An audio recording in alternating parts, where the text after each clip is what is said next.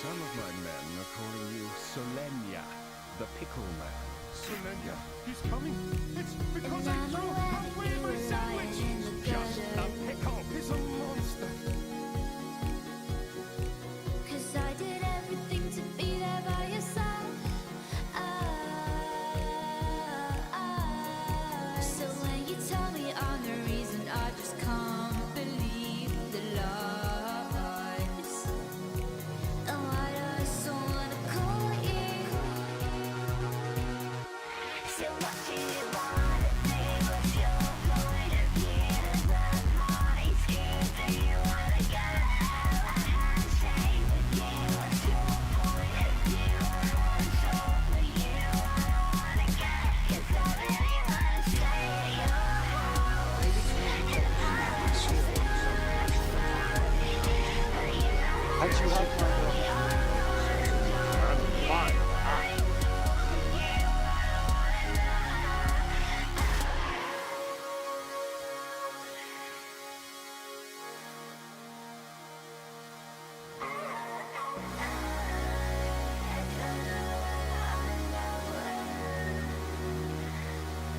So get away, another way to feel what you did on yourself to know and let yourself go. You know you did lose your self-control. There's nothing great about turn away, another way to be where you did on yourself to go and let yourself go. Is that compromise?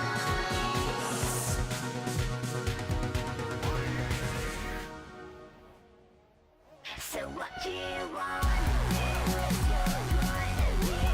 That my skin, do you wanna go have a handshake with you? What's your point of view? I want all for you. I don't wanna go, 'cause I really wanna stay at your house. And I just wanna show, but you know how much you want me. I wanna know you. I ain't knowing you. I don't wanna know.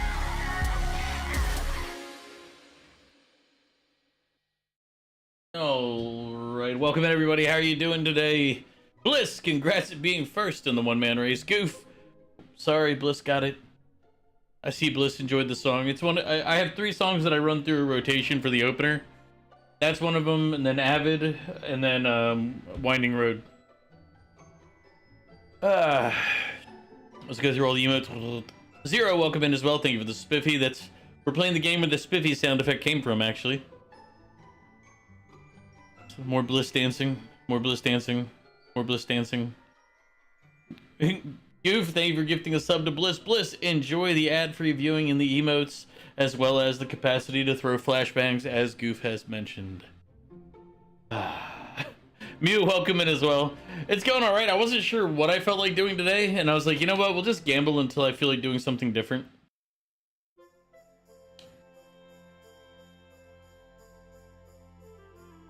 I mean,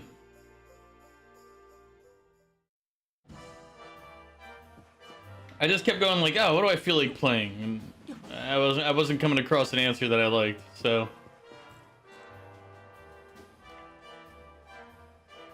But you know what you're doing after? No, I don't know what I'm doing yet. Music pass coming isn't bad for once? Well, that means there's something else will go wrong. Well, something else will. I didn't think of that part yet, Mew. I'm just currently playing Gamble for now. If it goes like last time, we might actually gamble the entire stream. I'm just saying, there's a high potential for it, just based on history. You're watching your sister's dogs? Well, that's good of you to do. Bliss, we all know it's Fortnite. They will find some way to screw everything up.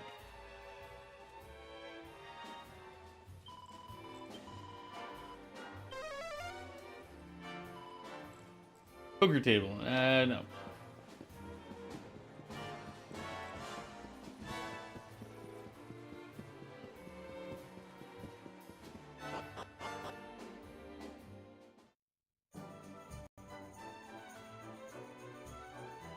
You getting paid for it?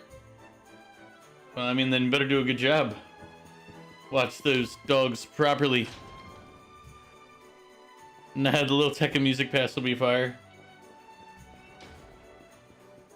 I mean, I'll believe you, Bliss, because I'm not a music person, so... I see Mew is coughing over there. He probably needs some medication. We should help Mew.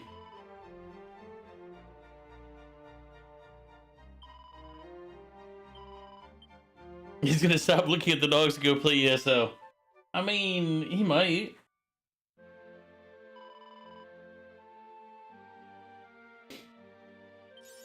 Well, I don't know him for summer hits. I don't know him at all.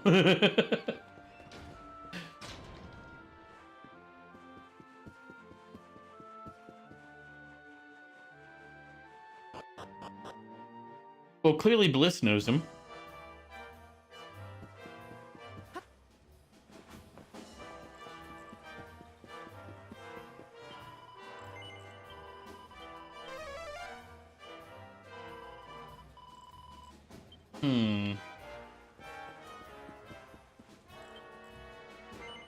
She said that last time. I feel like there's something wrong and it's not changing or updating.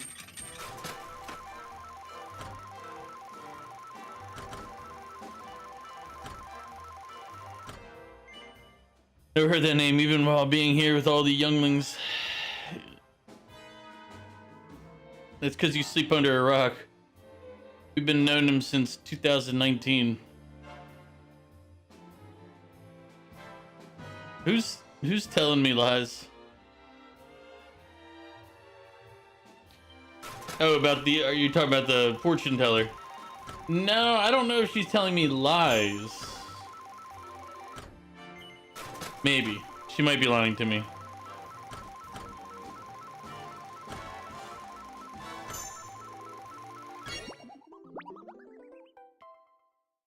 I'm reading what Goof wrote.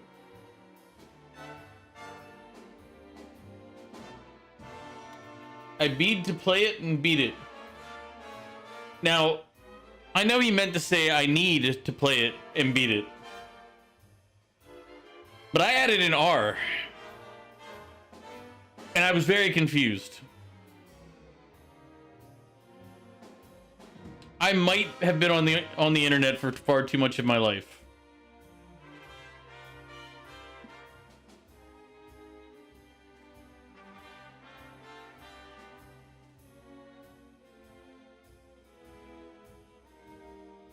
I might have been online for far too long.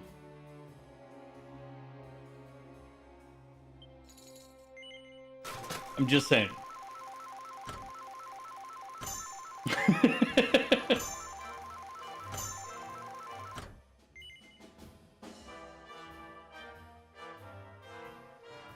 Go to the first machine, see if it's any better.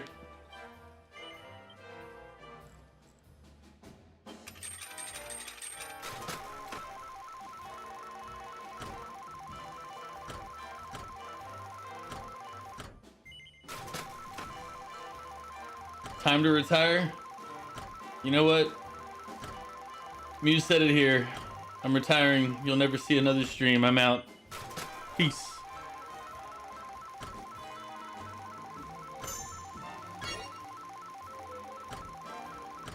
Well, you said it's time to retire. Why are you going to take it back now? Let me do that. I feel like I owe a hydrate and other stuff, but I gotta update redeems and come up with some new ones.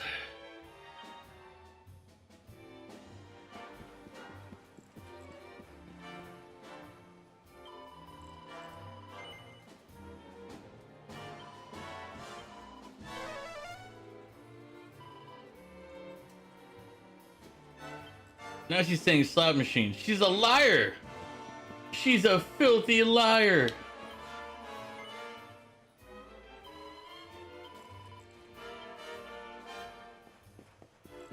I didn't believe you, Mew, but I was wrong the whole time. I should have believed you.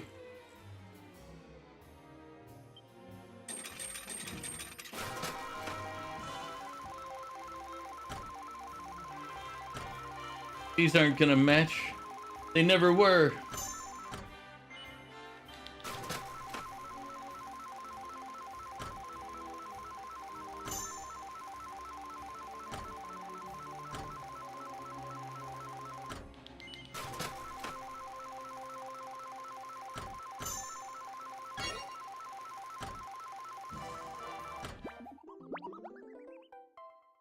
For the record, I was over 70,000 at one point.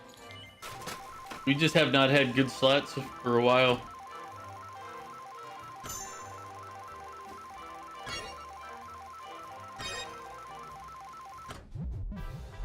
I say that.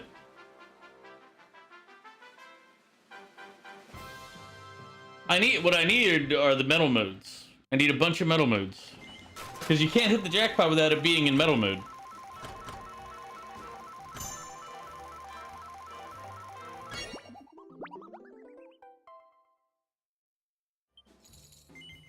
So even if I got 5 sevens, I'd just be sitting in the cuck chair still.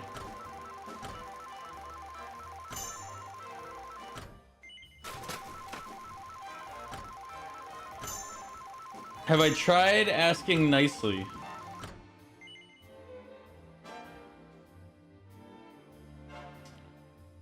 Hi game, could you give me metal mode?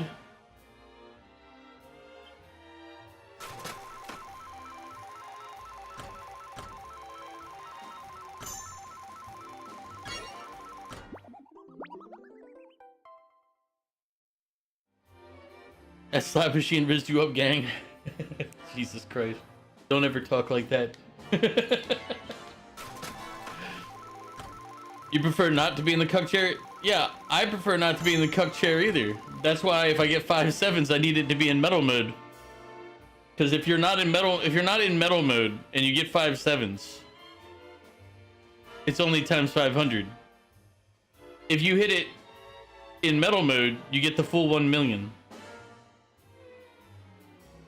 You're young? Yeah, but I assumed you had an IQ and were young. I didn't realize you were brain dead and young. Sorry. My greed doesn't stick in shit. Be quiet. What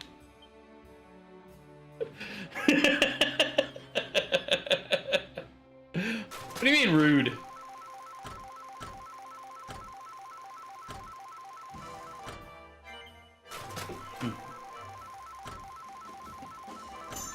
You're just upset that you're not as successfully greedy as I am.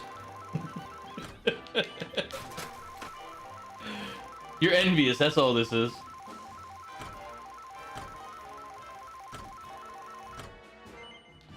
But Bliss, what are you getting into? You heading on to Fortnite to do music? Your musical junk? I've never actually played the music mode. Thank fucking God you're not. All right. So I'm not sure what you're aiming for then, Mew.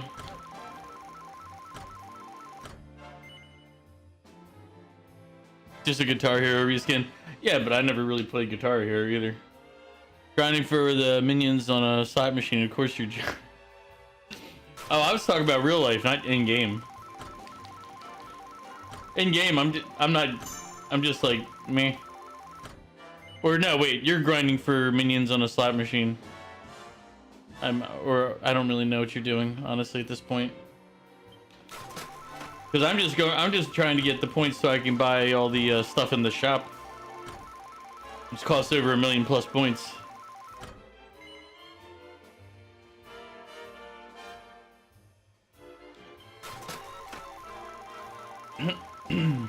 These are all slimes. For the record, we really just leave, we'll go a day and come back. This many losses in a row? Come on, man. I know she said we have good future here, but that fortune teller is a liar.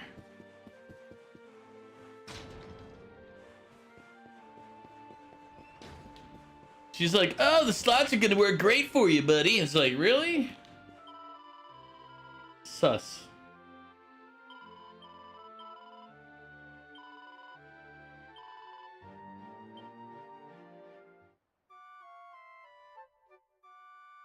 No, I believe you. I was just hoping that the game would actually, you know, give us a real fortune teller, not this bullshit.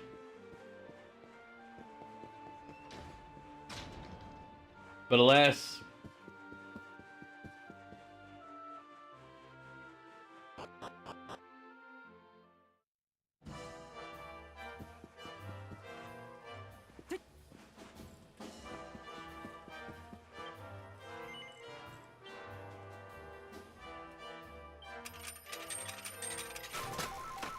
what's worse is we'll be playing this tomorrow for RPG Sunday. I just haven't been motivated to figure out what else I want to do.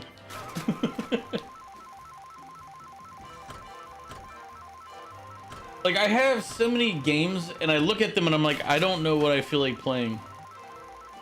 I'm sure that hits every one of us at many times, but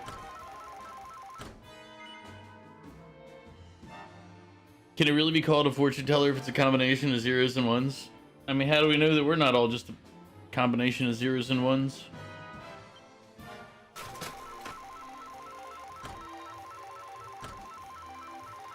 You're going to the GTA 5 casino? Probably should. At least there, if you get pissed off, you can start shooting. It's been happening to you for like a year now. Nothing gives you joy anymore. Yeah, that happens a lot. It's because you're old now, Mew. You're old. And as you become old, that's just the way it works.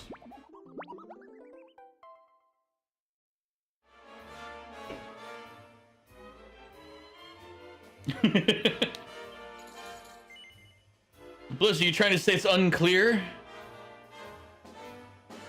I mean, I know what the brain dead mean when they say that, but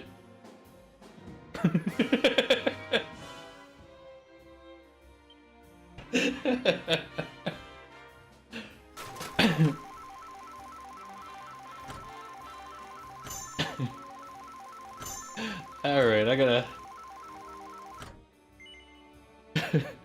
that lusty hunk 6239.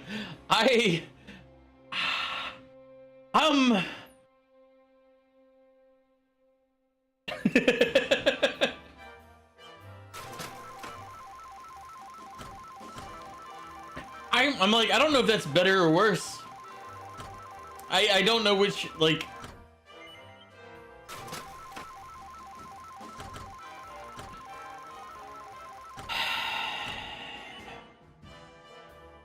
probably worse.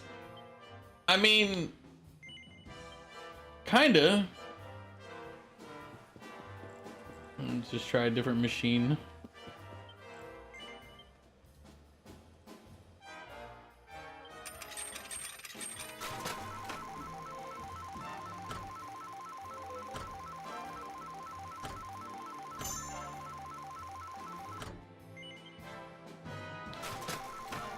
Oh, I should have checked to see if the jackpot was at risk today.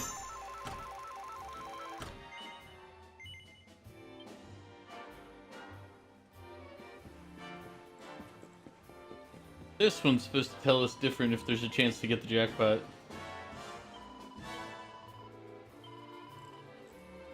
Yep.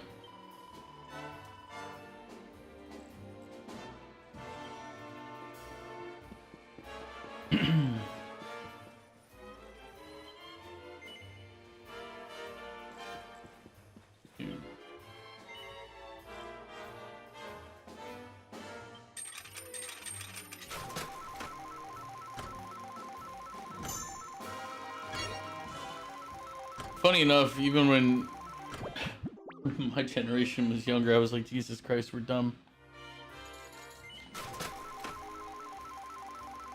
The only positive is, for me at least, is knowing that the current generation is the first one to decline in IQ in decades. if not centuries. Congrats.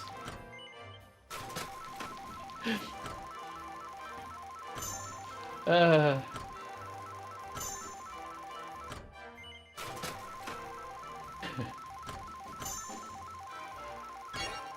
oh, take it.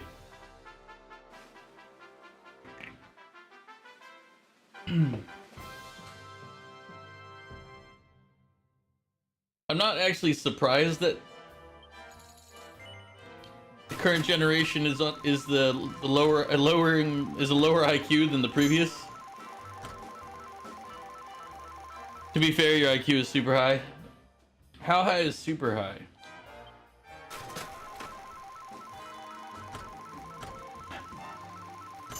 You don't associate with Gen Alpha.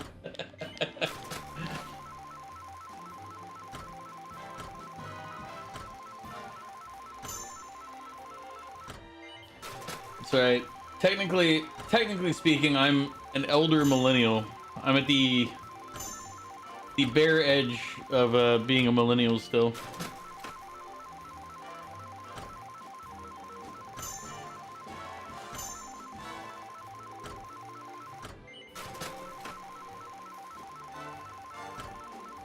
You have a nice IQ.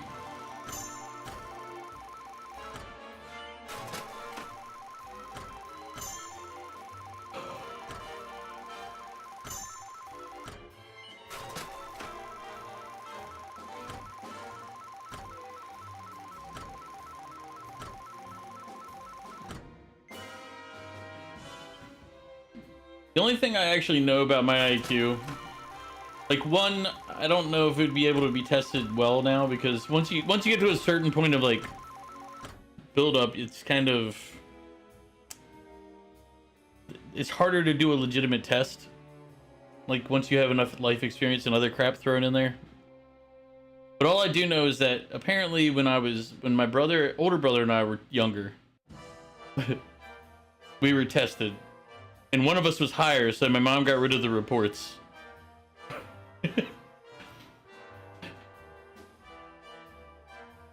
So we're both technically, I guess the technicality is we were both genius, or whatever the hell the standard was for genius in the 80s. I don't fucking know. But one of us was higher, so she got rid of the evidence. And even unto her death, she never told either of us who it was. So it's always, every now and then it comes up. Like, it doesn't come up often. We don't talk about it or care, like, really ever. But it's always, when it does come up, I was the higher number. I'm certain of it. Oh, man.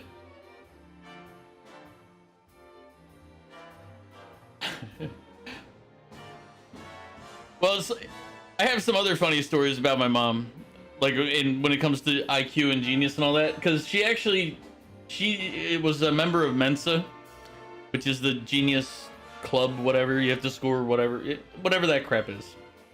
So she was a member of Mensa. She had the license, she had it on her license plate, but she would always play like dumb blonde when dealing with people. So, one of the times, back in high school, we threw a party at my place. A bunch of kids showed up. Like, I don't know, it was probably like 200 people. They were mainly out in the yard. It was like a big 1 acre plot, and they were mainly out in the yard, and everybody's drunk, and they were parking down the road. Which, I mean, you have a bunch of high school kids parking down the road, drinking, illegally. So we had rules though for this particular party. Like, you could have no visible open containers. You could have red cups. You could do all that crap. Just nothing visible and no drugs. Well, the police eventually got called because some dumb fuck parked on the neighbor's lawn. Like, they drove into the neighbor down the road's lawn and just stopped there. And, well, long story short, the cops showed up, and I'm I'm inebriated at this point, by the way, folks. Tanked. Look, the cop showed up and I got summoned to the front porch because, you know, somebody's like, hey, your mom's looking for you, and I'm like, oh shit.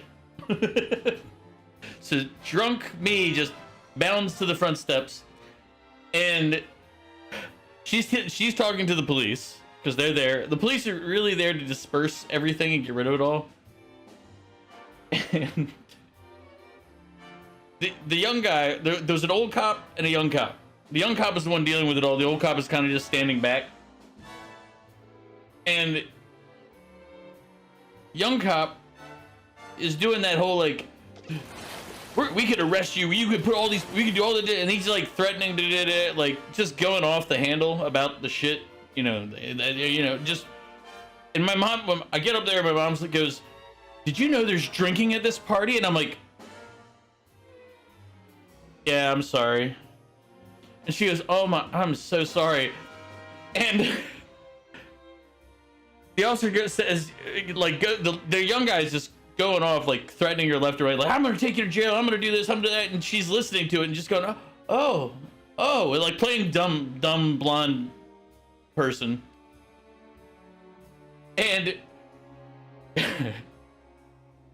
he goes, all these kids need to get the fuck out of here now. They need to get in their cars and go. And my mom's like, if all of these kids have been drinking, then is it really safe to put them all in their cars and tell them to drive?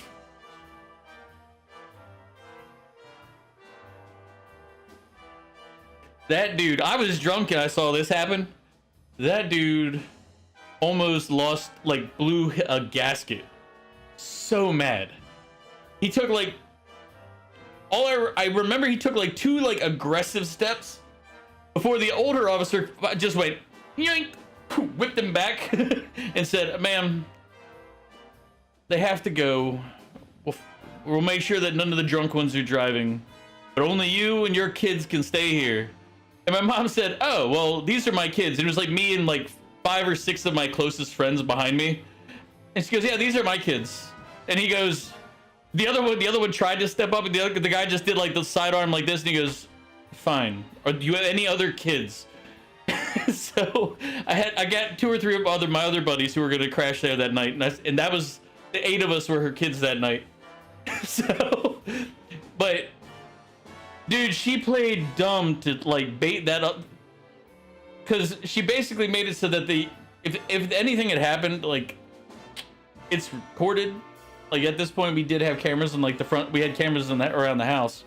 It's like, the one officer realized, hey, this is a trap. Don't be stupid. Just get rid of the kids, and we're done our job tonight.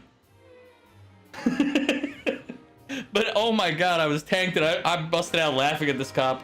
Probably didn't help the situation that I was laughing at him, but I didn't care. I was drunk.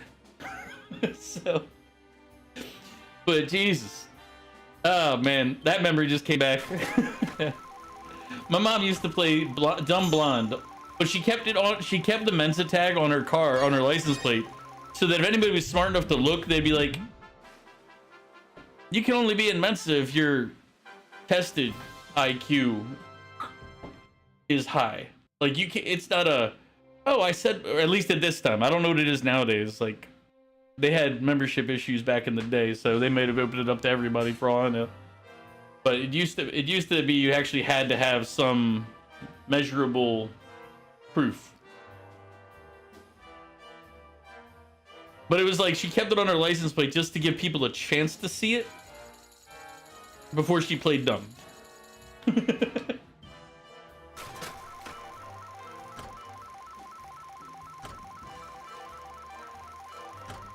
She'd never go out and like whip out a membership card in your face, but the evidence was around her. And then, you know, disability, had to go on painkillers, long-term painkiller use.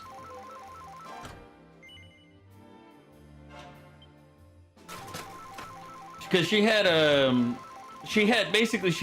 chronic kidney stones. It was a combination of a couple of different things. I can't remember what it was. I believe, and don't quote me, I'm trying to remember the condition. It was like a medullary sponge kidney or something with low, like, was it low acidity? I don't know. Whatever it is, it made it so that when you scanned her kidneys, you could see like rings of kidney stones along the track. Little ones that just kept building slowly over time, and every now and then kidney stones would come loose. She had like oh, this reminded me of another fun story. Sorry guys, I know I should be gambling right now, but this is a fun story too. So she used to have to keep her kidney stones when she'd get them so she could take them to the doctor. So she had like a little and like she'd have, I don't know, she'd have however many kidney stones she'd have every year. Now when well, it wasn't a jar, it was the pill bottle. And she'd have a pill bottle with like that, and she'd have like each one wrapped in like a toilet paper tissue or whatever, because you have to try to keep them separate so they can test them to identify what's in them, what's not. The whole medical reason for collecting kidney stones. But just that, if that doesn't help you understand how many kidney stones she had, then I don't know what would. But here's where the funny story part comes in. When I was little, somebody broke into the house. Now, we figured out who it was because of the things they stole, and it was really easy to figure out, but he disappeared. But he broke into the house. He stole the things he stole. He stole cash that he found like in my room. He stole whatever money was around the house. He stole a bike, an old bike, mind you, like a steel bike. That's how old that bike was. He stole her kidney stones. And he stole her 1970s or 60s goldenrod denim pants. He might have stolen other stuff, but these are the only things that we know 100% that he stole. He was a crackhead that was a homeless back around the area where I lived. But those are the things he stole. So when we saw him biking down the road in those gold women's pants on the metal steel bike, we knew who it was.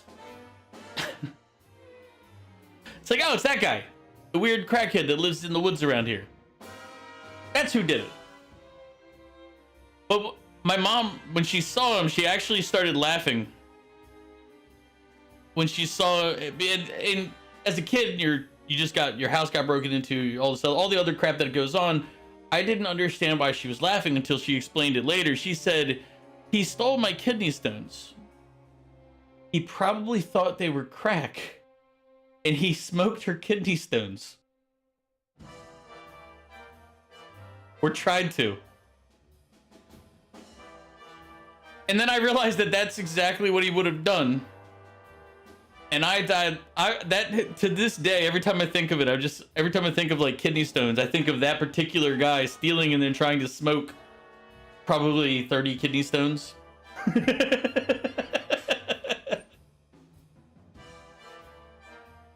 Oh my god.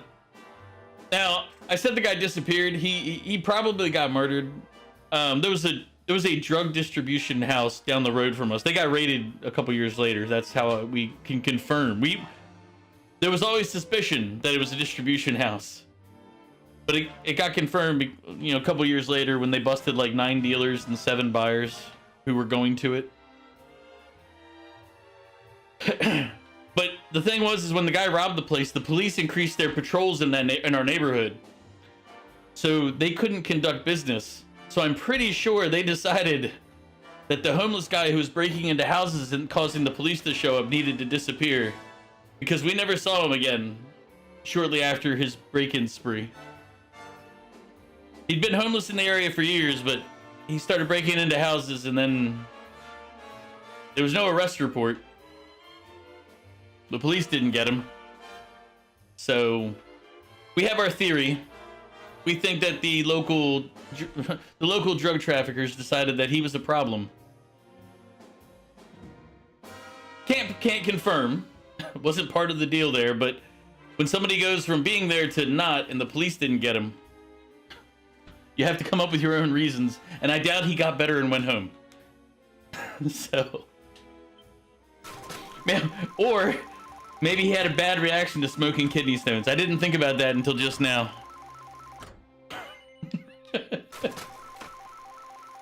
maybe smoking kidney stones had did something to him.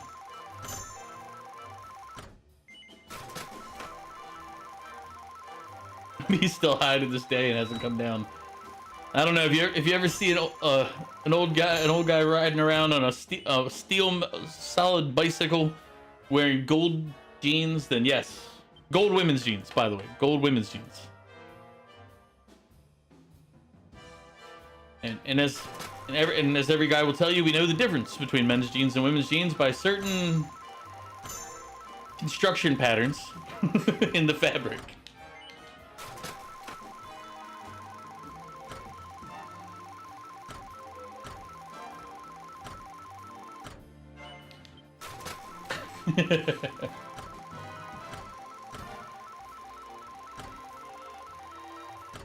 The various features have to be taken into account when designing the clothing.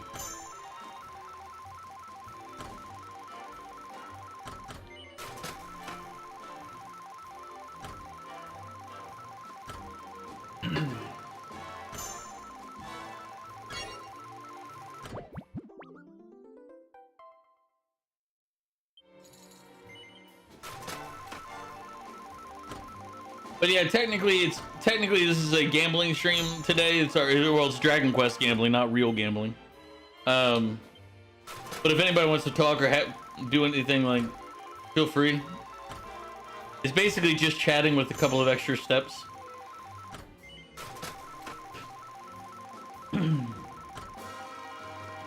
feel like any type of time I'm gonna do a grinding, like an RPG grinding stream, it's basically the same thing. It's just chatting with extra steps.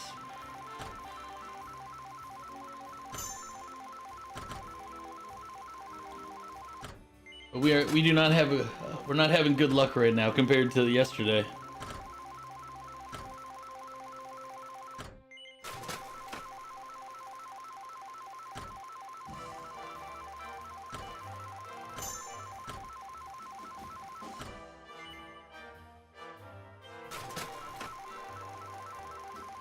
Well, that's true. It's just some days will give us an edge. We'll try a different machine since we haven't hit anything good in the last couple of minutes. Switch to another machine. Because maybe it's the machine that's bad. You know, it's not us, it's the machine. We're fine. The machine's broken.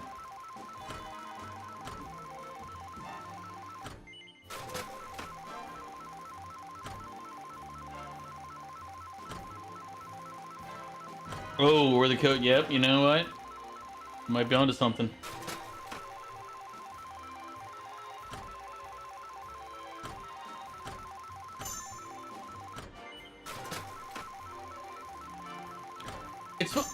It's funny because I don't really remember a lot of things, like just like I'll be talking to you all and then I'll remember like, oh yeah, I remember this story from. But if somebody was like, hey, tell me a story about this, I'd be like, It's like I wouldn't be able to just recall a story.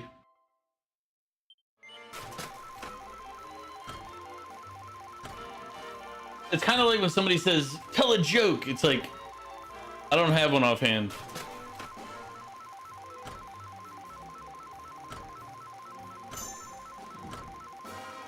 Yep.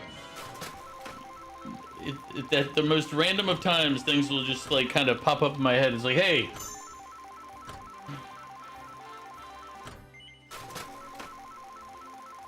Luna, how are you doing? I mean...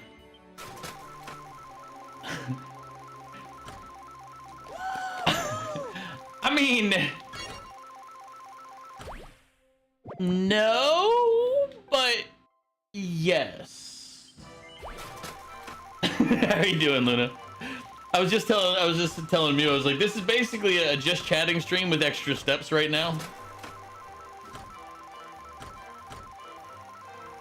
We did story time a minute ago.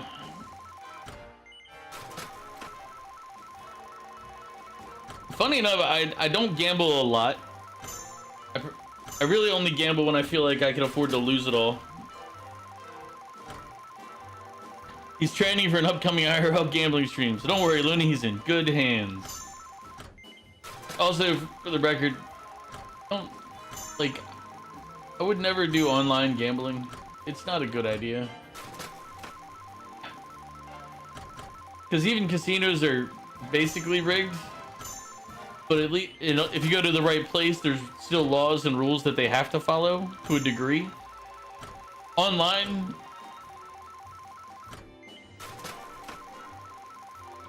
no, because this doesn't include real money. This is literally just Dragon Quest money, which is not real.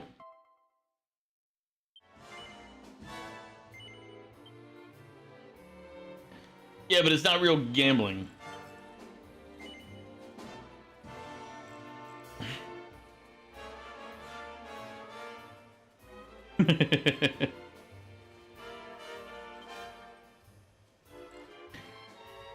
Like, technically, me buying a lottery ticket the other day, that's real gambling. I mean, yes, but no. The difference is that this doesn't actually cost me anything other than sitting here playing this game. The dopamine isn't what makes it gambling to me. Because, I mean, there's a lot of things that people get dopamine from that...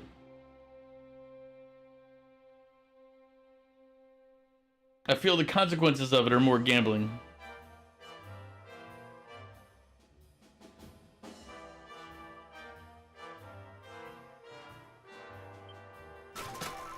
Wait, what? Since when was what a thing?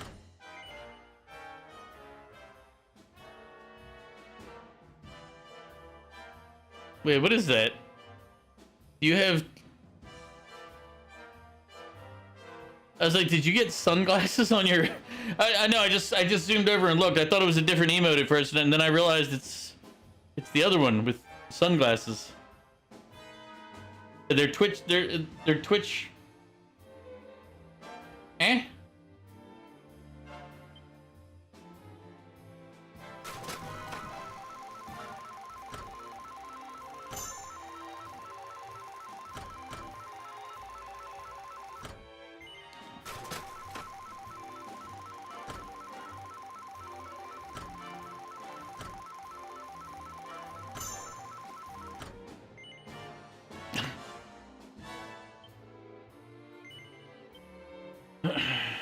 Let's come back another day.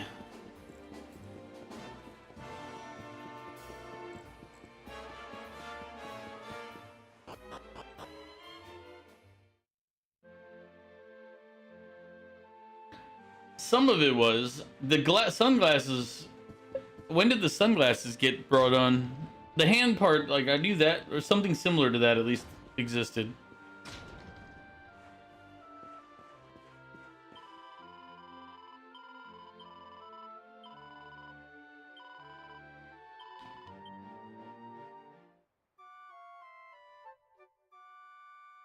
It's probably because you're a partner, Luna. Go to another, if you can't do it to mine, go check another partner stream. I haven't looked at it, so I don't know.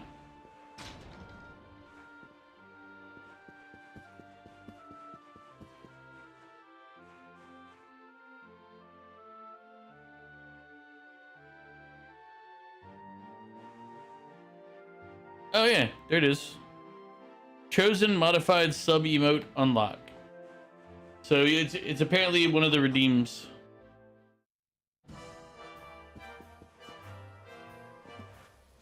I don't know. I just know that Mew did it.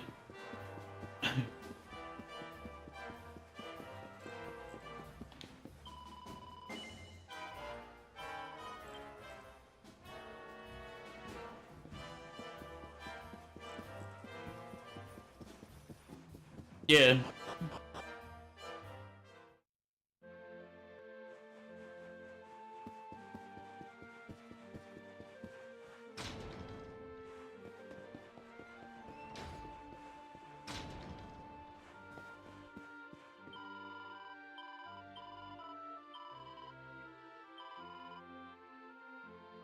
Oof.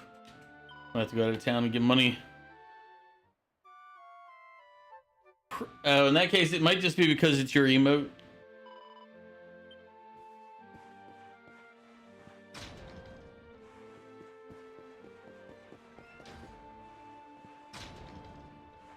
I forgot how poor I am because I converted all my stuff to gambling credits.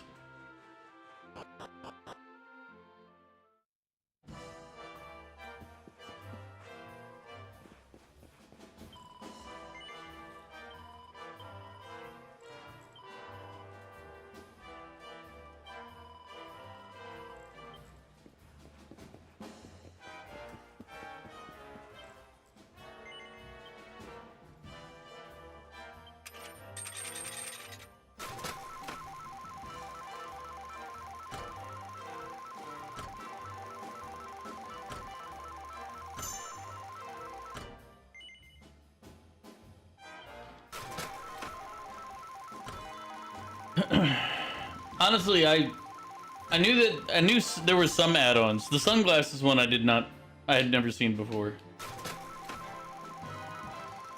But I've known that they've had several of them.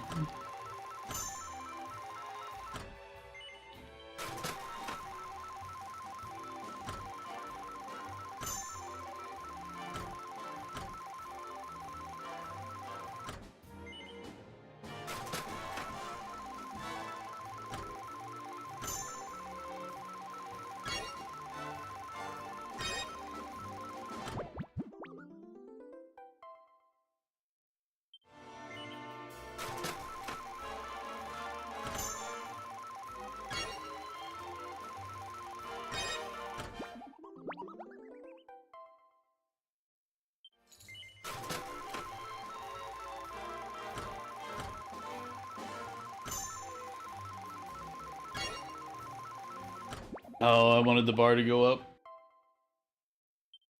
We would have hit a triple bar for 30 and then add in the 2.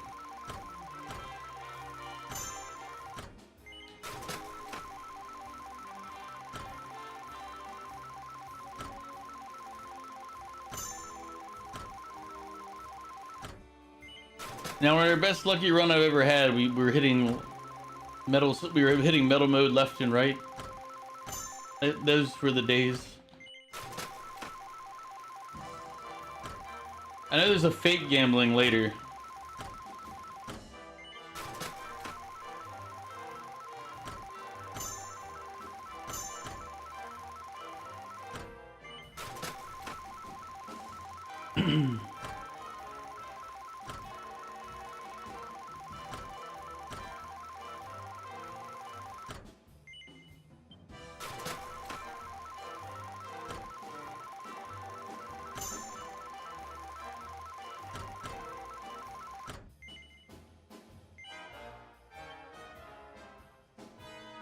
One second, let's talk to her. She gonna tell me? She's gonna be like, oh, it's... Well, we know we're screwed then. Every time she said the slot machine's gonna do well, they don't.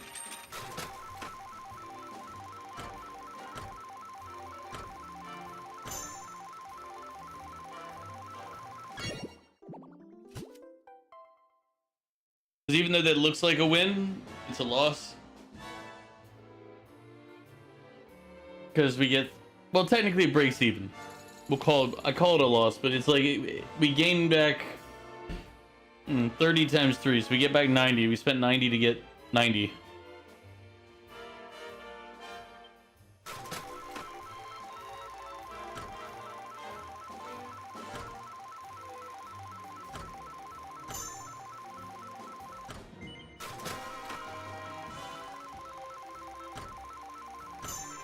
But Luna, what are you up to today if you're still lurking?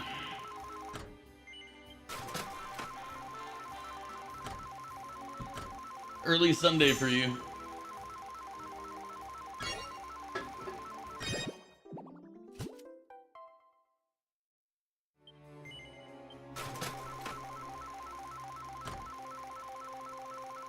Ah, okay.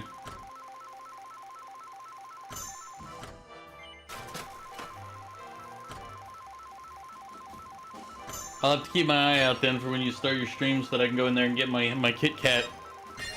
So that you can take it away from me later.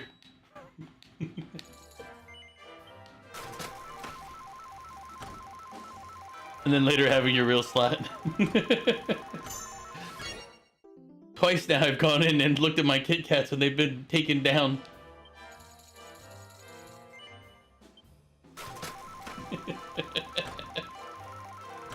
The command is giving you so much grief. It's all good.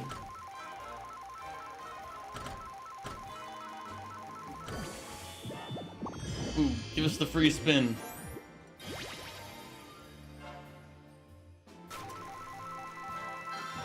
Hey, free spins. Save me money and give me more. Oh, did you switch off? Did you switch away from Mix It Up?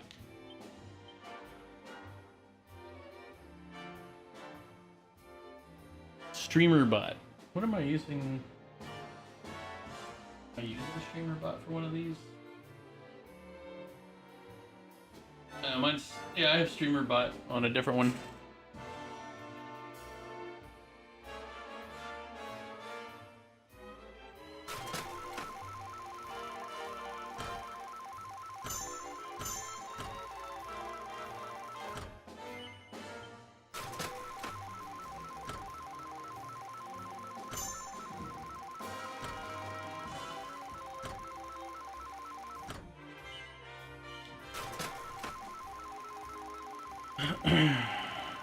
You had to write in all C#.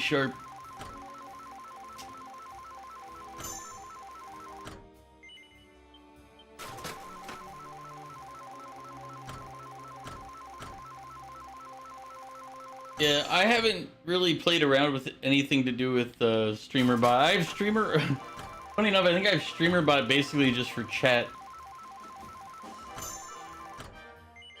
Because I can combine all the chat.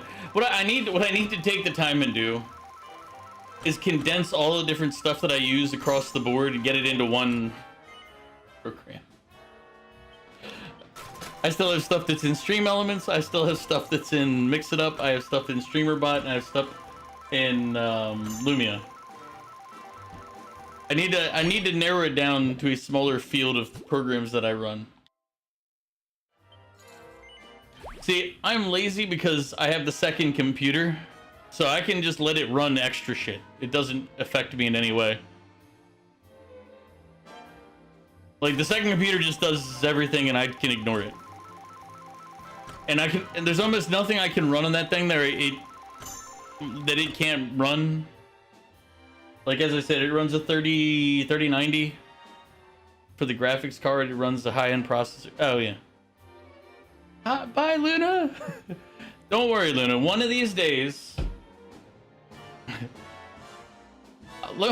Here's what I'll do. I'll go through all of my excess computer parts. And I'll see if there's any that I can bring and donate to you when I go visit in October. And I'll leave them with Zoe, and Zoe can give them to you. If I have any that are extra that are, you know, worth handing out.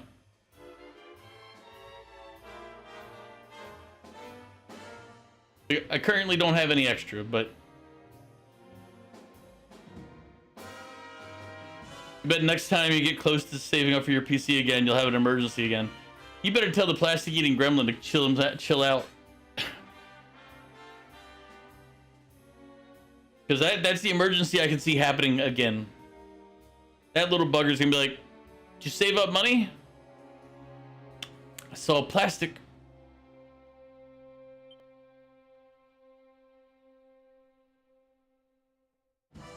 The peasants are revolting.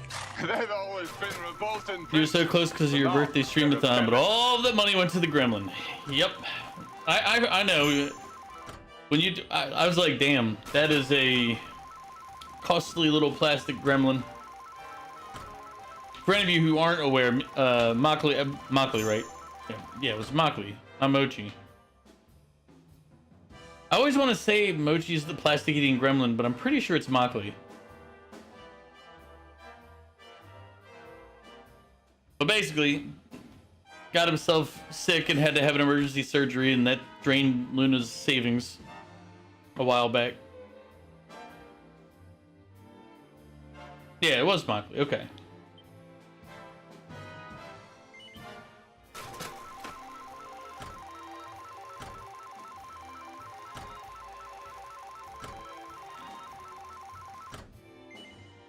But Mockley apparently really enjoys the taste of plastic.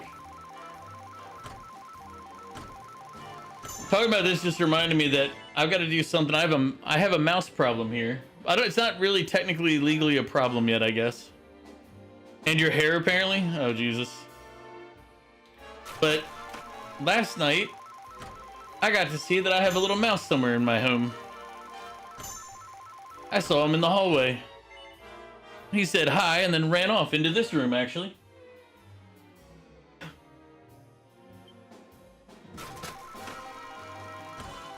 A little pet, how nice. No. The problem with mice is that when they're out invisible like that, that means you have more that aren't out and making themselves visible.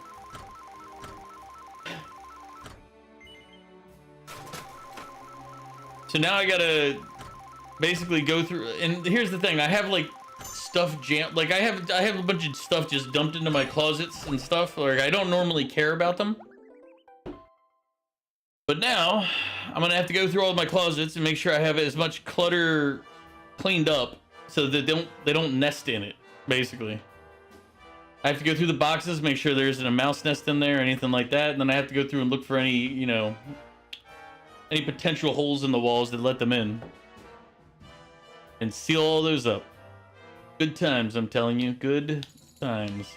And then after all this, technically I also need to contact the condo association management and say, hey, we got mice.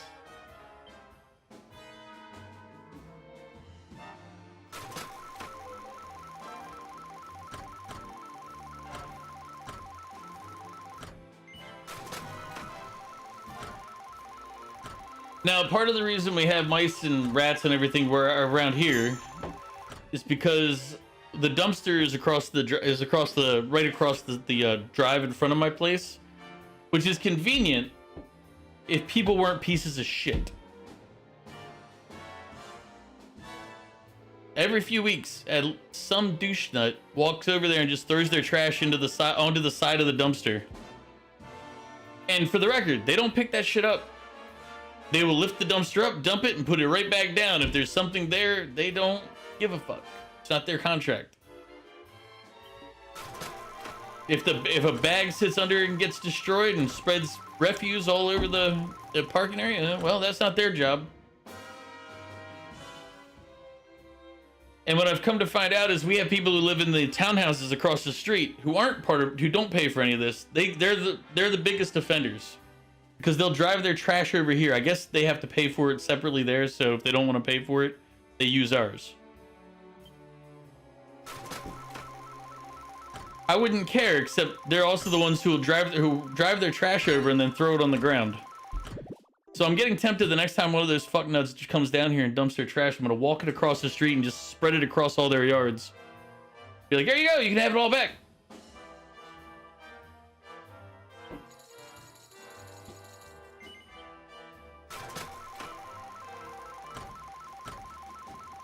It's like, and then when they go, well, you're spreading trash across our yard. I'm like, yeah, and what do you think you're doing when you dump your trash in front of my home?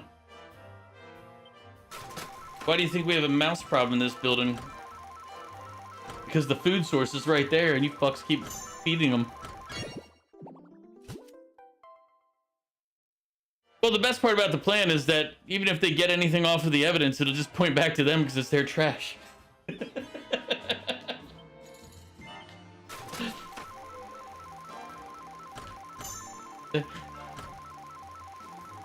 They're not authorized to dump their trash in this property over here anyway.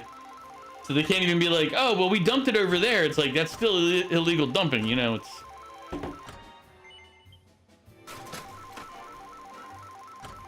That's the best part of the plan, is even when they report it, they're in trouble. But, nah. The effort to do it isn't worth it.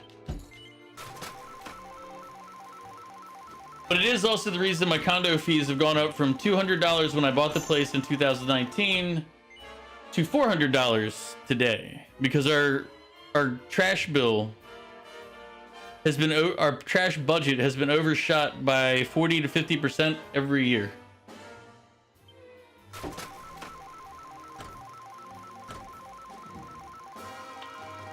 So indirectly, they've cost me, what was it?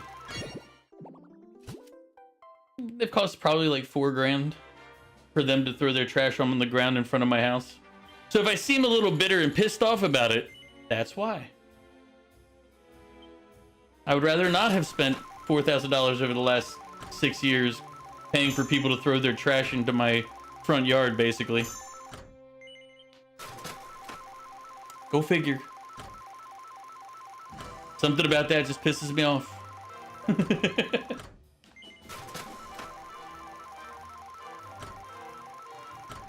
So I was complaining to somebody, and they're like, dude, at least, you know, I'm like, at least nothing. That shit pisses you off? Pisses me off as well.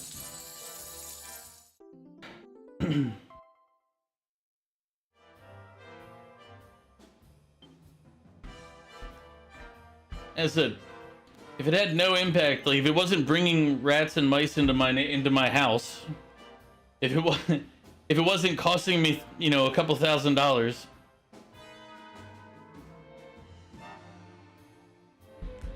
I wouldn't be as upset. But it's like I'm paying to have somebody throw trash onto my property.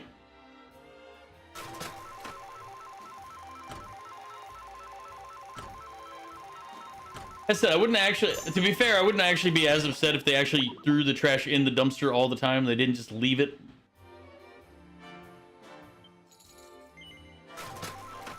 But if the dumpster is full when they get down here, they just throw it on the side. They're like, oh, well, whatever. Not my concern. So, I'll get off my soapbox about it, but yeah.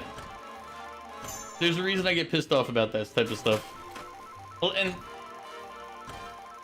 the thing is like, I guarantee they probably don't put a second thought into it. Metal mode. Finally, we hit a metal mode. It only took us, what, 20 minutes? An hour? Christ.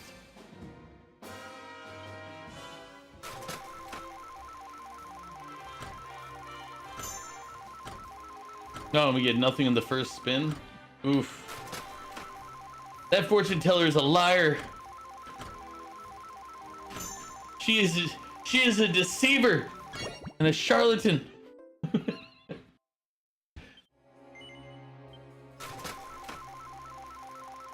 I don't know how she can live with herself.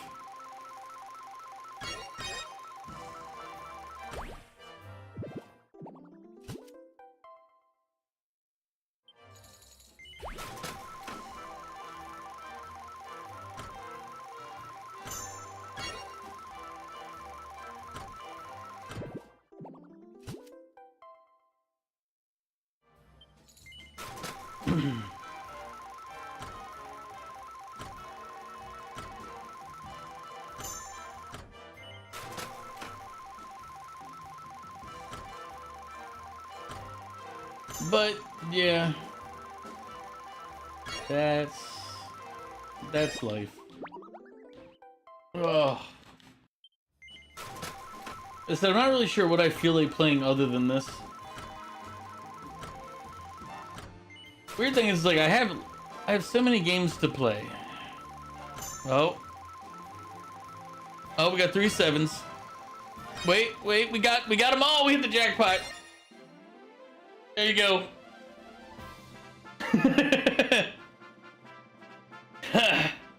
Suck it. I don't know. So wait. I call her a deceiver, a charlatan. I call her a liar. 2 spins later, jackpot.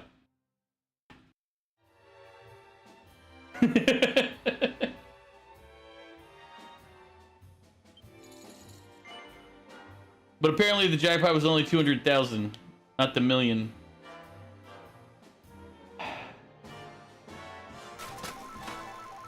It's still. it's still kind of funny that it's like 2 spins after I said that she was a liar and a deceiver, we hit the mark.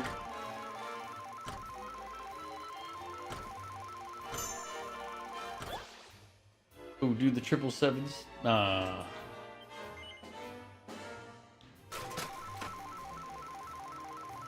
I don't know, man. Like I was like, I kind of was like, it's like maybe I feel like playing Stellaris or like Civ 6. I almost said Civ 7. I don't foresee me owning Civilization 7 in the near future, which is kind of sad because I've owned or played every other Civilization since the game first came out. But I don't know, something about Civ 7 doesn't strike me as worth playing. I don't know how to explain it. Doesn't just from the stuff I've seen.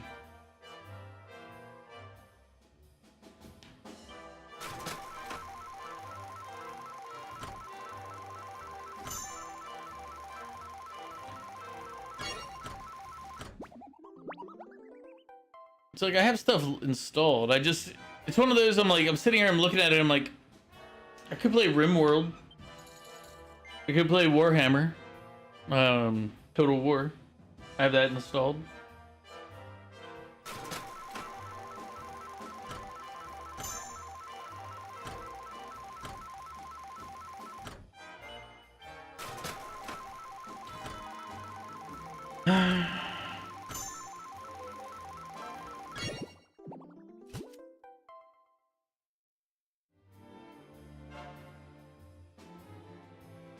I don't really want to play like an RPG or anything.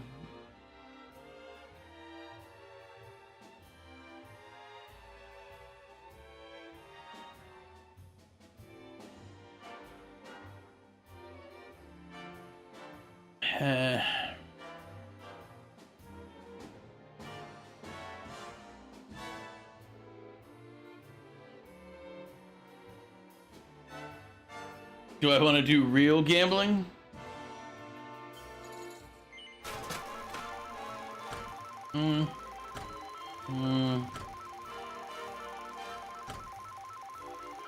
I don't know. That's why I said I'm just kind of sitting here like, eh.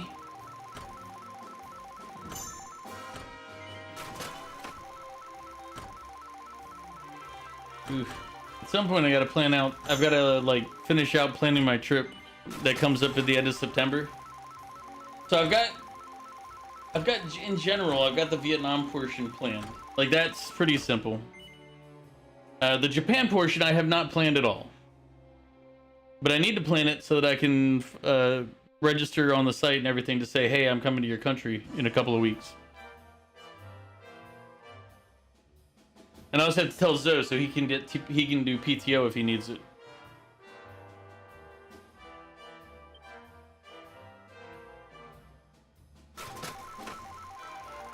Sorry, that just came to my head when I was sitting here. I was just like thinking of things that I need to do or want to do, and I'm like, oh yeah, I need to do that.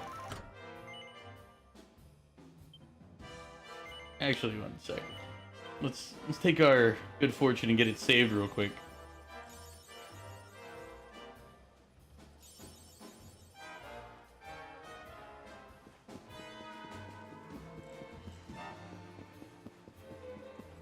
We leave the area and come back, we'll get the autosave.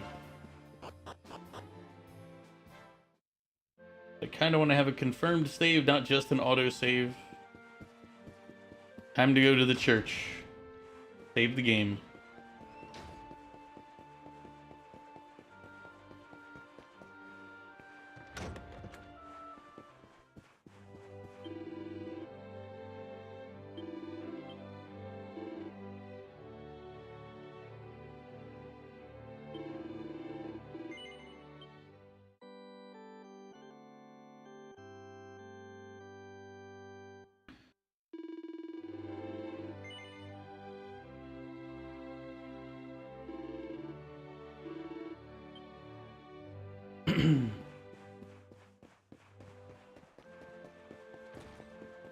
But yeah, when I go, I'm probably gonna. It'll be one night. I'll arrive on Sunday morning in Japan. I'll probably stay Sunday night in Tokyo. But then I don't know where I want to go after that.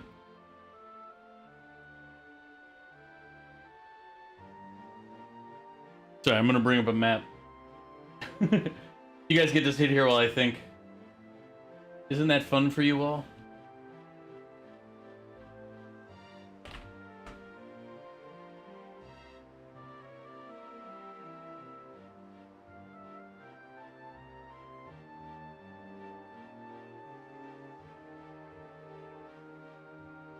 Oh yeah, I'll be at least one night in Osaka. So I can give I can see rings to drop off stuff, but yeah, I'm not really planning on being in Osaka on this trip. Like, it'll basically be the one night in Osaka is basically to hop on the Shinkansen to go back to my flight in Tokyo to go home, because my flight in and out is in Tokyo.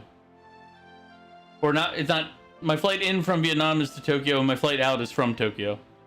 So I'll hit Osaka, then in the morning I'll wake up, hit the Shinkansen, take that over to Tokyo, be on the flight in that afternoon, and be gone. But I know Zoe is in this region. So what I'm trying to decide is, do I want to go take the Shinkansen up and go visit Kanazawa and check out this region? Or do I want to go like somewhere along this southern part here? Like, I could hit Kamakura, Shizuoka, Hamamatsu. Part of me wants to do Kanazawa just because apparently it's got like a lot of crafts and stuff there, and it's got some good museums, a lot of good cultural stuff to go check out. So I might do that. I could also go check out some of the mountains. Like, instead of just going straight there, I could check out some of the other stuff on the way. But I basically have a week, so I'll have like 3 or 4 days of doing other stuff. Then I'll hang out with Zoe for two nights, and then I'll do Osaka one night, and then I'll be back on the plane. So I've got like 3 or 4 nights to plan out where I want to be. So not enough time to do a lot, but plenty of time to go check out like one of these smaller areas. So that's kind of where I am on the thought process. And it was kind of, I added it because I like going to Japan. Japan's a very comfortable place for me when traveling solo. It kind of always like just feels comfortable before I get home. I liked Korea, but Korea feels like a place you should go if you have friends to go with you. Like, it feels like there's a lot more stuff there that's like, if you had like 2 or 3 buddies with you, that you could you'd have a good time in Korea. And Korea also feels very US-like, without being able to explain how that is. But if you visit there, you'll understand. You'll feel very much like things are familiar, just slightly off. Korea's got good food. I enjoyed a lot of the spicy food in Korea. Korea felt very... You don't find anything like the US? I found Korea to be a lot more US-like than you would think.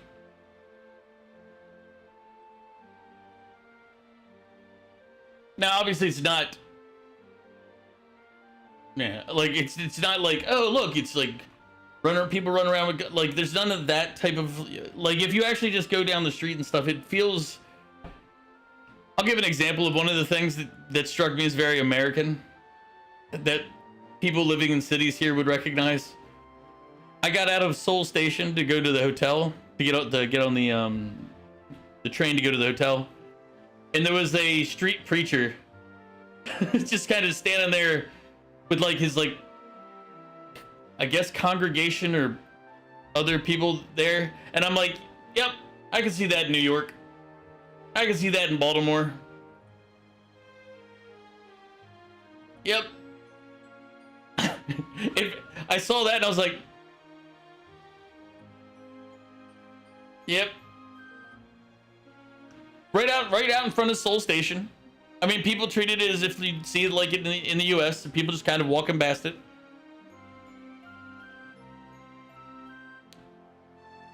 But it's like, it's kind of like if you have like the doom, like the guy that's like the crazy guy that's always like sinners or whatever, that type of stuff. Like, it's not a it's not like they're everywhere, but when you see them, you're like, yeah, they lost their mind. It's fine. Like the guys who wear like let me see. I've seen at least one in Baltimore. I don't go to Baltimore much because I hate going to the city,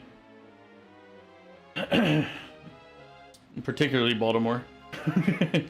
I live here, but yeah. It's not. Well, it's kind of like everything. You don't really see tons of it. But it's like the first thing I saw coming out of Seoul Station, I was like, this feels very familiar. It's kind of like, it feels like what the US could be if it had better mass transit. But,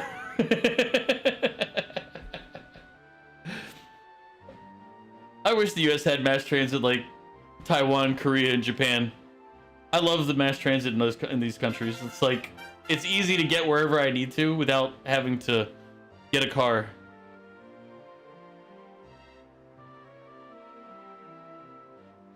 Well, I've only been to Seoul and Busan when I was in Korea. So I think if I went to other places, my opinion would be different. But basically, I just went to Seoul and Busan, and they felt very much like very American-esque in some ways. More so than Japan did. You only lived in Seoul? Yeah, it felt... I'll give another example that was very much more American. It's like the food quantities were actually much larger than I was expecting when I was in Korea.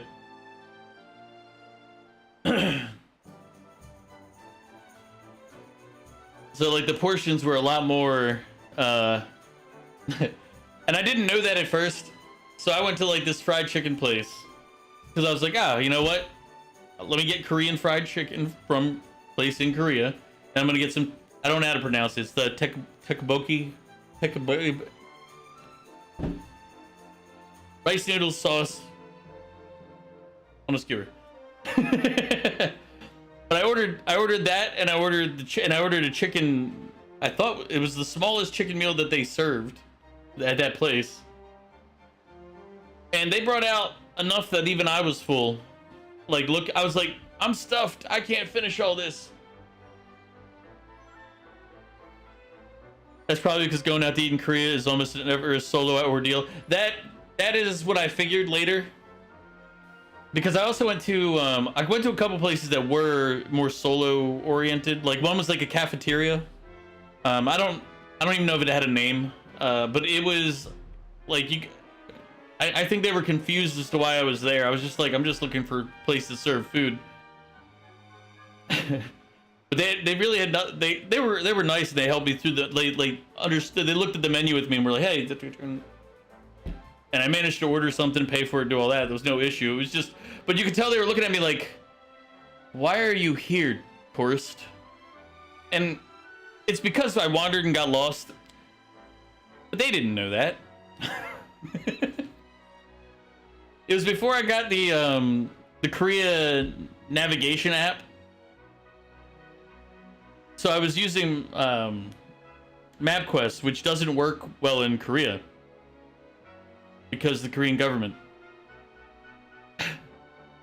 They said it's for national security reasons. And to wipe out competition. There's a lot of Korean stuff that's... You pretty much never ate out alone, except at like Western places. It was... I found out... This was kind of one of the reasons I say Korea is better if you have at least one person with you. There were a lot of places I couldn't eat by myself. Like I went in to go eat at one of them finally, and the guy just, as I walked in, the guy went, huh? And I just said, no, I won. And he goes, I was like, okay. He wasn't being, and I understand it because it's basically to set up. They have like setups for multiple people at these tables, and that's how they serve it. And I'm like, even if I ordered enough for 2 people, they didn't want to just do it. So there's a lot of places I couldn't go, but at least I met up with Jeff the one night, and yeah, but he said it in a nice way. He was being nice. But I met up with Jeff and like his students, and then we did Korean barbecue, and I hung out with Jeff on another day, like at lunchtime. We had we went to some place that he knew, That was really good. I gotta check out. He's in the U.S. right now. But I mean, he told me to go off, but he wasn't like he was being mean about it. You know, he was just saying that they don't serve one person. No big deal. But the problem is there were a lot of places I wanted to eat that I looked in and I'm like, they don't have single serving places in there. So I was like, all right, crap. So that's why I say if you're traveling by yourself, Korea is not, it's not bad. Like there are places to eat. Oh my god, the spiciest thing I had in Korea actually was really spicy to me. I was like, wow, this lives up to the reputation that I heard. But it was like this little like grandma's shop nearby the palaces. I don't remember even the name of the shop, but it was like a block or two away, and it was like this little like small hole in the wall, like 6 seats in the front, and I saw what had like something that I can't remember. It had like a little fire symbol or something to indicate it was spicy. And I'm just sitting there like, my experience in Korea up to this point, my experience in Korea at that point had been, nothing's really been that hot. But it was, and when I say grandma, I mean this lady probably was, the lady who was waiting the tables was probably 70.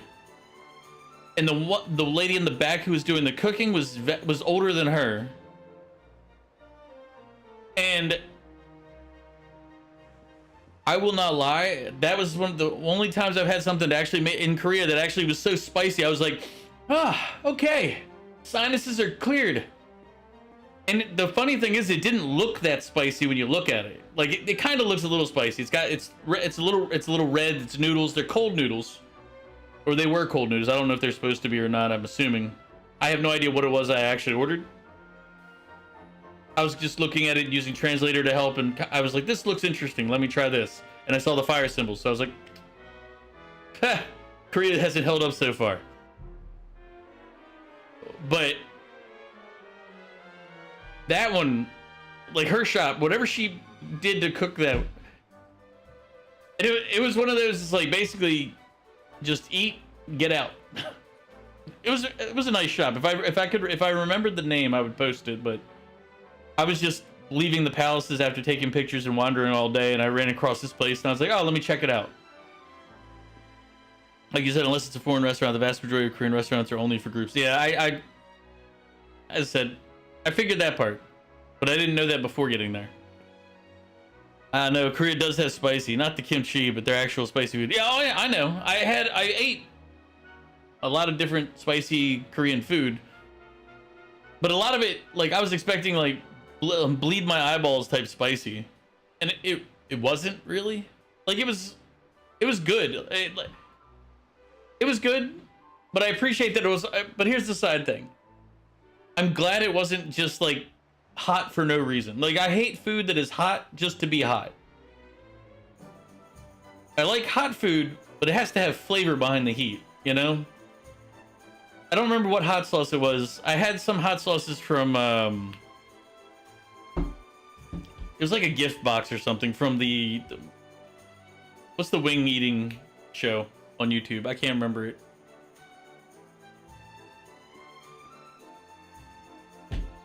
Why can I not remember the name of it? Was it Spicy Ones? Is that the name? Hot Ones. It's Hot Ones, right? But I had like a gift box with like their hot sauces in it. I don't remember it.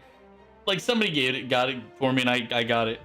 But one of them, it tasted like battery acid, but spicy battery acid. It was gross.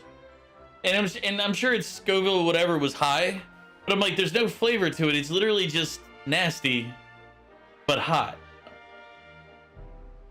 It's like, what's the point of that? I was like, Hot One. Okay, so it is Hot Ones is the name of the show. But yeah, but I don't remember which hot sauce it was because I just threw it away after I tried it. It was, but it's like, it just tasted disgusting. And I was like, well, that's disappointing. So, but I will say that I at no point in Korea did I eat anything that was spicy without flavor. Everything was spicy, but also had flavor. And to my credit, I did manage to avoid like fast food, like, except for I think I went to one McDonald's just to have it in Korea. But I did avoid fast food and like that type of stuff when I was in Korea. Which is why I know so many of the places don't let one person go by themselves.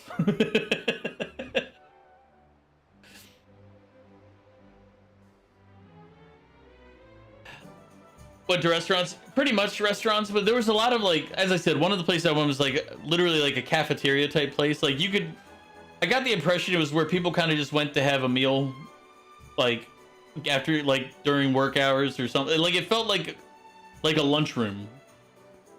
Had long tables.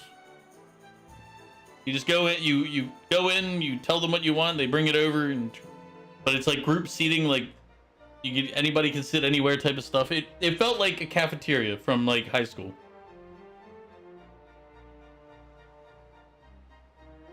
And actually that one was funny because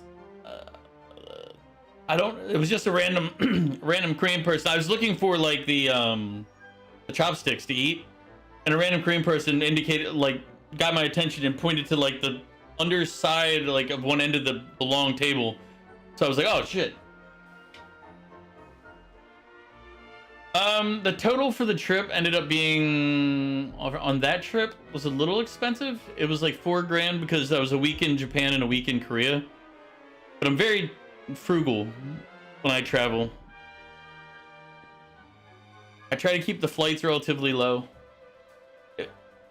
Yeah.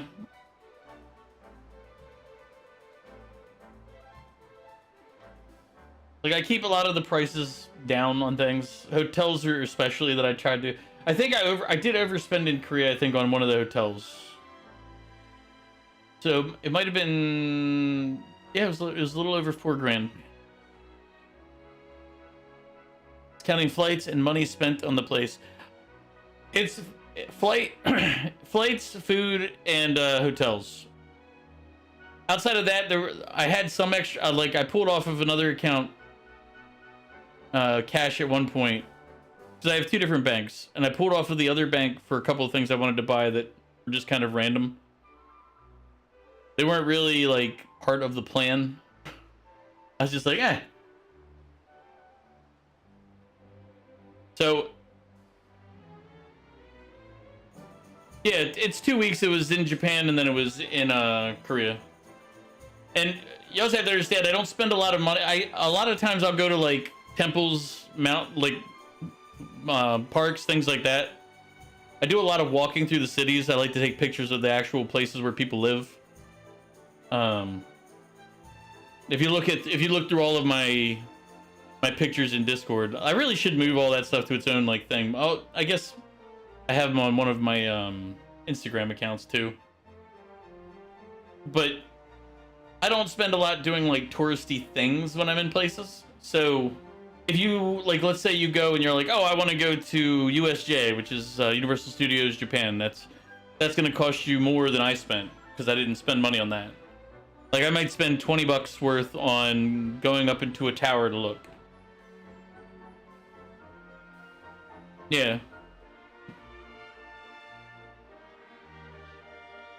But I kind of want to do, at some point, I need to figure out how to logistically do this.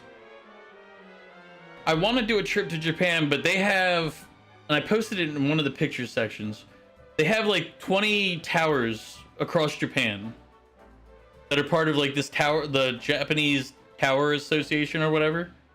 I want to do like pictures, video, whatever at each of these sites and go from the top end of Japan down or down up and just hit them all 20 of them. But one, that requires a lot of planning and effort. It would take about a month to do if I went to each place. It's still, I feel like it'd be a fun trip to do, but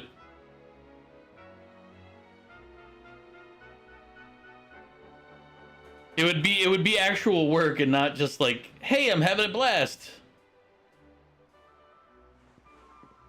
So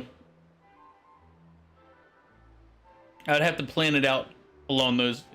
Yeah, it would be a lot of planning. Because the other thing is I'd have to make sure, like, I'd have to find out in advance, like, is there a holiday or a day where one of these places is closed? Because that would be a problem. Get there and be like, well,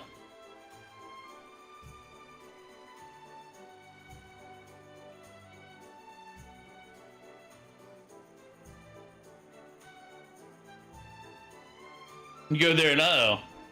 Honestly, what I would probably do is I'd reach out to their tower association, and I would just contact them in advance and be like, hey, I want to do a trip. This is my plan. Can you guys help me with coordinating this trip? See if they actually will.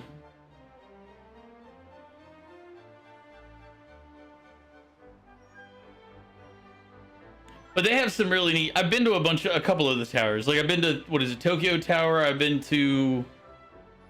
Oh god, there's one in Fukuoka I've been to.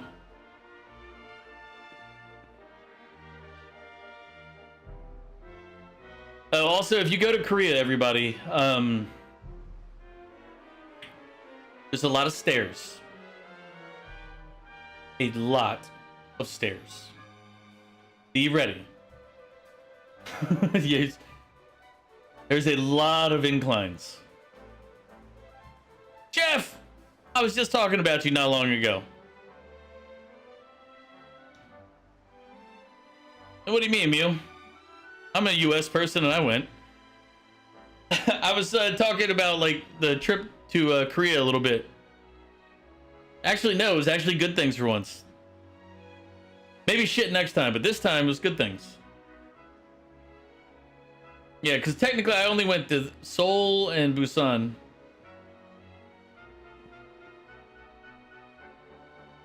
Majority of the US people?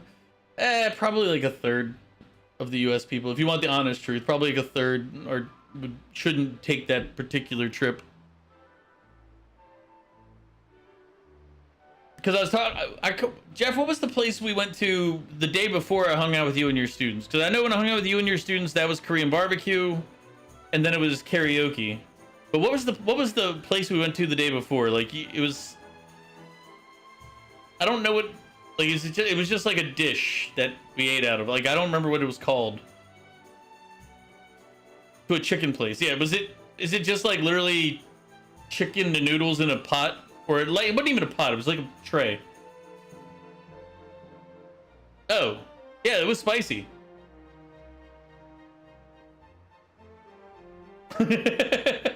It's called Dak Galbi. It didn't feel that spicy. Also, at the Korean barbecue place, they had some condiment there that actually, like, I don't know what it was, but it was I guess a little salty, but not really. It was pretty good. I liked it. Yeah, we didn't get the super spicy one. Most likely Samjang. Samjang. Yeah, whatever it was like you were like, hey, it's a little, you're like, a lot of people don't like it, and I tried it, and I was like, no, it's good. I think you said it was either gonna be fishy or salty. I don't remember what it was, but whatever it was good. The fish one, yeah. I think it was the fish one is the one I'm talking about. The fish one I actually liked a lot. So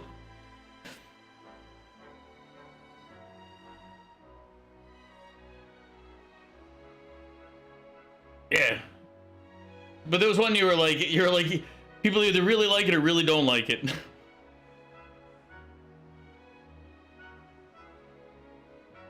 Just depends on the place for that one. Yeah, like from my experience so far was that it's good. It was good. Yeah, I was also telling him like the only truly the hottest spicy food that I had in Korea was at this like grandma's restaurant, like little restaurant nearby the palaces in Seoul. Because up until that point, I really hadn't had anything that's spicy. And I was just like wandering, and it was like a little. I don't even know what the name of the shop. It was basically just like a cutout of the wall, and then there's 6 seats or so, and then 2 grandmas working it. And that is the hottest food I had in Korea by far. I don't even know what it was that I ordered. They were noodles. They were cold. They didn't look spicy, but when you bit them, they were hot. They were great. They were hot. Can't wait to bring Aria to Korea. Hope she likes living there. We got a backup plan if she's really unhappy. Yeah, the noodles were cold. I didn't expect the noodles to be cold, but they were. Most likely bibim namyeon. Yeah, it might have been. As I said, I used the translator, and then like there was like a little fire like symbol or something by it, and I was like, oh, let me. Because up until that point, spicy food in Korea hadn't really met what people said it was gonna be. And I was like, whatever. Nah, that one cleared out my sinuses. I just remember being like, okay, I gotta finish this because I have to. But this is, okay. I can breathe, all right. It was also cool. I got there right. Also, it was I think they were doing like a changing of the guard display at the front when I got to the palaces, or at that I don't remember which palace it was that I was at that day, because there's like 4 palaces that are larger palaces, and I think there might be small. There was a lot of cultural stuff. Fortnite just ticked you off. It's okay, Mario. Fortnite ticks us all off. But I do want to go back to Korea, but next time I go, it has to be like I have to have somebody with me, or I have to have plans to be with people to go eat, so that I can go to a bunch of places that I couldn't go to when I went last time.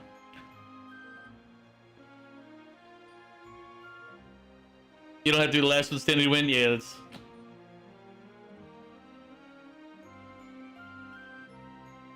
You like the Switch 2 as an RPG platform? That's the only thing that made me want to buy a Switch, is RPGs, if you want the truth.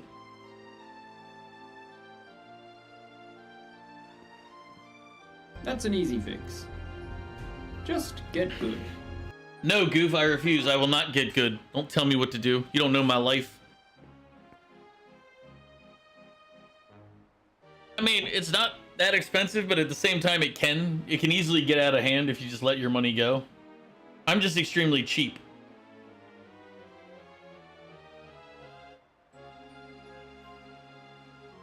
So I'll bargain hunt flights, I'll bargain hunt hotels, I'll bargain hunt food, I'll bargain hunt everything. Are you talking about the Battle Bus victory condition, Mario? Because you and I weren't giant fans of that one. We've had some interesting experiences, but the reality is it's not great. Are you playing Cyberpunk 200 right now, and it plays so much better than it has any right to be? Yeah, I can see that, Jeff.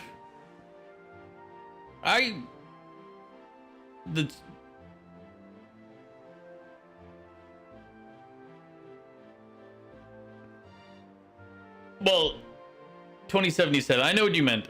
Like, and I read whatever was written there, but it's like I know what you were talking about. Keep typing that one thinking about Switch 2. Yeah.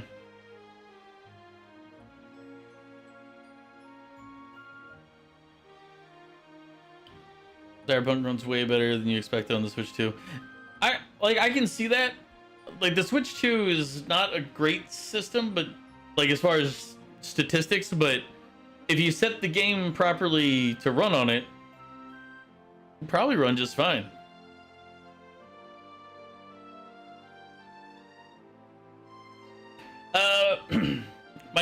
Here's my current plans that I have laid out. I have this upcoming trip in September. I'll be going to Vietnam for a week, hanging out with Rom, and then I'm gonna side trip over to Japan, hang out there for a week, visit friends, and then I'm gonna come back. by next trip, I'm not sure. I want sometime next year, assuming that we don't go in international war. I'm trying to work out a trip to China, specifically the Guangzhou and Shenzhen down in the south, because I have a friend that lives down there. Rom may or may not go on that particular one, but then if I do China, I'm not sure if I want to do just China the whole trip, so southern China, then northern China, and just hit some key places, or if I want to do like China, the southern China, hit those places with my friend, visit, do all that, and then go hit like some other place on the way back out. I'll probably end up just doing China on that because of all the requirements. China is a very tough place to get to, for the record. There's a lot of rules. Just like the US is apparently a very tough place for non-US citizens to get to. Yeah, you just wanted a fun, lengthy RPG while you're in San Diego, and Cyberpunk's a good one. That's true. Cyberpunk's a good one because it's... the gameplay is actually good, too, in that one. So it's like, you can make it last a long time and have fun doing it. Like, there's a lot of games that have a lot of long play times, but the tasks to make them long, it's like, collect 700 of these fish. You're like, all right.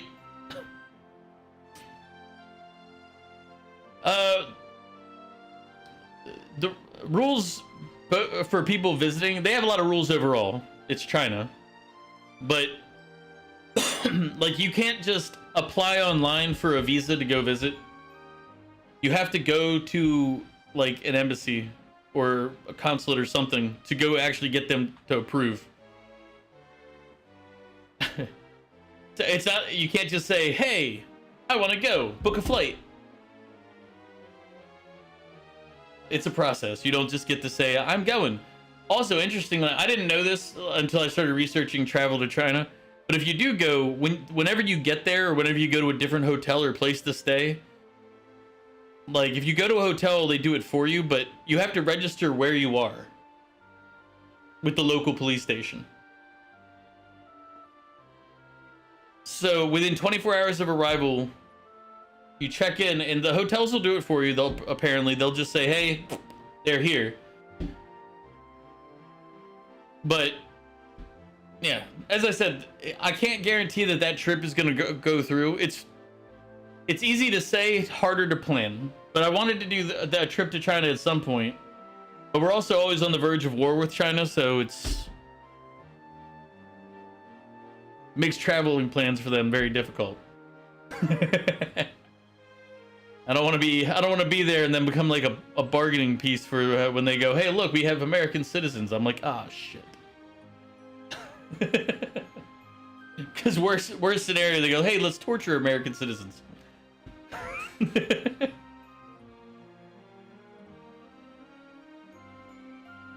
Like, I'm not really worried about it. It's more about getting trapped and being like, crap, I can't get home. But other than that, I haven't decided where else I want to travel next year. Europe is expensive for, I don't know, like, for whatever reason, it's cheaper for me to go to Asia than it is to go to Europe. Like, going to Prague wasn't bad, but it cost a little more than if I had gone to, like, the Philippines.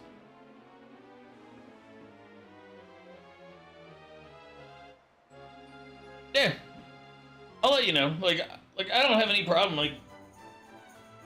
Like as I said, Rom's a good travel buddy because he kind of, like, he goes, hey, look, he goes, I want to try this.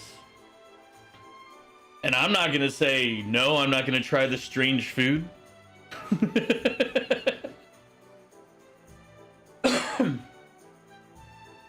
That reminds me, I got to talk to him because we had to plan out a food tour in Vietnam. For at least one of the days, we have to do a food tour.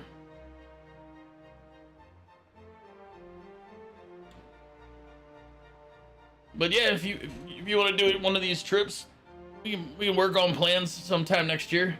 Just start putting money aside now. I'll remind Argot. Womp, how are you doing? As I said, this is kind of a just chatting / gambling stream. But we started talking about I have a trip coming up, but I haven't finalized the Japan portion of the trip. So the end of September, I'll be going to Vietnam for a week. And then on the way back, I'm going to hit Japan for a week to visit friends.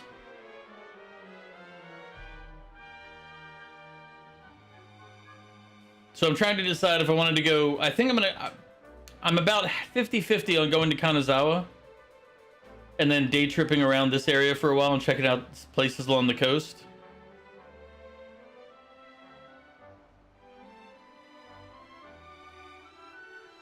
And then I'm also considering, like, I could just go from, like, Tokyo, cut down around here, and, like, hit these places and end up in Nagoya, and then Osaka to go home. Because I have to go to Osaka at least to see Rinks, and I'll be staying at Zoe's place somewhere around this area. I know specifically where, but I'm not trying to indicate it on a map. I wouldn't want to anybody to do that to me. Oh look, Toyota. I can go stay at Toyota.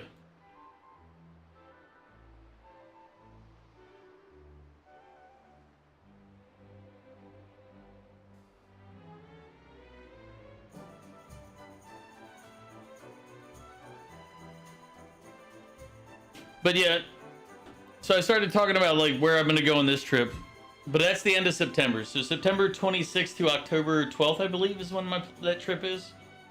I plan on doing some live streams, at least recording some videos, and like obviously taking pictures to send back to show everybody and be like, look, this is neat stuff. But basically my Japan trip, all I have planned right now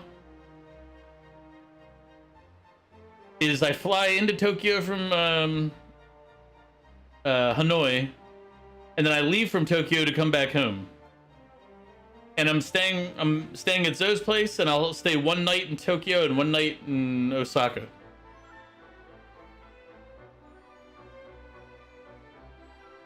And yeah, it's not that expensive. I don't do tour guides or any of that stuff. So like I'm not. You're responsible if you do join us, Mew. You'll be responsible for your own bookings and everything else. But I'll let you know when I make plans so that you can balance accordingly.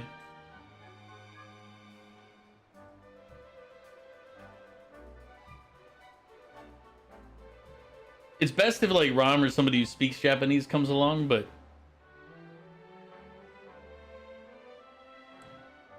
I'm comfortable enough in Japan that I don't worry about not being able to speak Japanese. I've gotten used to like interacting with just Japanese people while I'm there.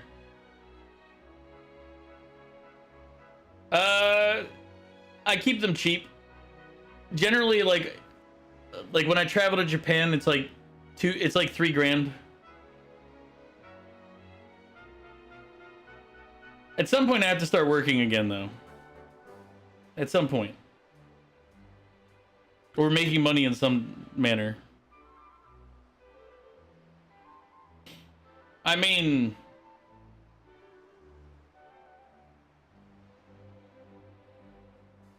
it is, but it's not. It's how do I explain it without sounding like some type of pretentious douche? When I made plans, I planned for more significant costs than that.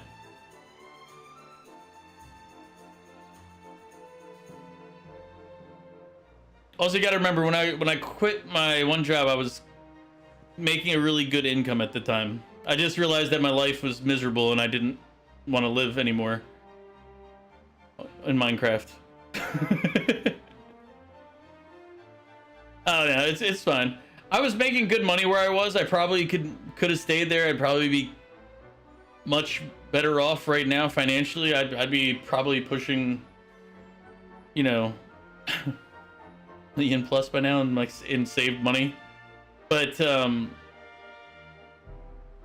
I said, when you wake up every day wanting the day to not be there anymore, yeah.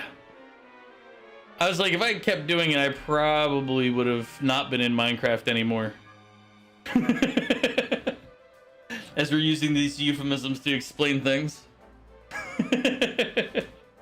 So I made that decision a while back, but at some point I do need to start making money again to just...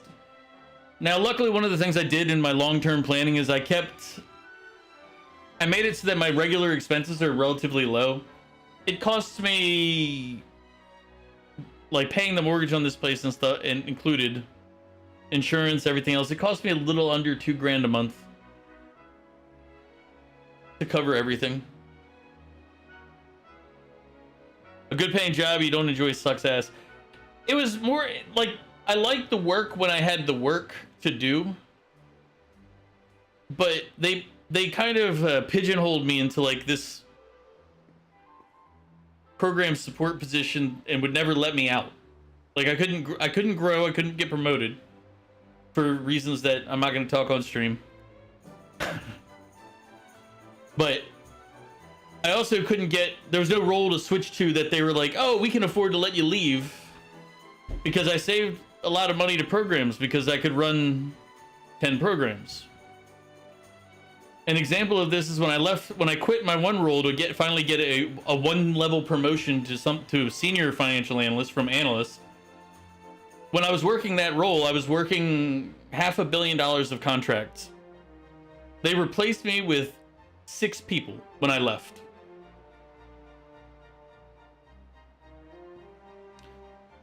I made the mistake of doing really good work early, and therefore you can't leave. They don't want you to not be the person providing that resource to them. And I only I kind of realized that it was a mistake when I was doing it, but I also my personal work ethic didn't allow me to slack off. And then I just progressively started hating everything more and more and more and more and more and more and more and more and more and more and more and more and more. And I was like, yep, I'm out. It's like I said, it's not like I wasn't being paid well, but you do hate the fact that you're being locked into a position where they're basically just dumping menial tasks. Like, and I say menial, for me it was menial. For other people, they couldn't focus or figure it. I don't know why. But it was like, hey, these numbers don't match. I'm like, hey, it's probably this, this, or this. Oh, it's number 2. No shit. It was always like the same issues, just packaged in a different way. And you're like, can I please do something that requires effort? And not effort as in like typing the same answer over and over in different ways until somebody figures it out.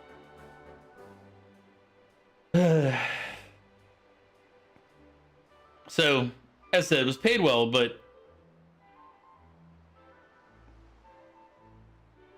So I have a decent amount put aside, but I'm going to burn through it if I don't do something in the next couple of years.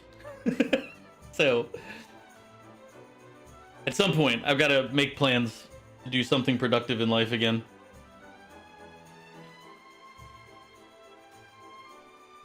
But, yeah, traveling was actually part of my plan.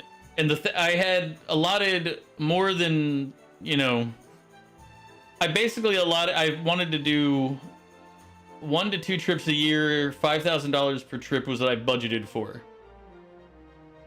when I planned. And I think I did it for a 6-year window. I have to think about the numbers I did back in the day. But basically, I've been underrunning my budgets for him, so I'm not stressed. And that's why when you said like, when I said $3,000 isn't a lot, it's because I budgeted for 5. So 3 means I'm saving 2 from what I had planned on spending, and I can ship that into the future expenses category.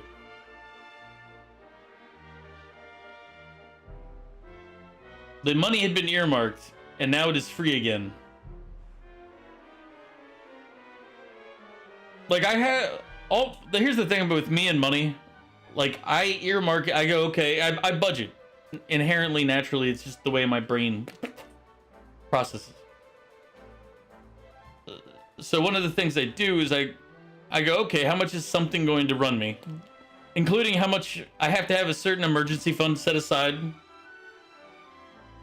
Like, I have 2 emergency funds that I have kind of right now that I have set aside. One is a insurance emergency fund. Like, if my property burned down at the same time as my car exploded and then I got injured or something, I have money set aside to cover all of the deductibles. Plus, I think I budgeted 20% more on top of the deductible. And then I also have a car fund that I have set an amount that I set aside to buy a car if my car explodes and I need to replace it tomorrow. Like if my car goes dead and I need to replace it, I have that money earmarked aside. In my head, that money is spent. It's no longer touchable. It doesn't exist outside of these functions. That money spent. So I don't think about it. That money no longer exists when I plan out what I'm doing. And basically that's how I handle it. Like I go, okay, if I have plans for something, block it, move it aside. So all of my travel money plans are basically, this is the total amount, and it goes to this fund over here. And then as I spend it, I can do that. It prevents me from like one of the worst things you can do to yourself is set aside money, but always have to draw from that money you set aside, because it becomes a habit. Like it becomes like it no longer, like you set it aside to not spend it, but if you're always taking from it, it's not really set aside. You're using it. It's active money. It might as well just stay in your first account. Like this. Also, another important thing that I do is, like, there's a floor in my checking account that is 0, but it's not the real 0. In my case, it's a couple grand. But basically, if I hit that number, I'm overspent in my head. And I'll be like, hey, I can't afford to do things until that gets fixed.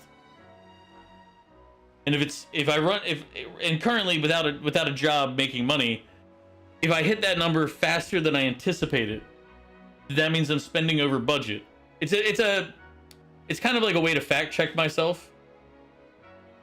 And like, so even if I think I'm okay, if I hit that number, then no matter what I tell myself, I'm also not okay. I spent something I shouldn't have spent somewhere along the line. So it's a secondary way to kind of kick myself in the nuts and be like, don't spend any more until you figure this out. I do a lot of kind of spending safety features on myself to kind of like check me. The only time where I don't do that is when I buy computers. Sorry, folks, I spend way too much on my computers.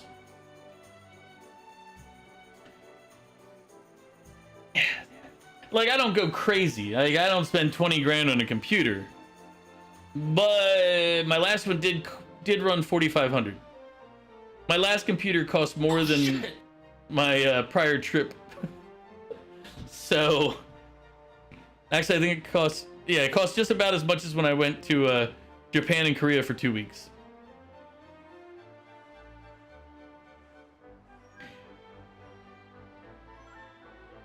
I want to get back to Hiroshima. Hiroshima was fun. Fukuoka was actually pretty good. I enjoyed that. You guys saw some live streams from Fukuoka. I want to go to this island. I don't remember the name of it. Tokushima? There it is. If I scroll out enough, it'll pop up, right? Oh, no. There it is. Shikoku.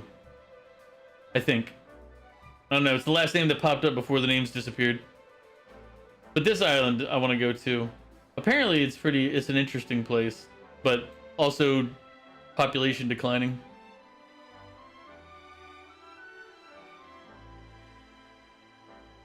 Well, technically all of Japan is population declining, but I digress. But anyway, fun trip talk there, everybody. Sorry about that. I'll leave that up because I'm gonna look at it later. Are we at nighttime? No, I need to go late and get this back to a nighttime.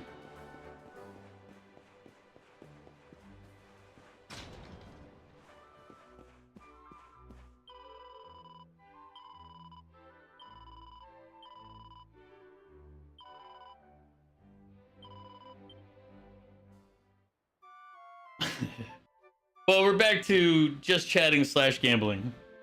It's fine.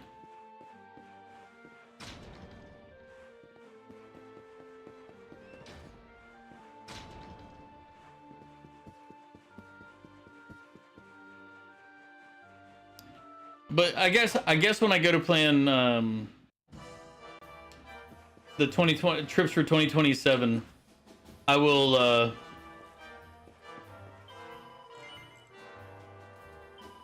I'll let you know what places I'm planning.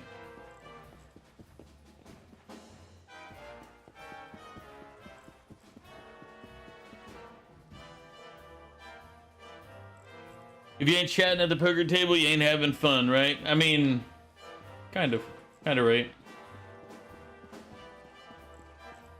Oh, let's see our fortune teller.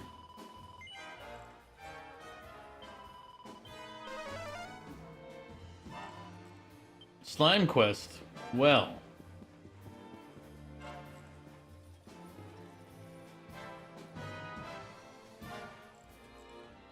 As long as it's not a pain in the ass to set up, like actually difficult to do, then you're down.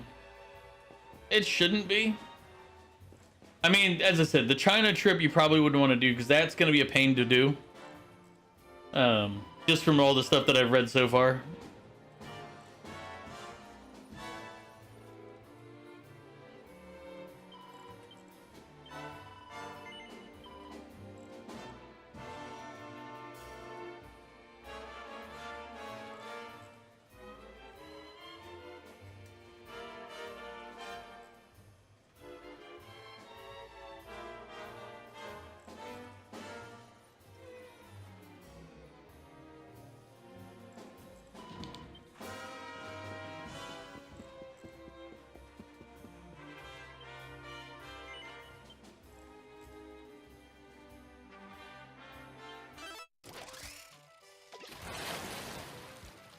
Well, thank you for the hydrate.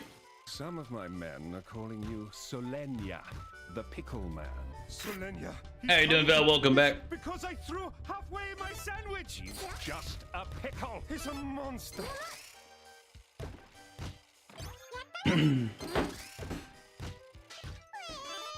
But yeah, I haven't figured out where I want to go for the other place. Any other place I'd want to go in 2027.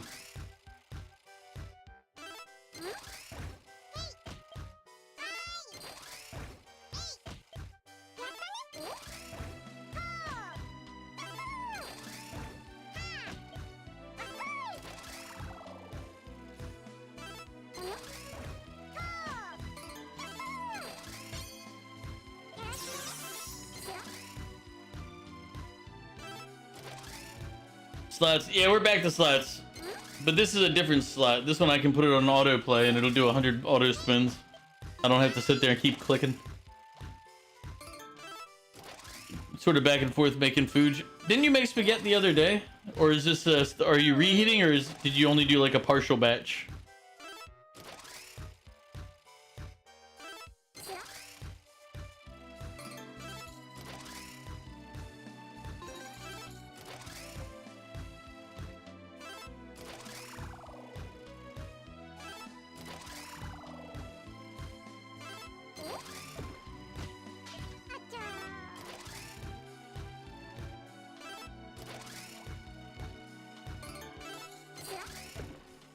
But yeah,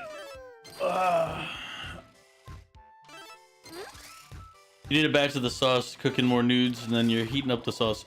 Yeah, I to be fair, Womp, that's kind of what I've been doing a lot more lately. Like, I'll make a big thing of like meat sauce, like using like like spicy sausage, ground beef, and then sometimes I might throw in like ground turkey. And then I'll do tomato sauce and season. But then I have like the little freezer cube holders, like the super cubes. And if I have any available, I'll just fill those compartments up with them, and then I'll just pop one of those out and reheat it with. I'll make noodles, and I'll just reheat the sauce, put it with the noodles, and boom.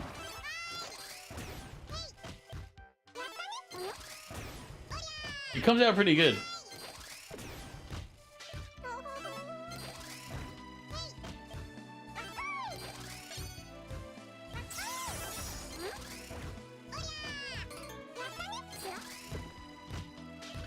Spaghetti's one of those things that is always better the next day.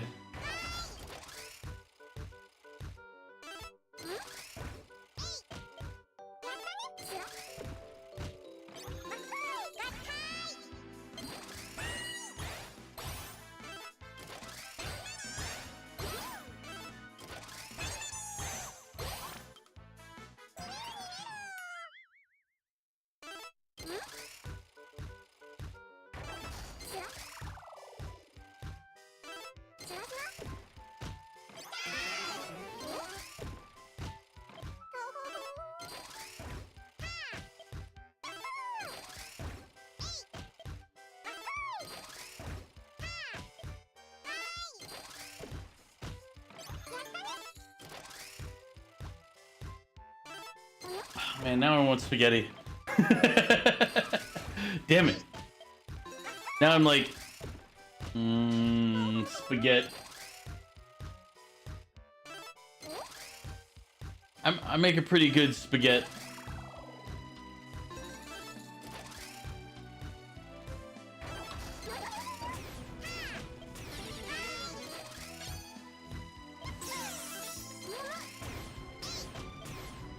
I like, if I can, I like to make spaghetti, and then I like to have like garlic bread with it.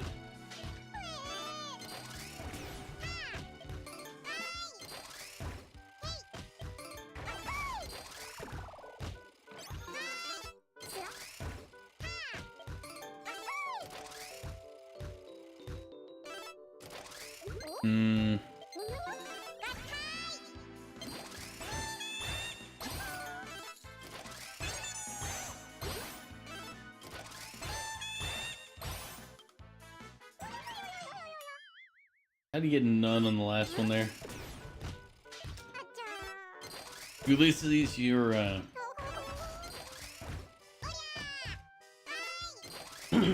someday when you're actually making money, we'll go on a wine and spaghetti tour of Italy. That would be interesting. But I've heard Italy is super expensive for travelers. But I still want to do it. That does still sound like a fun trip. Now I guess I have to. Let's see. We spent 3,000 and we got nothing back for it.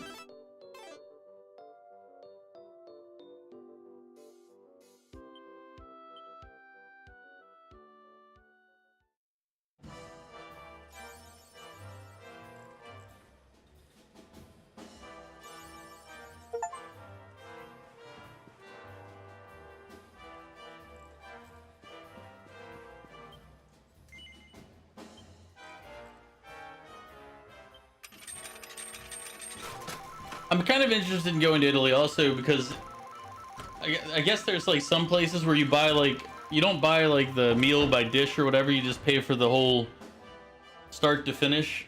And I know there's places in the US that do that, and I'm not worried about that, but it's apparently more of a expectation than a oddity. And I want to see if that's true or not.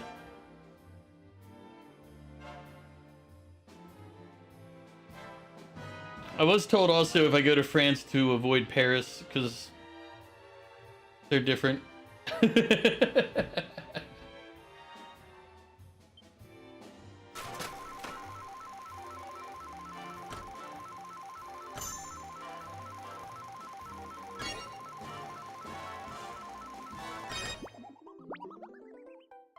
They're like, don't take Parisians as all of the French population. And I was like, yeah, okay, that's fair. I wouldn't want you to confuse me with somebody from California.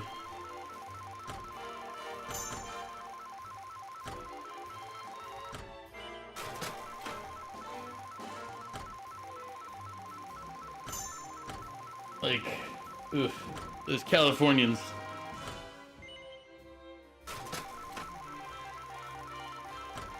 Especially those Californians who are from Mexico. Ugh, bunch of losers, that's what I'm telling you. Oh, God. I may be targeting a specific person right now. He knows who he is. He knows who he is.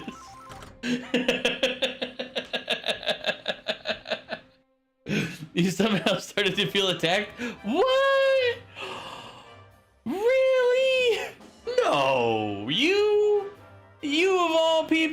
No. That's preposterous.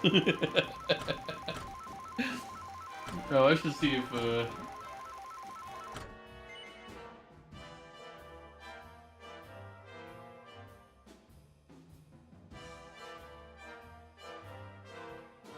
updating my alerts because people stopped streaming.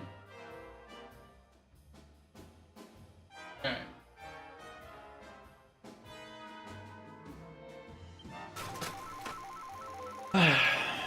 Man, I forgot to tell Val. I thought he was here earlier, did a redemption. Temptation in the Discord.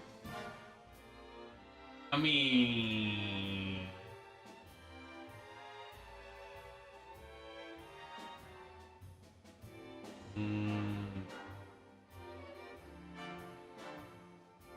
Cheese is a good touch.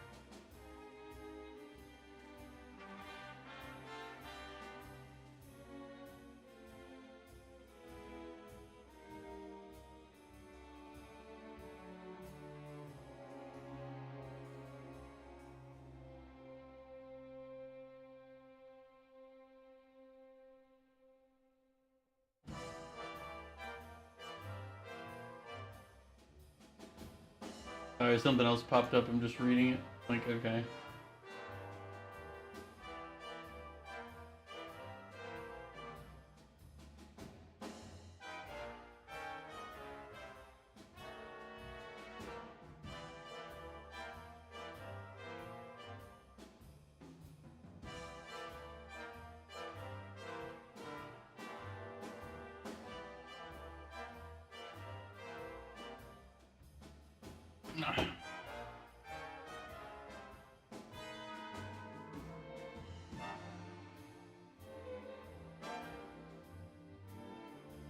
You just got done with some core workout, so you can't see spaghetti without meat around it.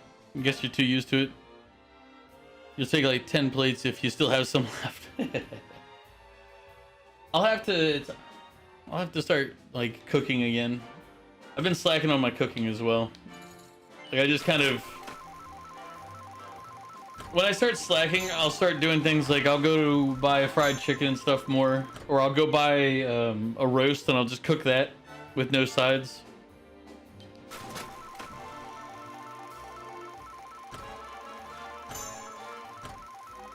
I don't have anything that I can cook prepped right now, so right now I can't cook.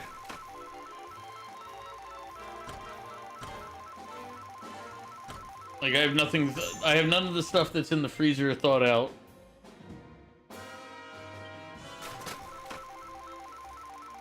And my fridge is basically empty. Except for like the leftover from Popeyes that I had for lunch today. So, and all I'm gonna do for that is I'm just gonna throw it in the air fryer, put it on reheat, and you know, have that reheated.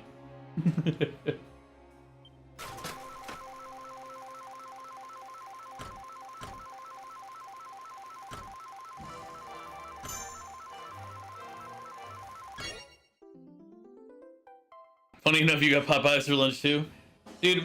My favorite thing for Popeyes is I go on the app, and I do the $5 favorite, and I'll do 3 thighs.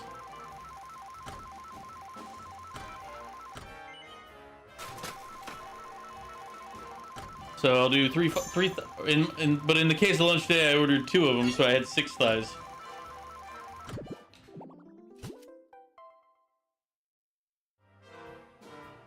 Half of those are going to be dinner.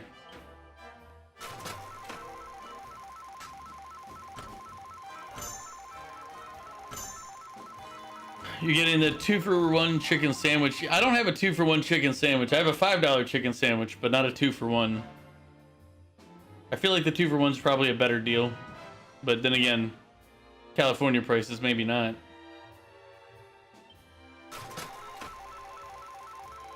And then they had they had 12 wings for $12. Was it the other one that they had? So 2 chicken sandwiches at $9 is almost is a little $1 less than what I'd pay for 2.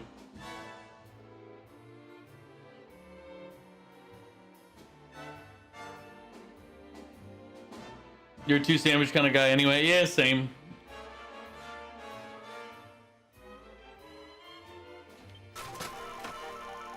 But the wings combo, the wings that I get, it's like 12 wings for $12, and it's 12 chicken fingers or 12 wings. You can pick.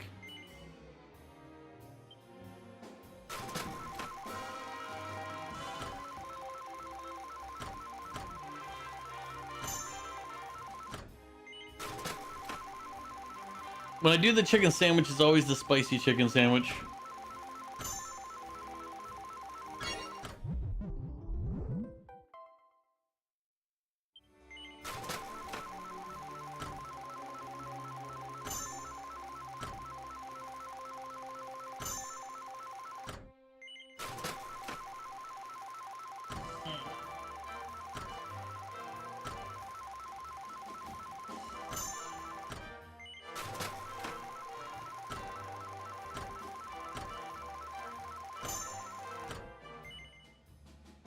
Combo is 6 wings, 3 tenders, 2 medium fry, and 2 buns.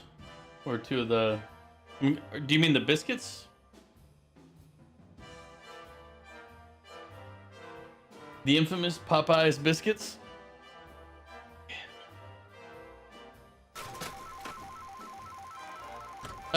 Biscuits.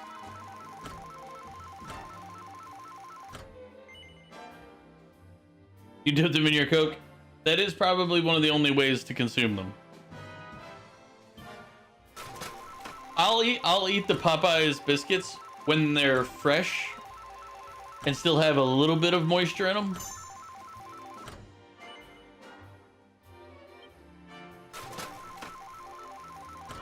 Yeah.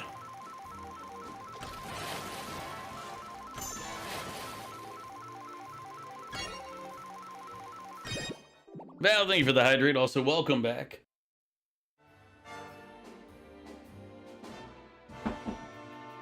But yeah, I've been eating a lot of Popeyes lately because of it. I don't know how much we need. I've just been gambling for the sake of gambling. We did hit the jackpot earlier, so that's how we got the 267. The sad part is that means all of our other gambling lost us 3,000.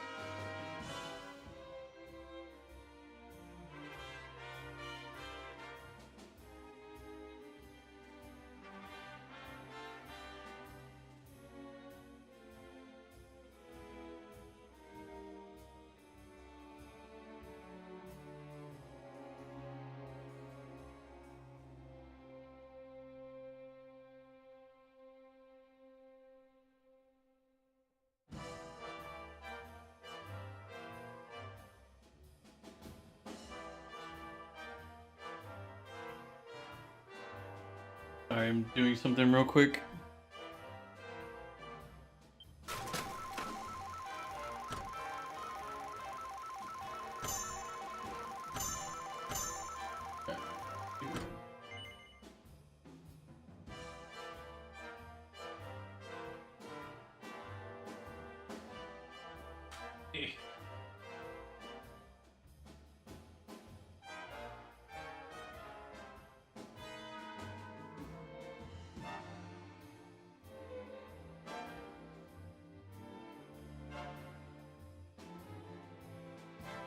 Sorry, I'm in Discord right now. Looking at.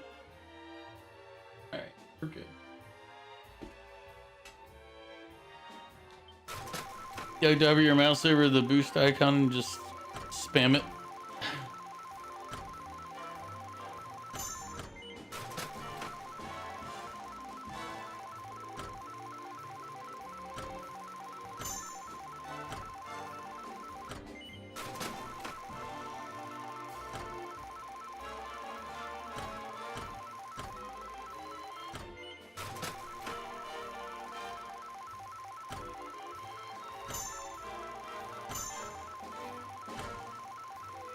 But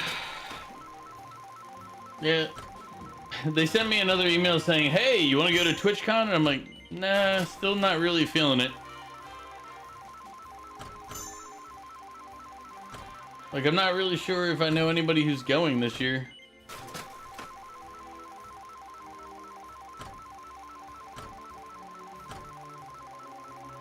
I mean, I know at least probably Nesba and Alec will go just because it's right there.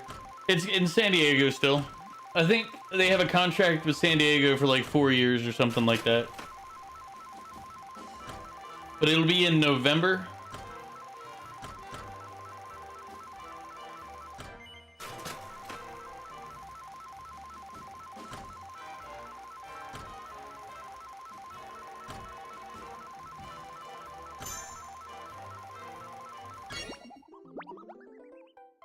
But like, if I knew more people going, I might. But the reality is, it's like, Raw said he's not going. Raw's one of the people I enjoy hanging out with whenever I go to TwitchCon. So if he's not going, it's like one of my best buddies just not gonna be there. What's the point of going?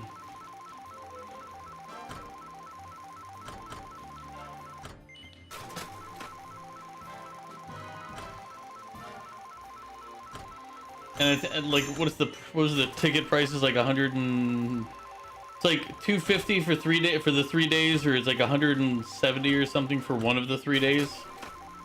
And I'm like,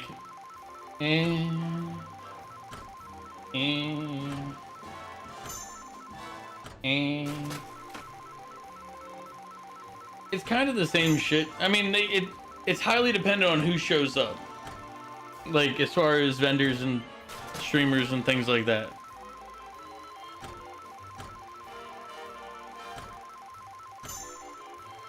But so it's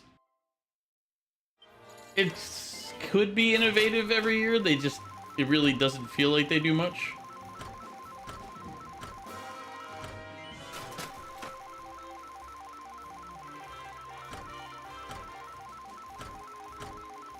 Yeah, it's eh.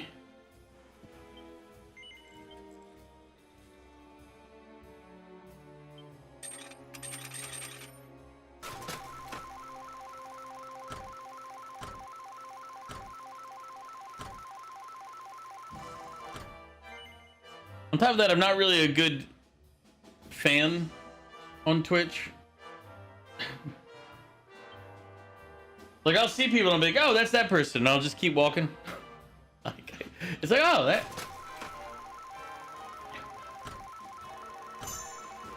It's like, it's funny. It's like, for me, it wouldn't bother me if somebody walked up to me and was like, hey, I recognize you. I'd be like, oh, that's cool. But I don't like doing that to others. If that makes sense. It's like, eh.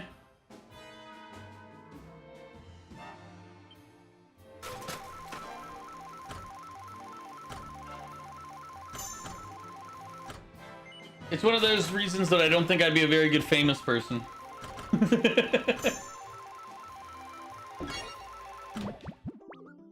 Well, maybe I would. I don't know. I just wouldn't. I'd be like, eh, whatever. Just say hey. I'd probably get stabbed at some point.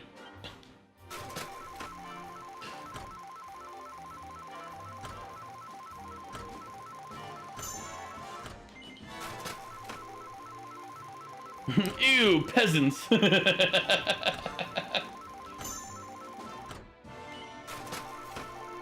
as I said, I'm the type of person that's like, I wouldn't mind if somebody walked up and said hey, but I do mind me doing that to other people.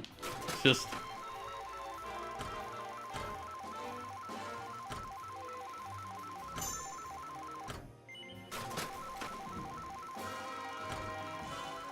And to be fair, it's kind of a funny, different experience when you've dealt with like famous people. Like, because a couple of times we dealt with famous people that lived in the area when I worked at Fridays.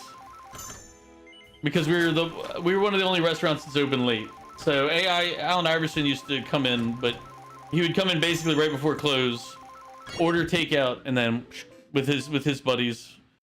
And we liked when he would pay because he would tip. But when his manager, agent, whatever, paid, it was his agent. Sorry, I don't know why I said manager. I think I'm thinking of other stuff. But anyway, when it was his agent who paid, that fucker is cheap.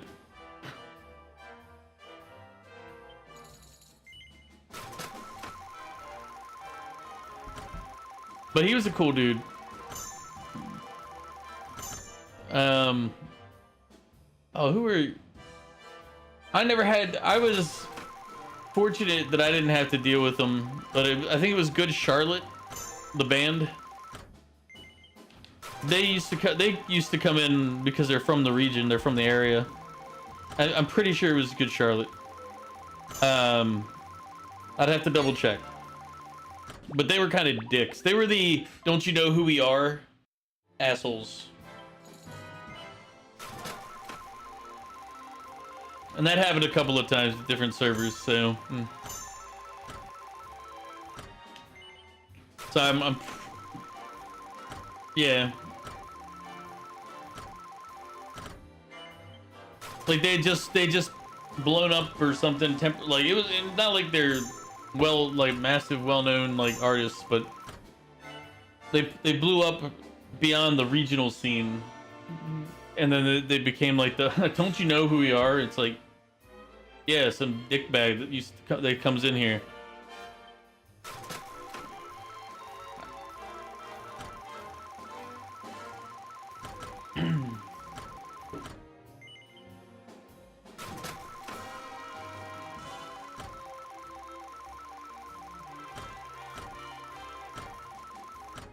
Trying to remember who the guy was in was in the... Hey, what's up, Lid? How you doing? We're just losing our tokens here. Making no money.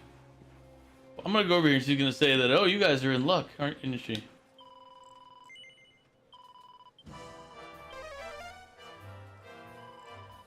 Oh no, poker table.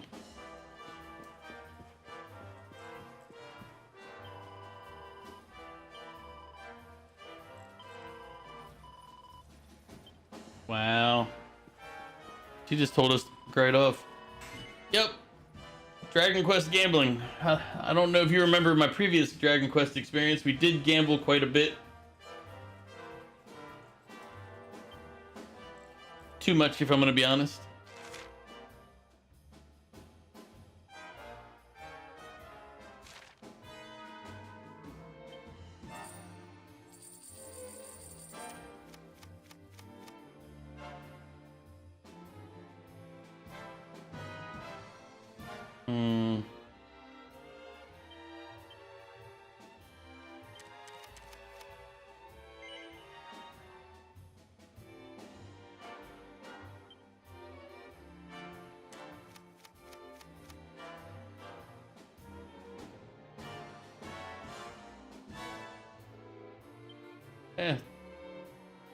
Why did I do that? I can't, like, I made the same mistake last time and I did it again.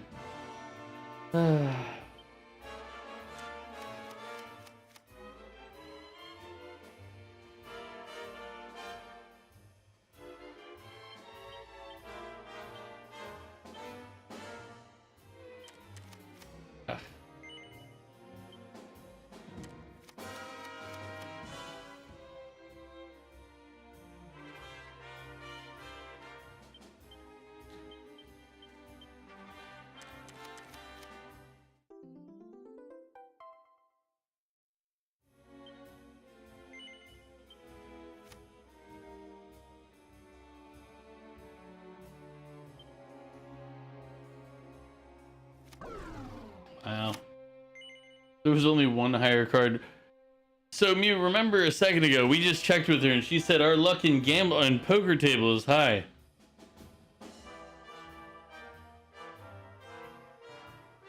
Sus.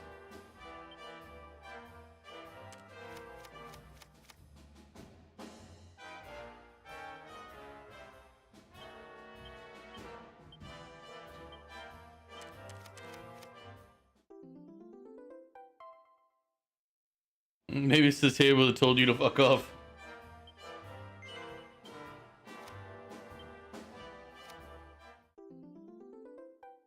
Hey, we got a Joker. There you go.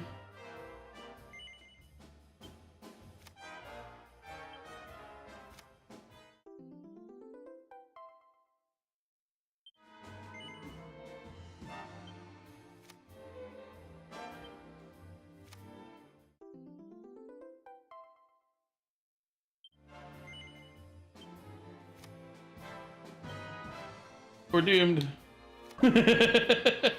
Oh, there was at least one though. I was like, Jesus Christ.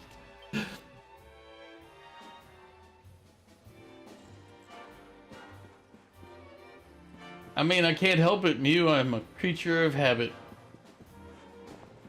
I feel like she's gonna change and then she never does.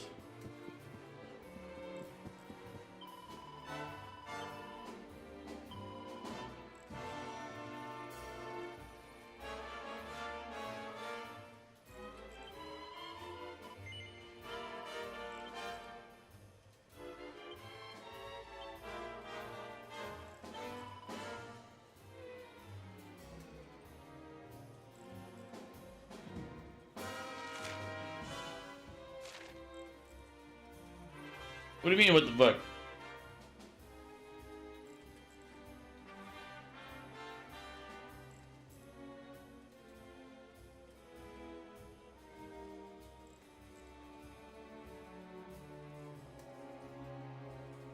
What? It gives us the recipes to make bunny girl costumes.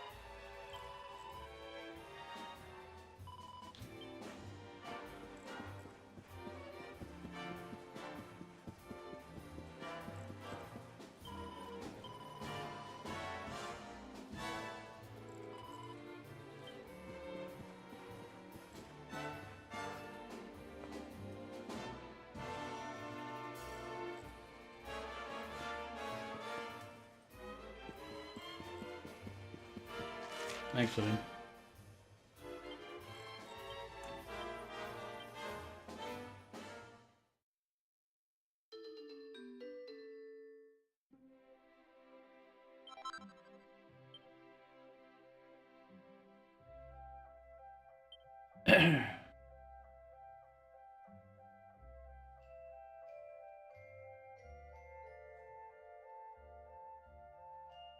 We can't make the bunny suit.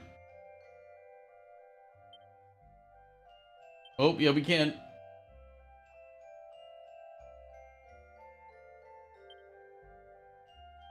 Oh, I don't have any money. Forgot, we're broke. Alright, let me go kill things and get money. Unbroke myself.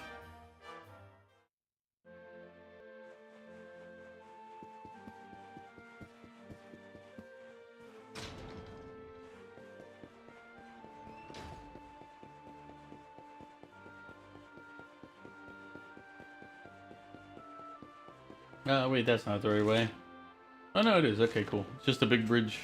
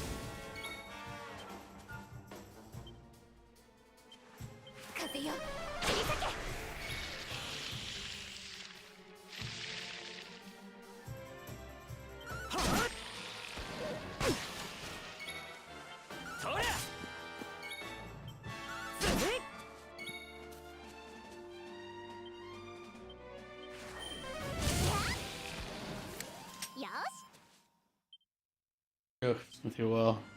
Need someone that pays more. You guys are poor. Need somebody with money.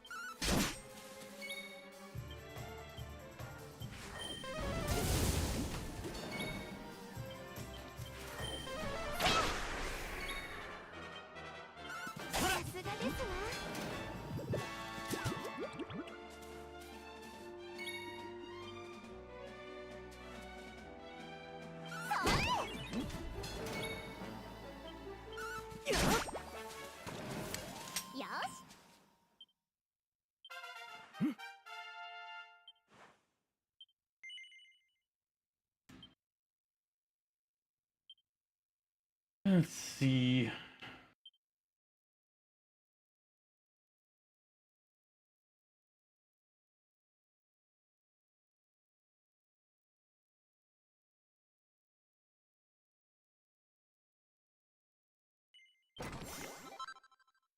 Gives him an AoE attack.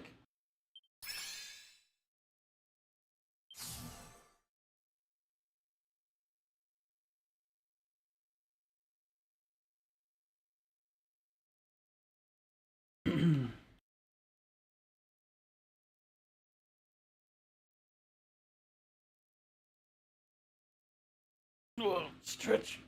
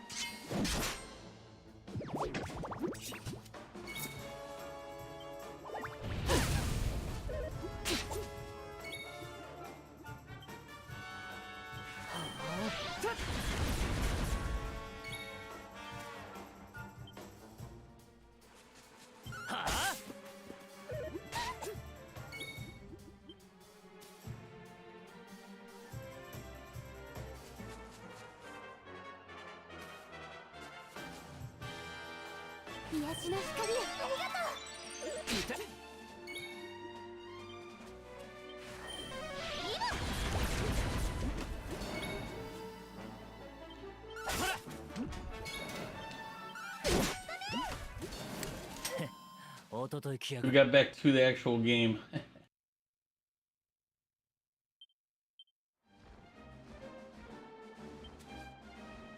We're riding the Slime Knight himself.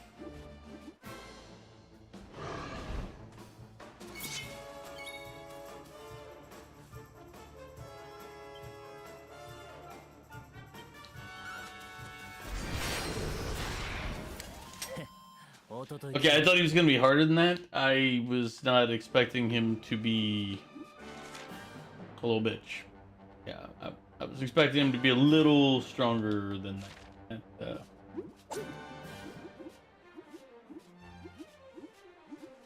little bit of a letdown.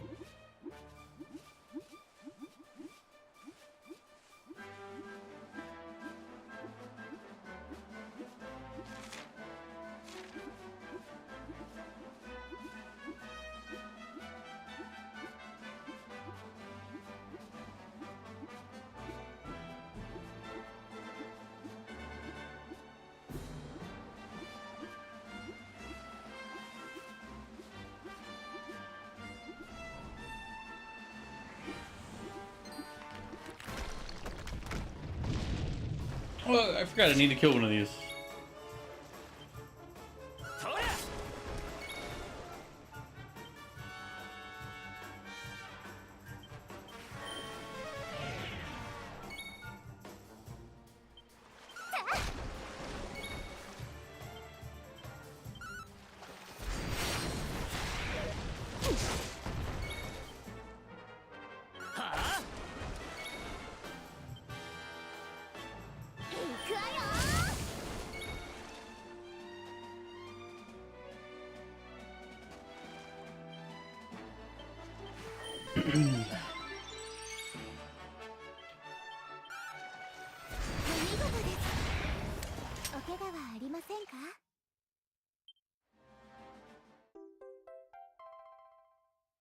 Floral Coral.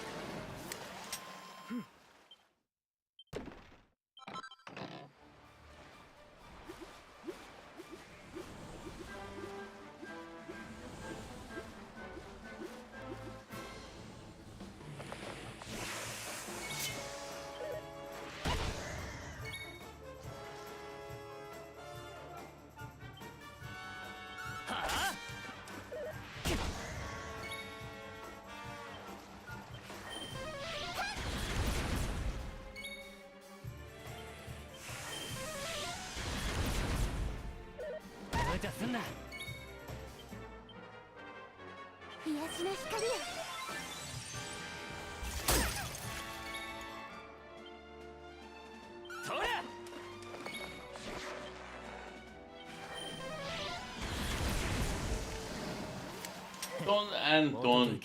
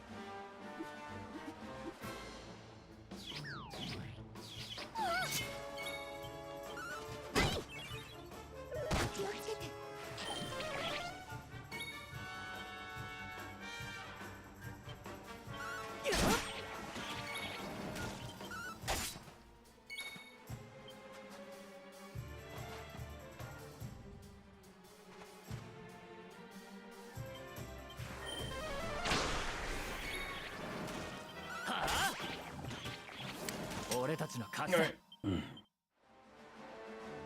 I'm going to go AFK for a minute, use the restroom, get a drink that's not a water, and I'll be back in a minute. You guys behave yourselves.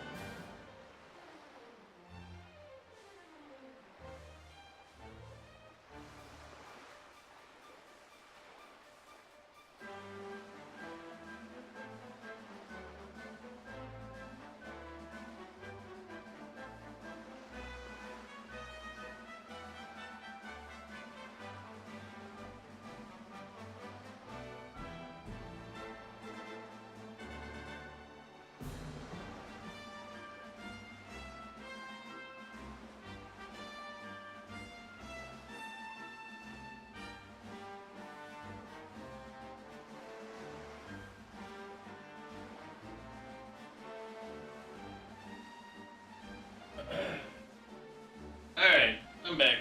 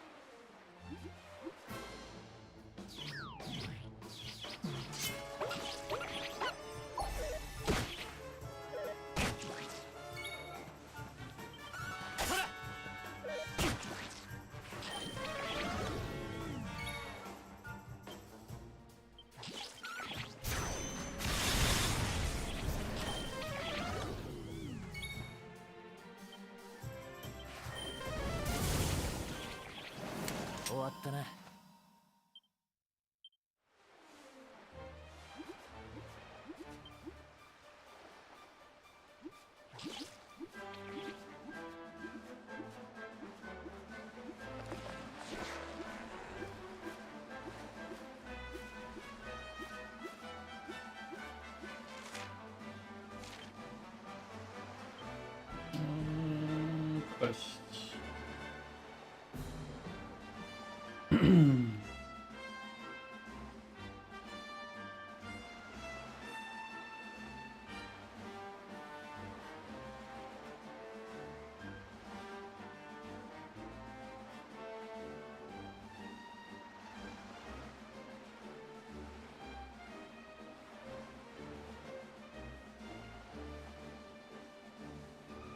Eh. Deploying flashbang. Why did the chicken cross the road? To flashbang me, apparently, is the answer. I did not know that.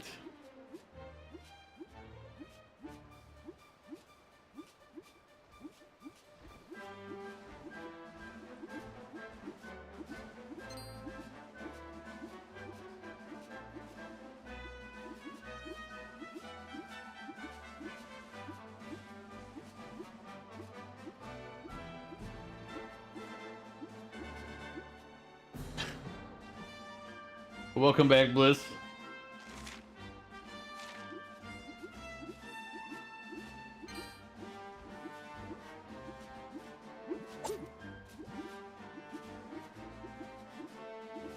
The peasants are revolting. They've always been revolting, Prince. But now, they're rebelling.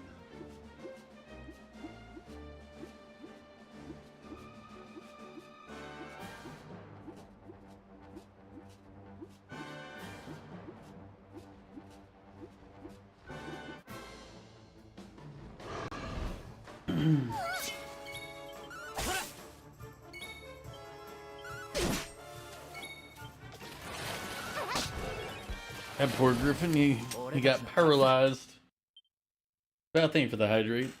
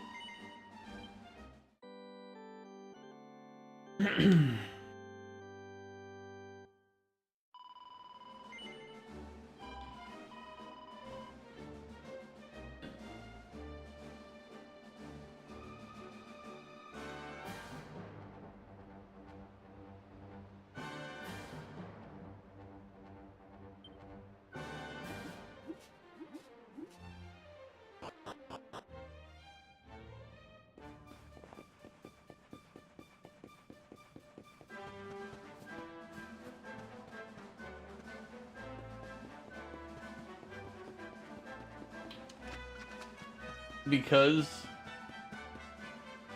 beanbag riding is fun.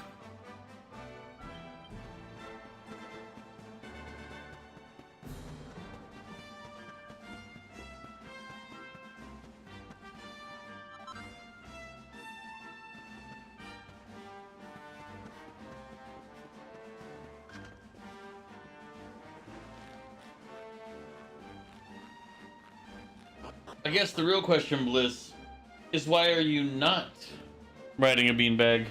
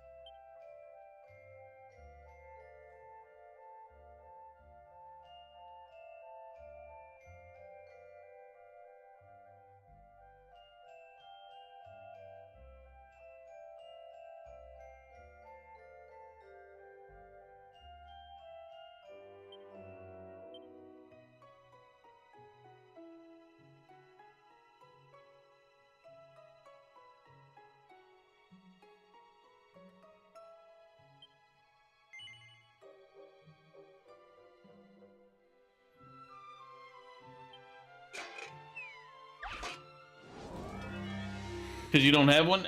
You know what? That's fair.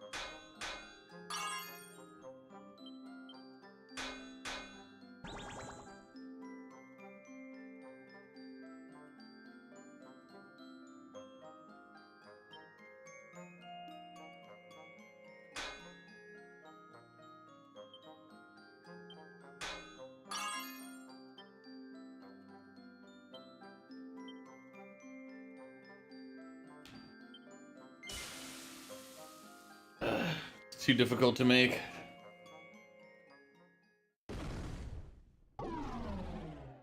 Yeah. Look.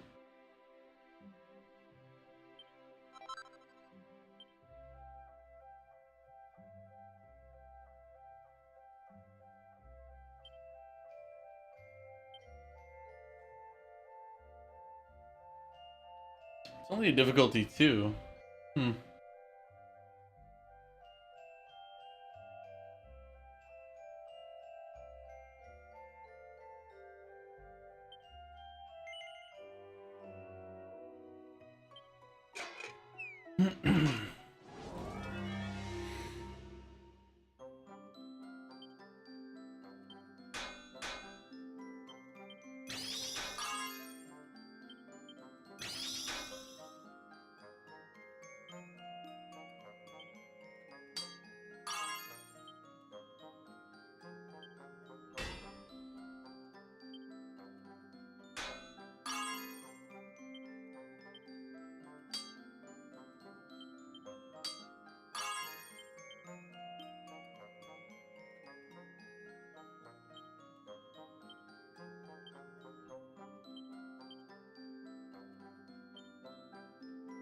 Ugh. Damn. I'm just a little off on it. Alright, let's just finish it up. If I'd had a little more, I could have made it perfect.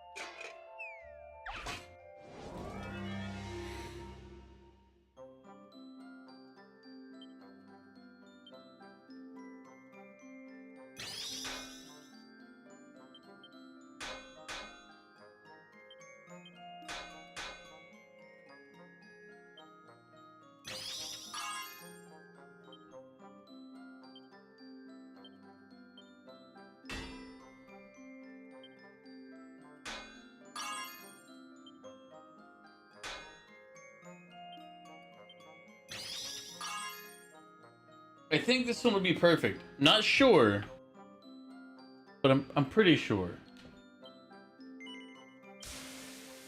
If it doesn't, then I really don't know what they wanted me to do to it.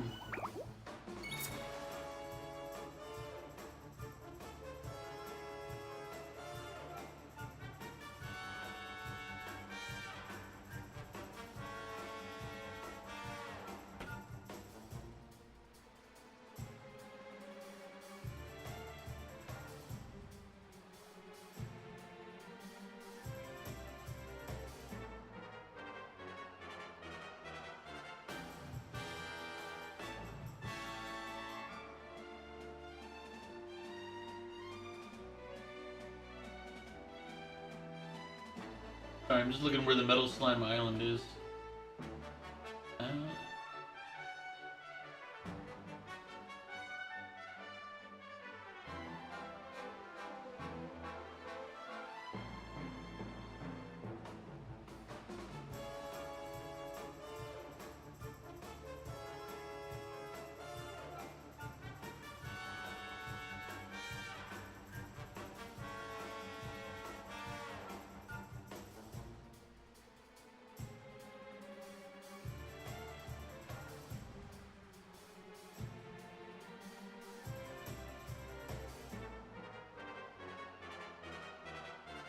Looks like it's an island outside of the inner seas area.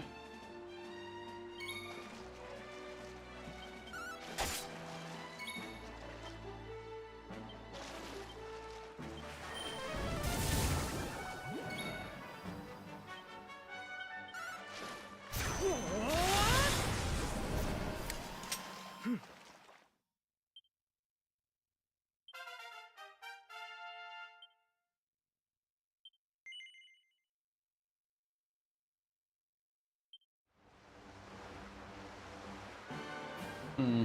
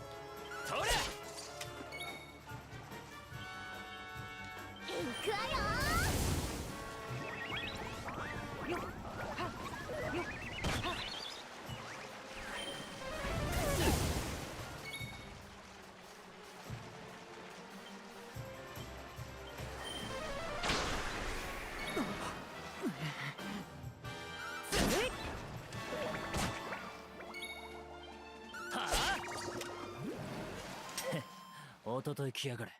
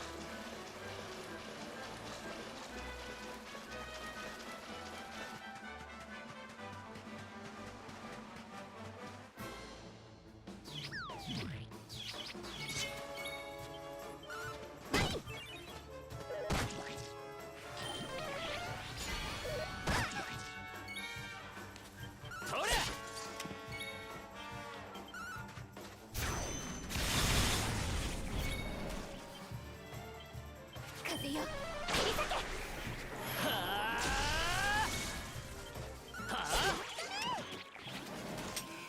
一安心ですね。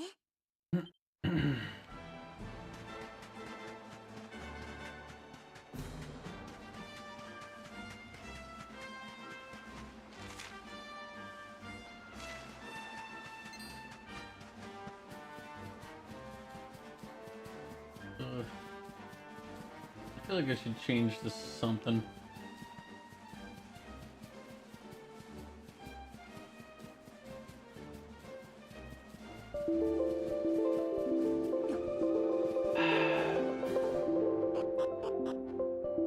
Got into town before you completely blocked my screen, Crows. Crows, how you doing? Oh, man. Ugh. Don't sound so exasperated. I'm not exasperated. Tired, maybe. We just came out here to get some cash before I go back to gambling.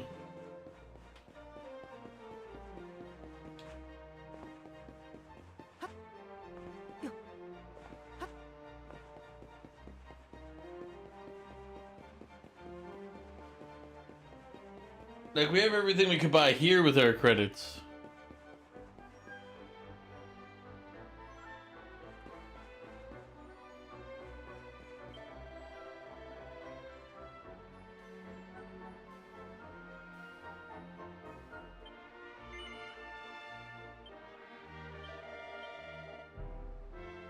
I have not.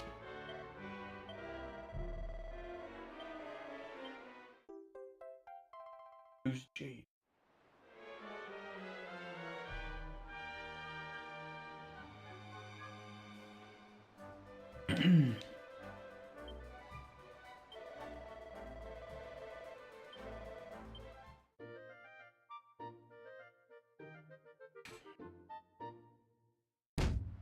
We've not lost it all. We actually have quite a bit, but a little sus.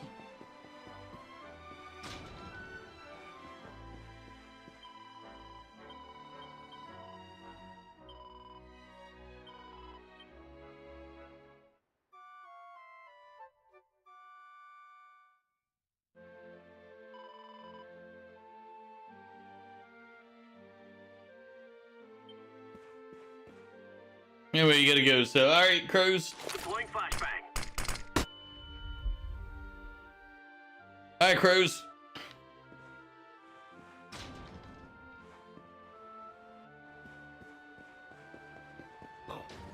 Some of my men are calling me Solenia. I need to get more pickles. Solenia, he's coming. For Val, It's I'll let him know halfway, my son. when he goes to redeem it later, and it's not there. He's a monster.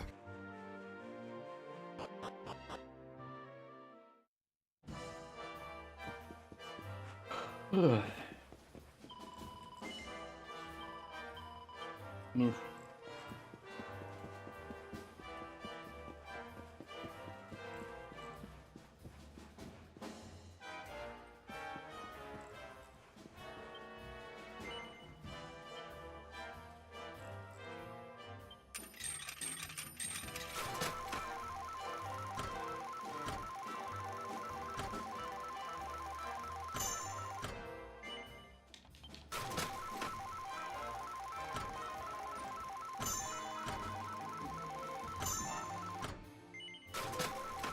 thought you get today. I'm always here. Right?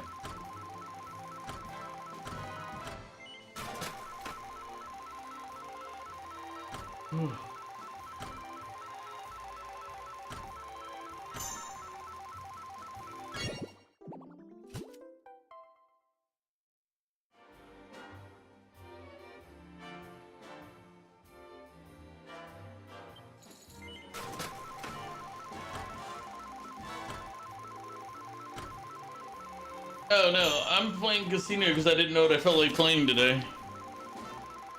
I was honestly just eh.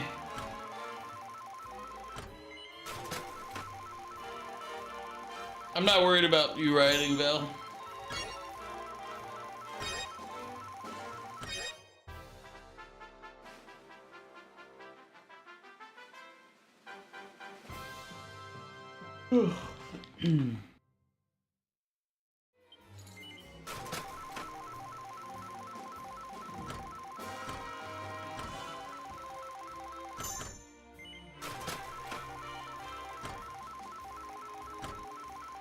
Yeah.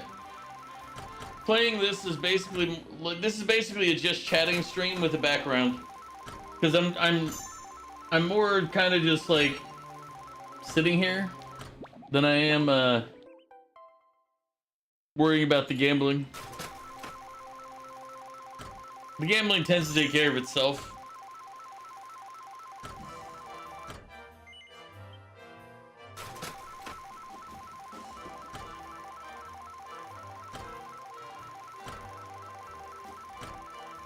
But I'm trying to figure out what I feel like doing today.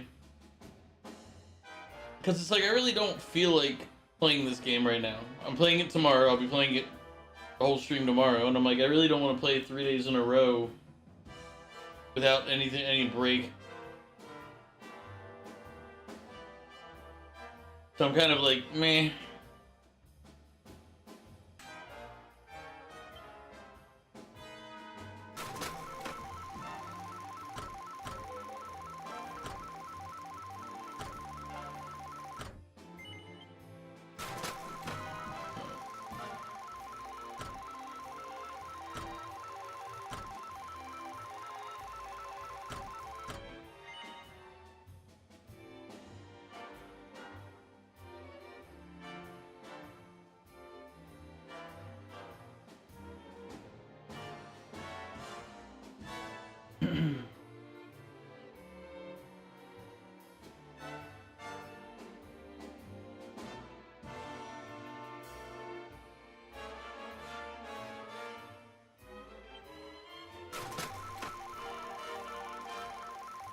What's the list? I don't really have a list. If you're asking like what game. That's kind of where the issue is. I just don't like. I have a bunch of games installed. I have games there. I just haven't figured out if I feel like playing any of them. You know.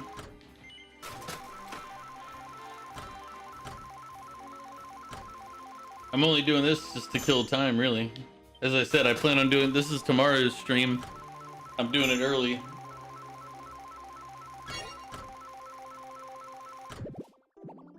We already won the jackpot. I already bought all the stuff I can at the moment from this place. In theory, I should just move on, which is what we'll do tomorrow. But for now, I'm just like, I could play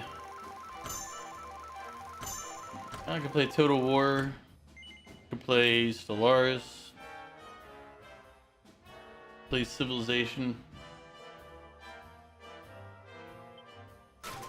As I said, just not sure what I feel like playing. I could end stream early. Just take the rest of the night off. Although I skipped Thursdays, you know, for not feeling well. It'd feel weird to skip from Saturday just for the sake of fun of it.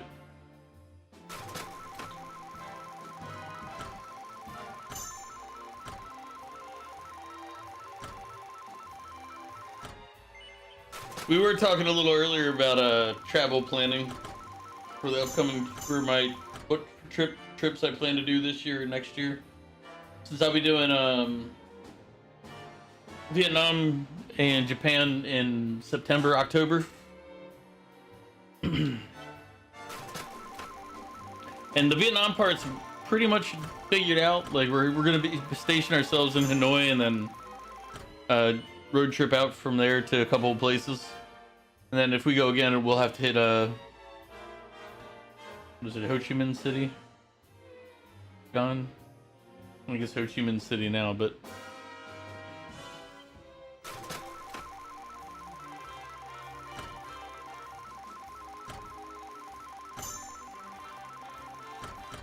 next year I wanted to do Guangzhou and Shenzhen in China, maybe a couple other places in the south.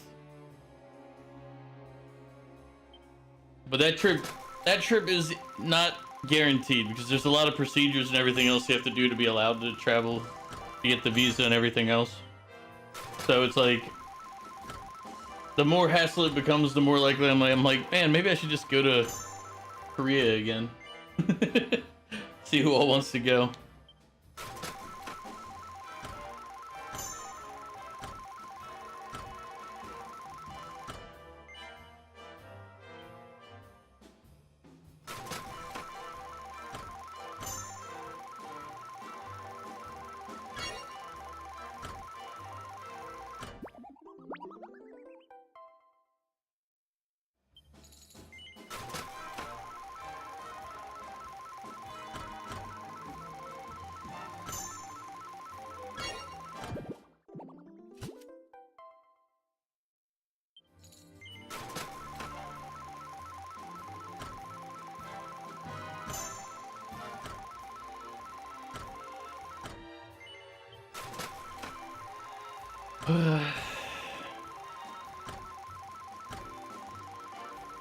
I'll say the slots have been poor today.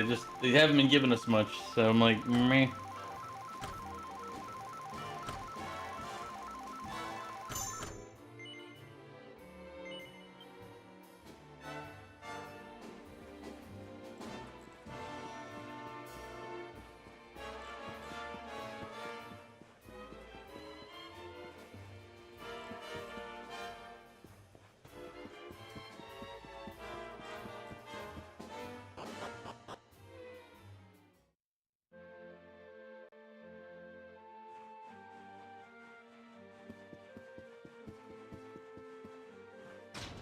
We're gonna save and switch games to something else.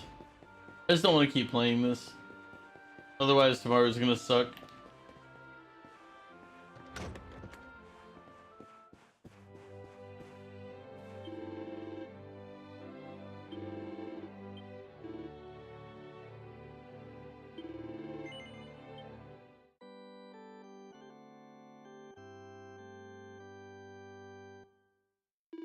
Tomorrow what we'll do is we'll head back to the ship, do some island hopping if I will. Do some of these side quests that are popped up. Explore a little bit.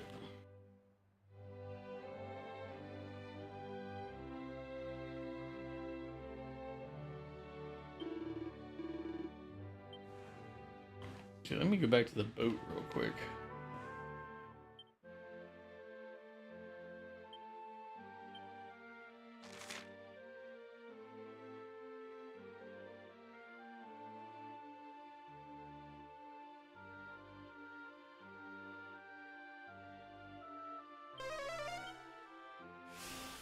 It might be faster to go there than it is to walk back to the boat.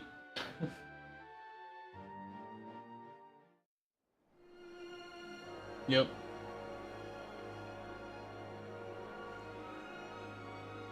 Yeah, I figured I was gonna be blocked.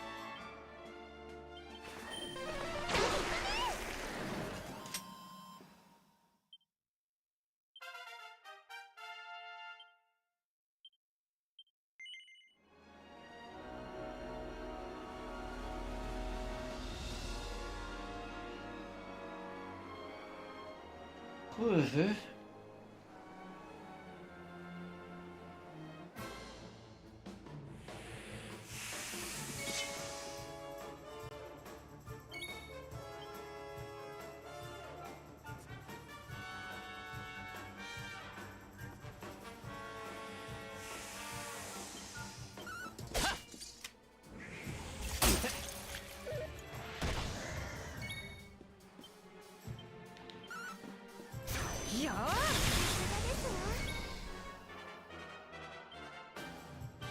やけどするわよ。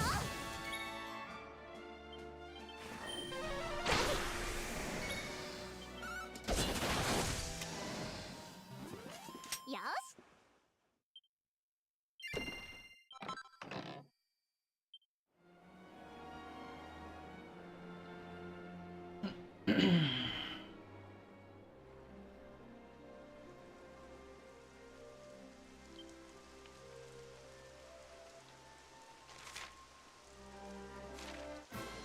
I wonder if we can sail out on the other side.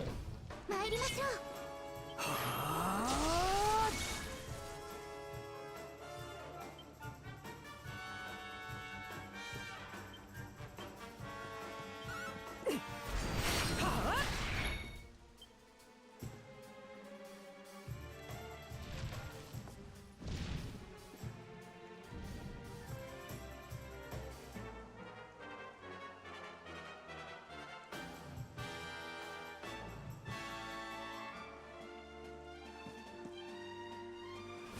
やろうぜ。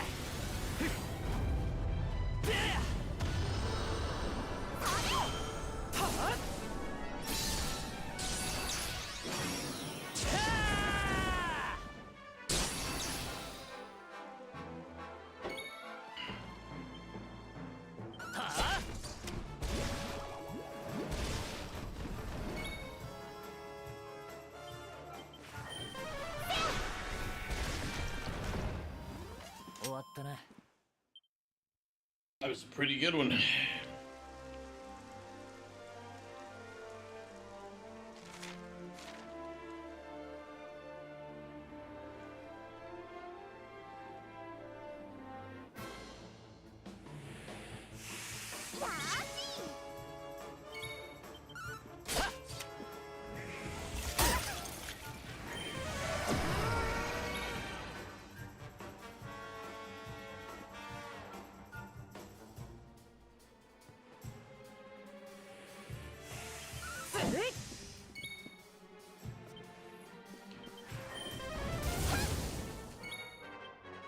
風よ、切り裂け。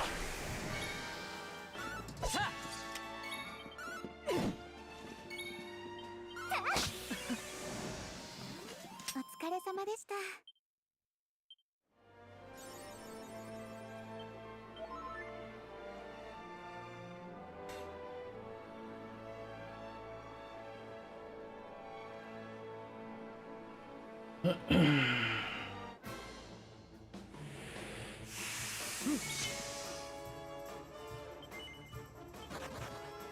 Alright, we'll kill them.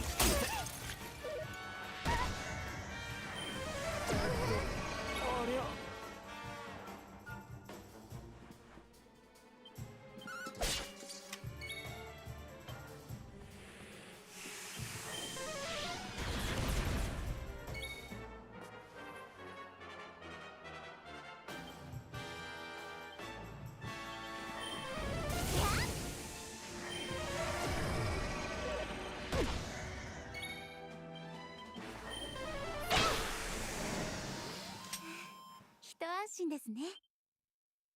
ちょっと頑張りました。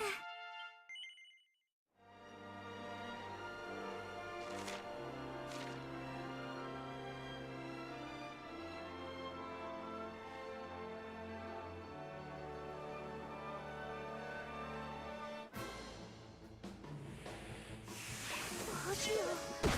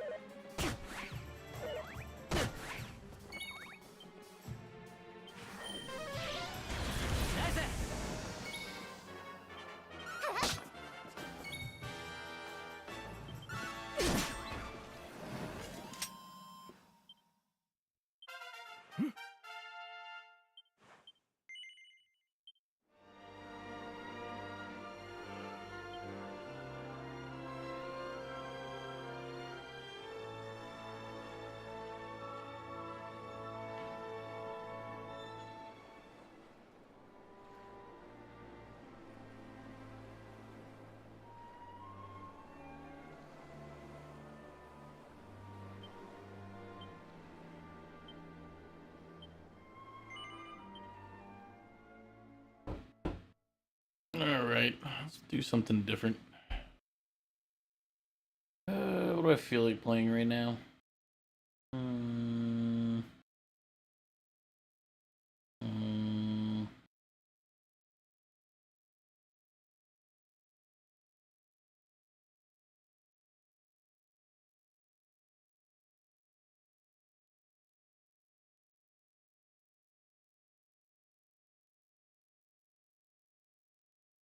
Let's see.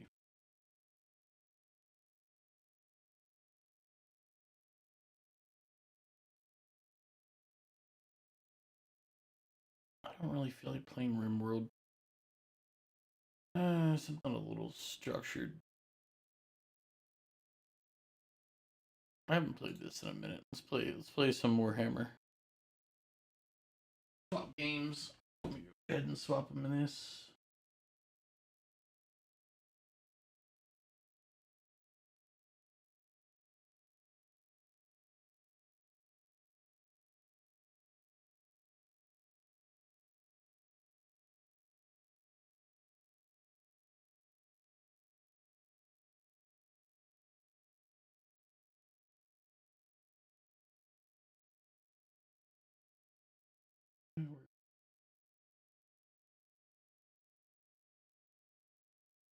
There it is. Swapping games out. Stream settings. Edit.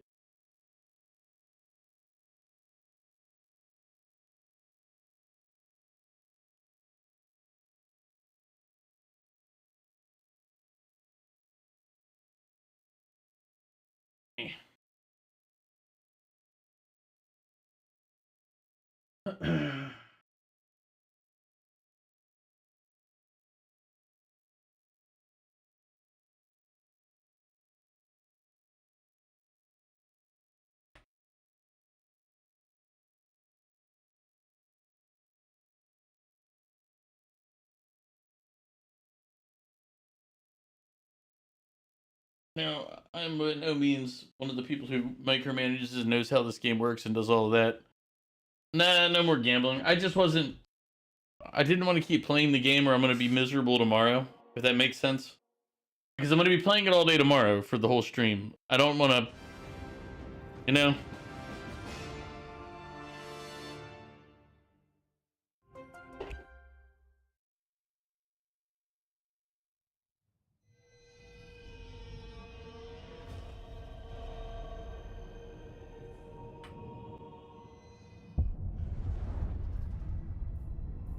Let's do new campaign. Sigma's will. Who do we want to play as? Should we do the lizards again? Who was our guy before? Was it Gorak?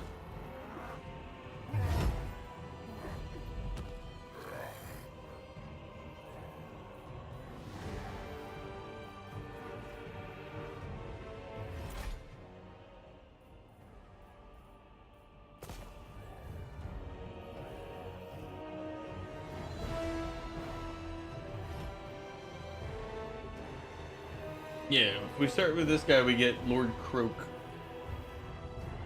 Another powerful one.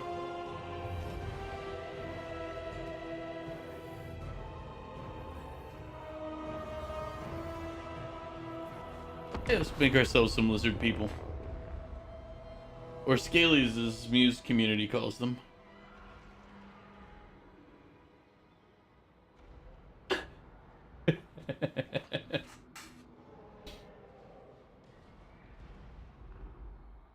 I was gonna do Civilization, but then I was like, I don't really want to start the Civ game because we don't have enough time to finish it. And part of me is gonna want to finish it, and I'm gonna end up over streaming.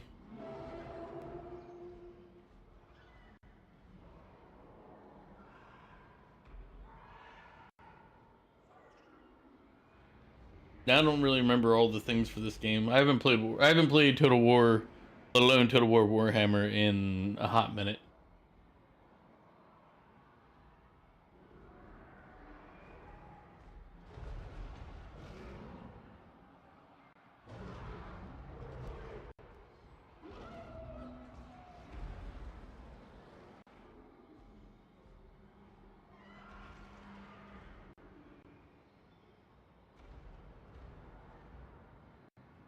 It is taking an awful long time to load here. Game, are you okay?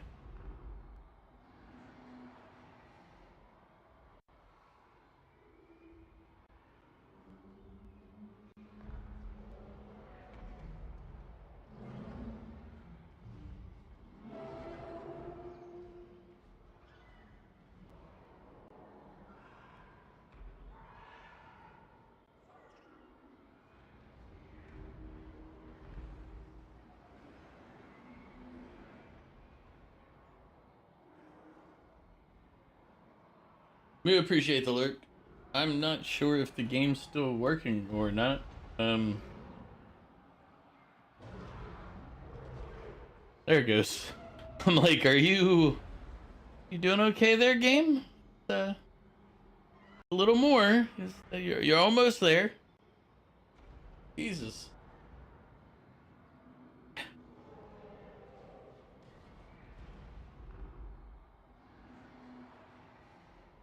Maybe I'll just go play Minesweeper or something while we wait.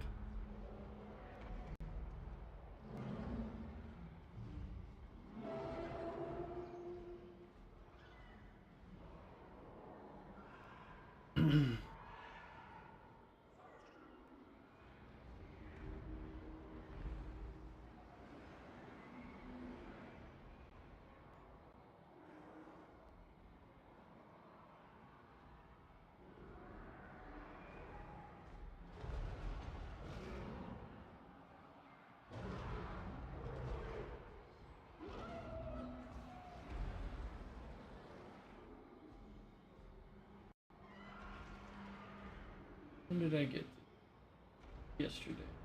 What is this about?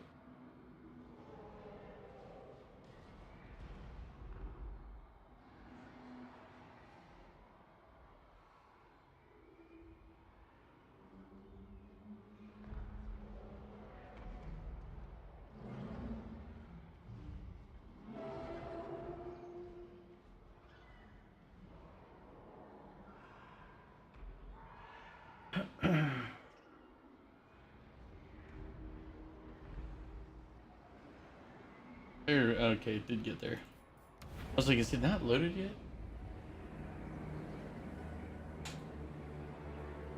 Milka nuit unka quid axa.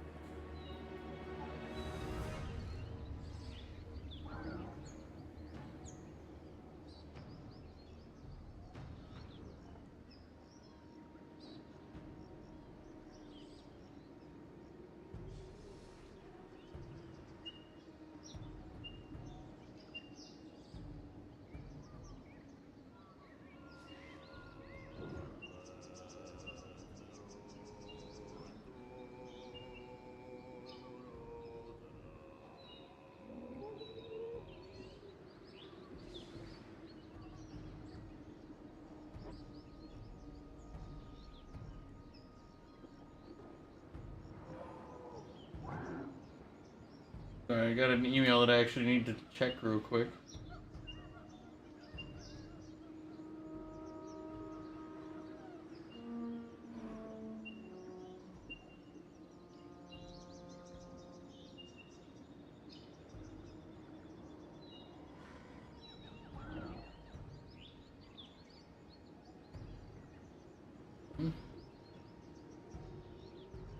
Rejection of prescription. What are they rejecting this time?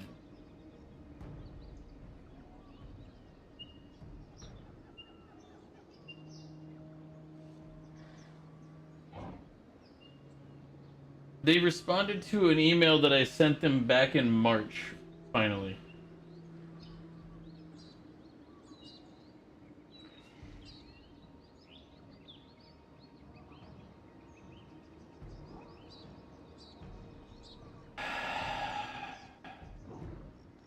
I don't mind having to pay for health insurance and do all that shit.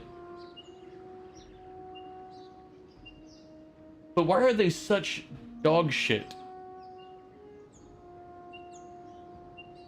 Like, we're paying way too much for this shit, and they still can't do anything right. Why does the service suck? Why does the quality... Like, this is a response to something I sent 4 months ago. Luckily, it wasn't anything life-threatening, or else I'd be dead. Worthless fucking... The issue's been resolved through roundabout means. That's the thing. We do pay them, and then they still fuck up. Yeah.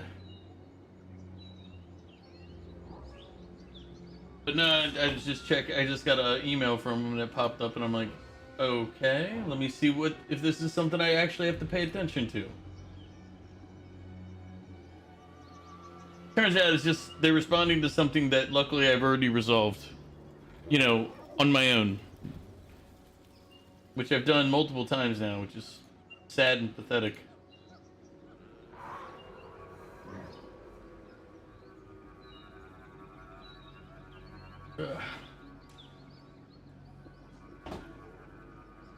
Also, Mog, welcome in.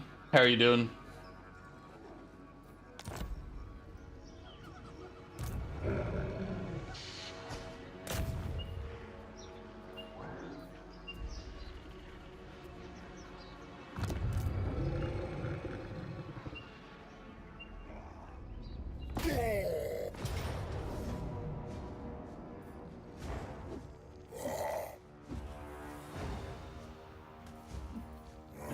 Go ahead and fight it out for the fun of it. Why would I want a 1v1 mini Mog in Hearts of Iron? Do you know how little I played Hearts of Iron 4? Why would I want to 1v1 him in that? That doesn't make any sense.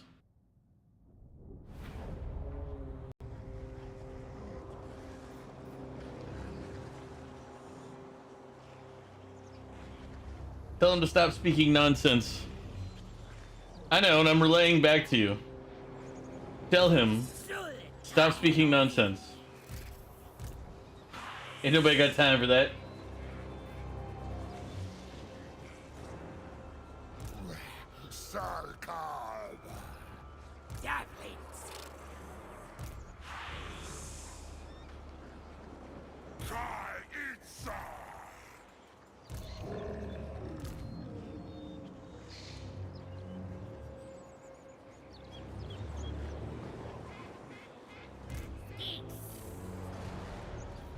Suras ooze.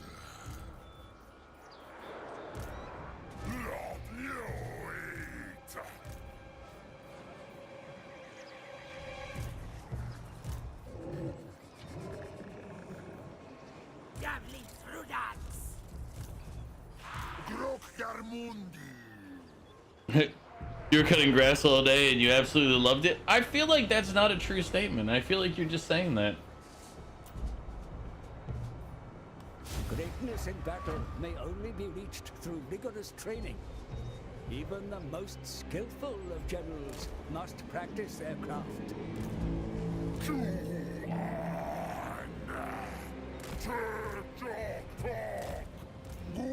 Loose.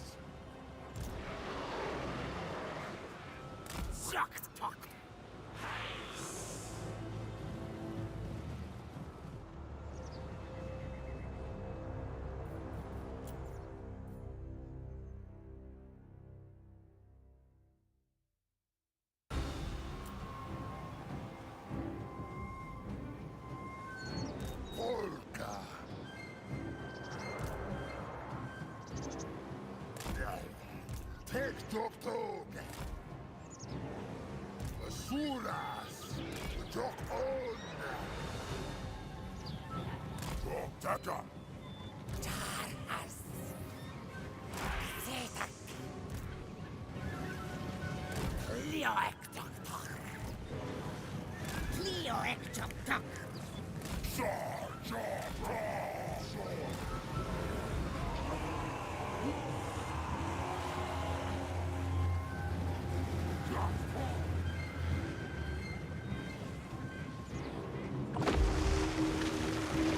Sargax. Gura!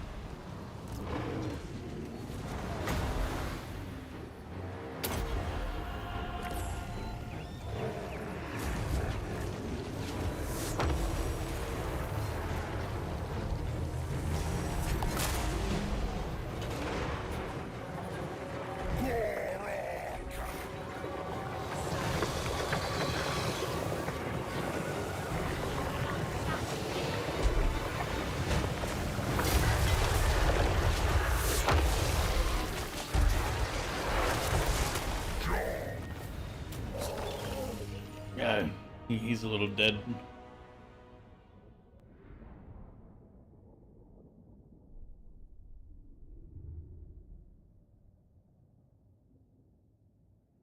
I lost 3 units. Way too many. I wonder what difficulty this is on right now. I don't think it shouldn't be turned down, but it feels like it must be.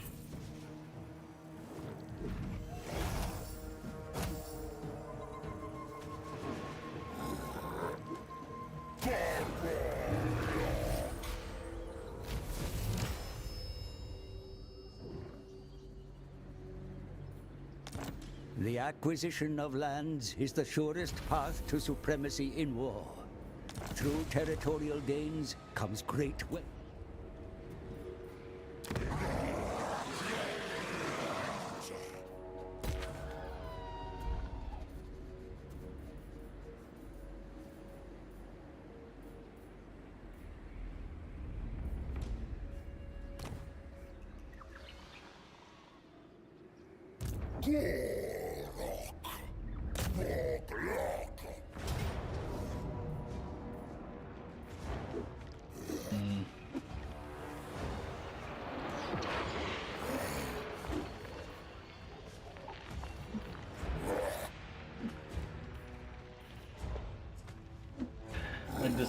My non-desire to fight a siege battle. Oh wait, it's just in circle. Okay, let's go ahead and fight that. I thought it was gonna be a siege. Not a siege, we're good.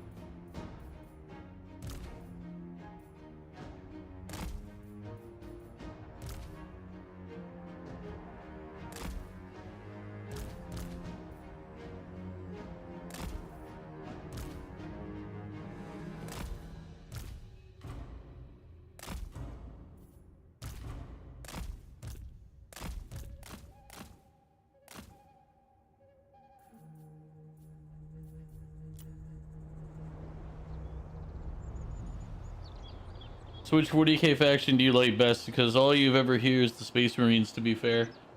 I don't really know enough. I'd say my favorite's probably the Orcs, if I had to be honest.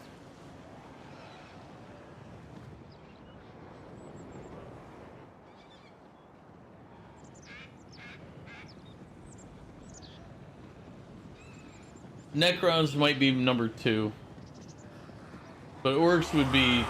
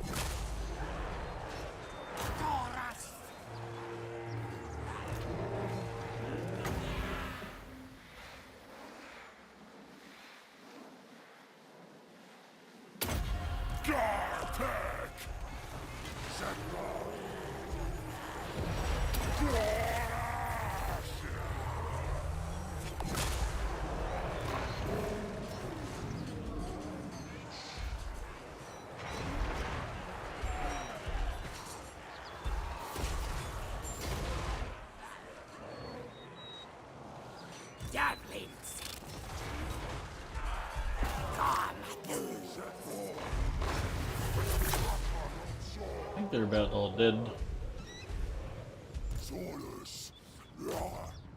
Yeah. I don't know enough about 40k to give a good enough opinion about it. You don't like the Marvel game you were gonna get? You played the beta and you didn't enjoy it as a PS5 exclusive? Holy crap. There's a game where Goof said he doesn't like it. That must not be a good game. The new Wolverine game is the only one you're aware of. I don't remember. He mentioned a game, but I don't remember if it was the Wolverine one or not.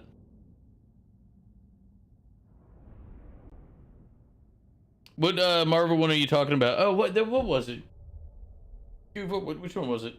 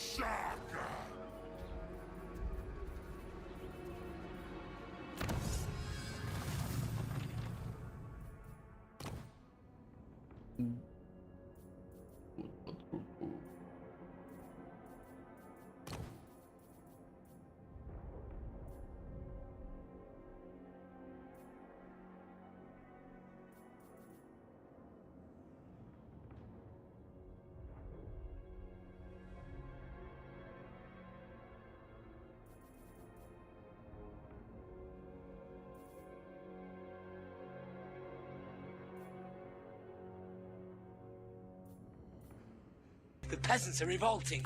They've always been revolting, Prince. But now, they're rebelling. Rebelling. And Marvel Token Fighting Souls. The fighting game, yeah. You thought it was pretty good for a fighting game. Not your kind of game, but you like the visuals of it. Ah, okay, now you're talking Final Fantasy 14 talk.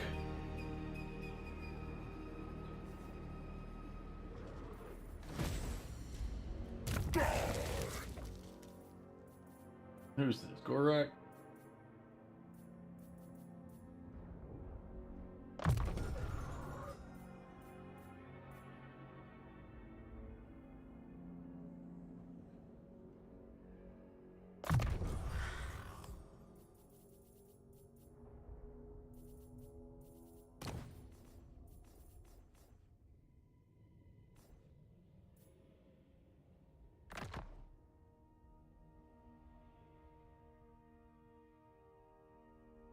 Hmm.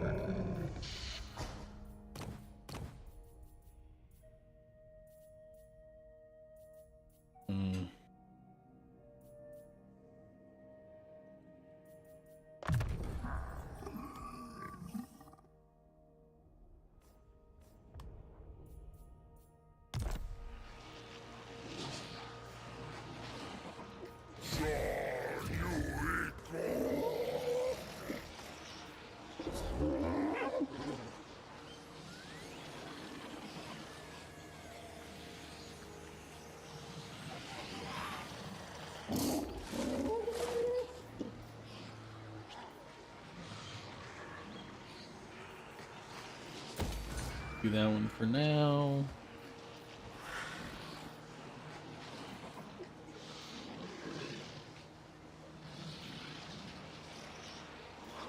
Gives me skanks.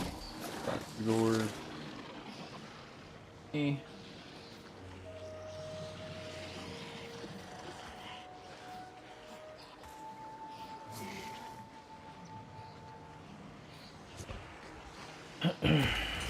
We'll hit him with the growth rate. Wait, the collector's edition for Final Fantasy 14 Evercold. And you see when the next fan fest is. October. The one in Japan is in October. And then yeah, well, we all figured you're getting GTA 6, Goof. Others here, me, won't be getting GTA 6, but I figured you, of all people, would be.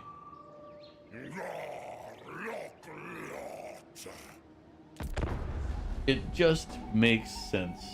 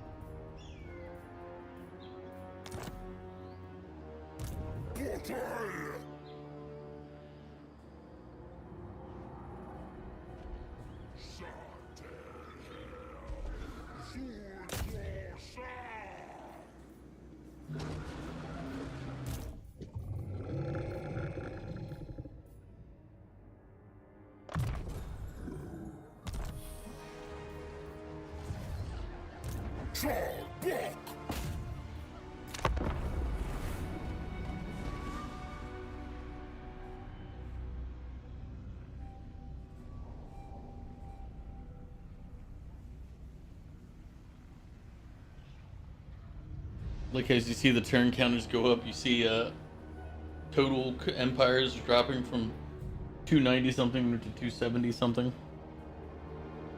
No problem, Goop. Probably here for a while at least.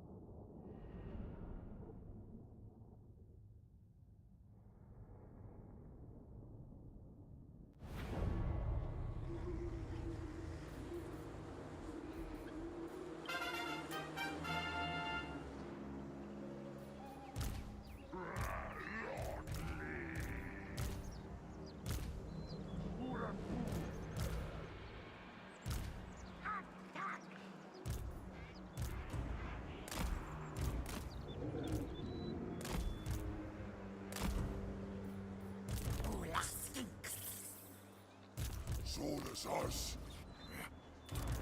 Umas Nizar. Sargax.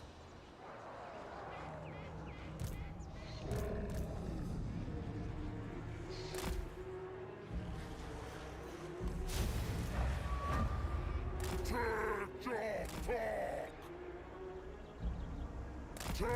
Lord Hoy.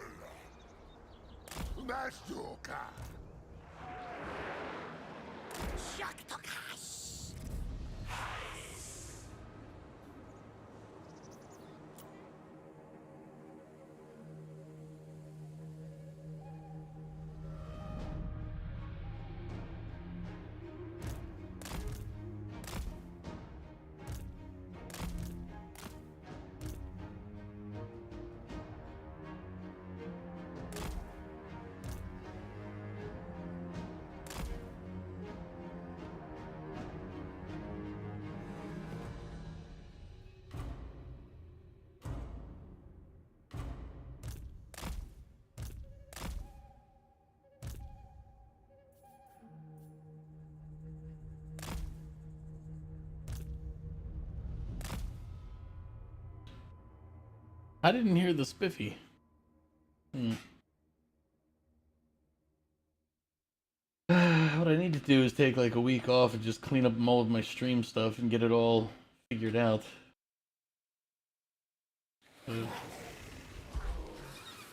Like take the things that are on, mix it up, and move them to where they need to be, etc., etc.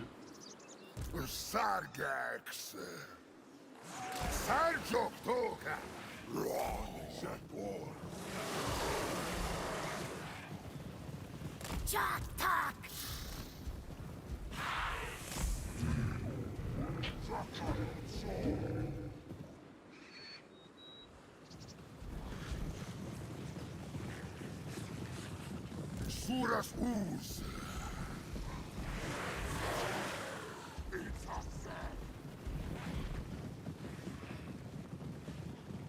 Jokteka.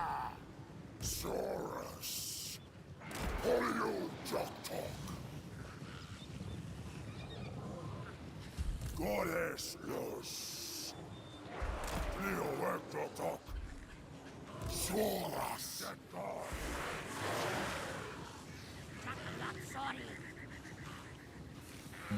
Suras us.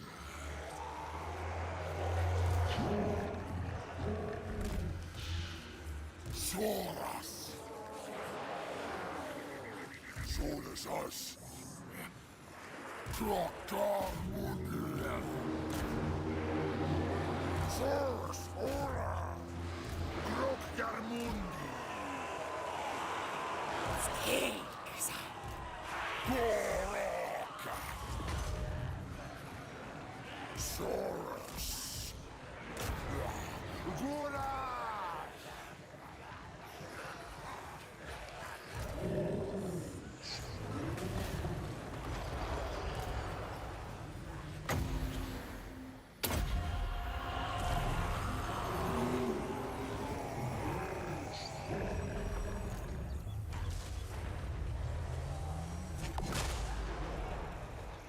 Polio Joktok. Tek Joktok. Garteka. Jok on. Par jok tok. Densla. Sos Tahanoa.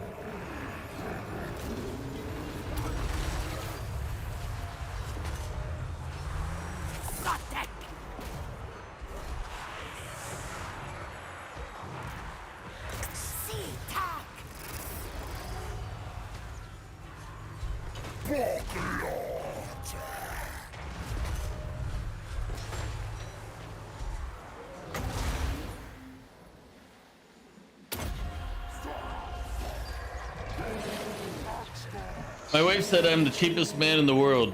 I'm not buying it. Thank you for the hydrate.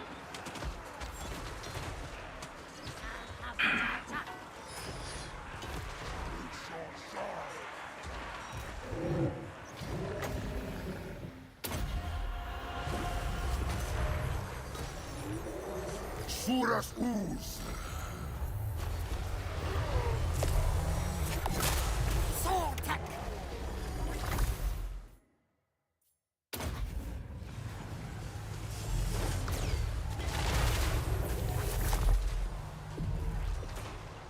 Zarnitsa.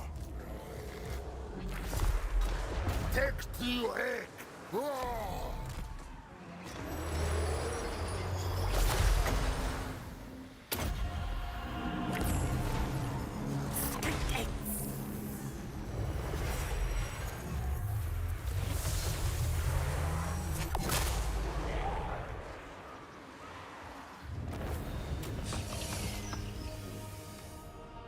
I like how it says close victory, but I don't think at any point I felt like the victory was out of reach.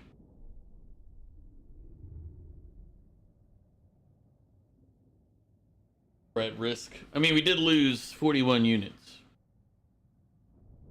But... eh.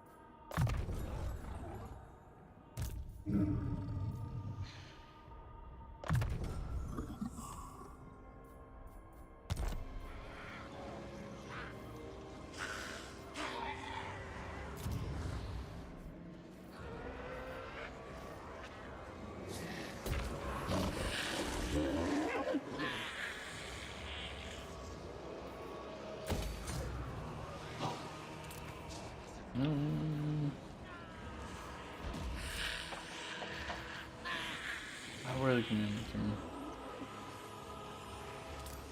Over here, that's right.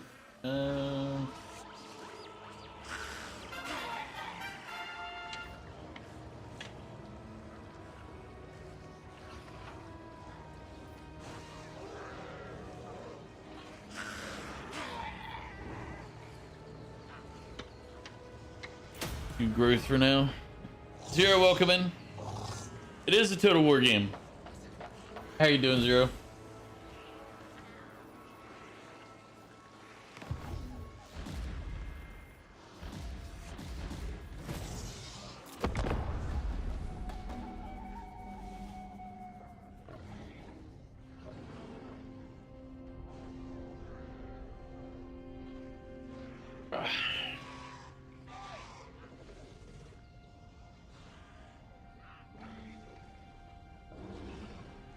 You decided to start a Rome campaign the other day?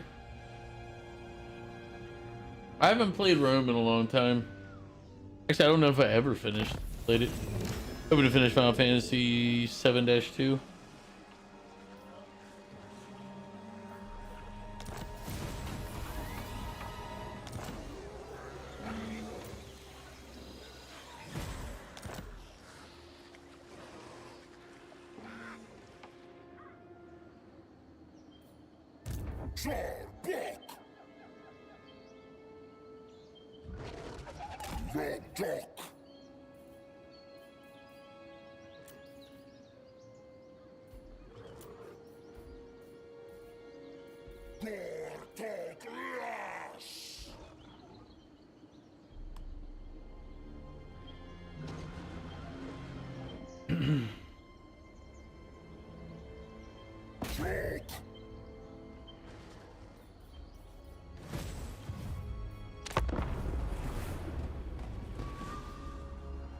I'm not planning on it.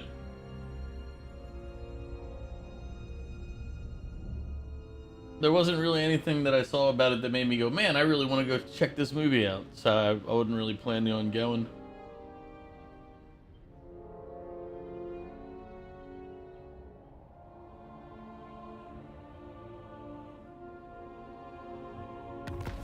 Are you planning on seeing it?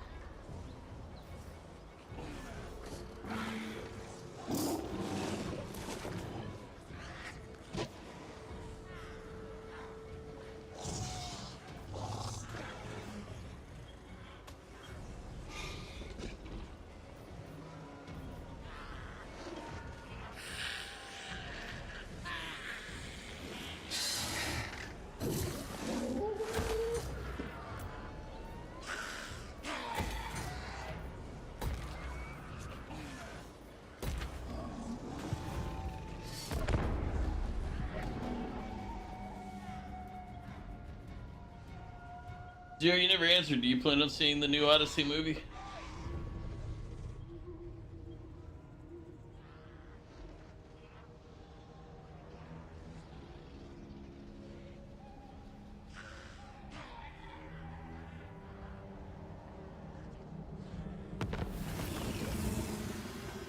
Ooh. Where were they? I feel like they weren't that far.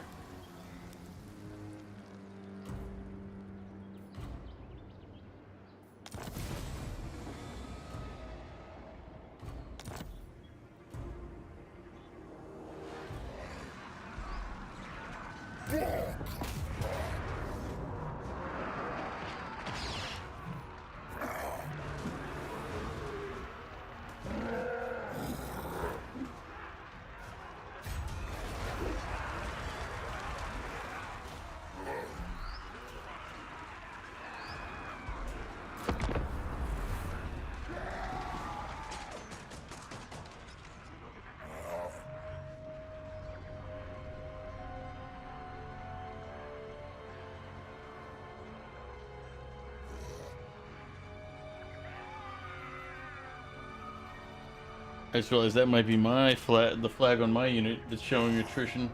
If it is, that means I gotta kill. I should have launched that attack.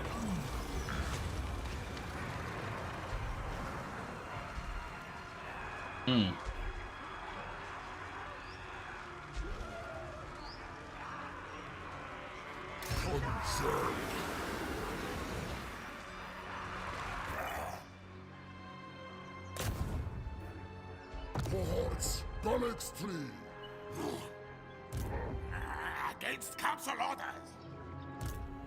No, blame you.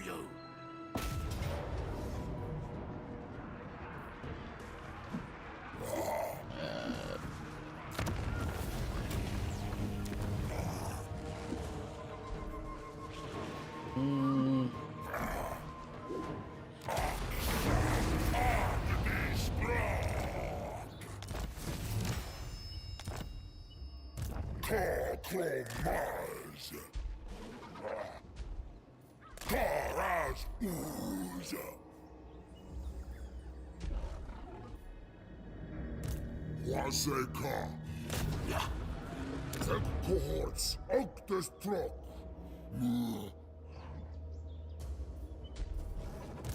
Retulk.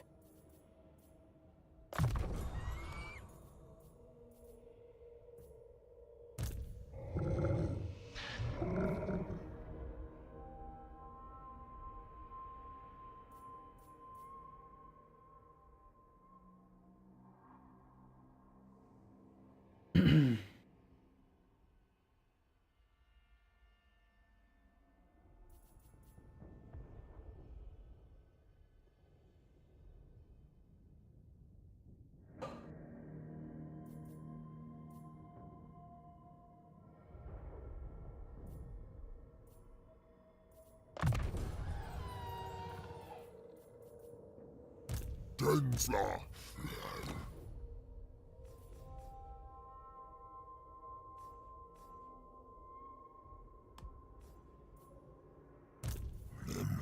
Tarak Maz.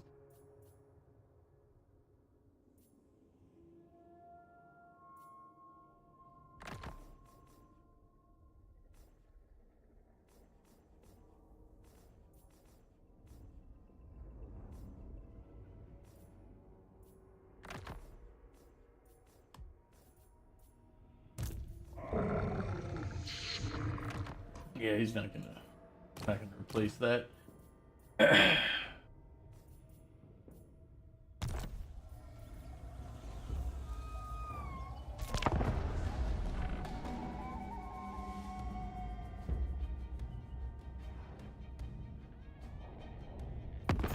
rival power comes to parley, demanding a change in your mutual relations.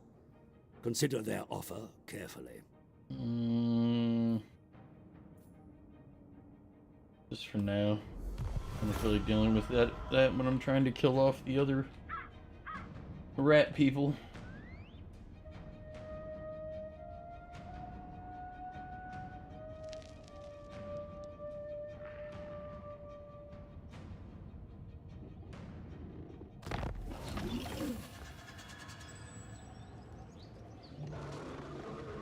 Wilkar New Wheat.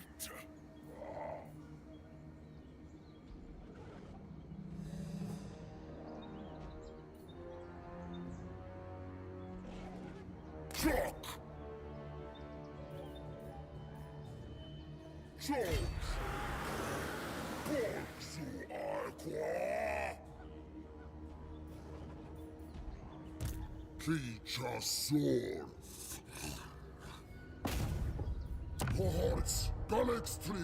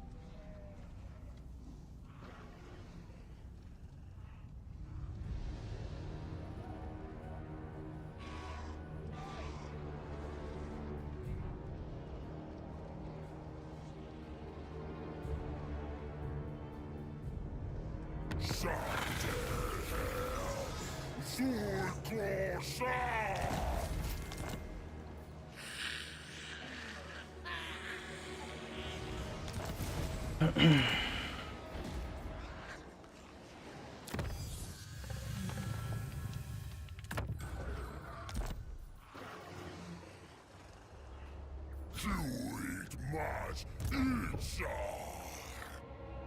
More fees.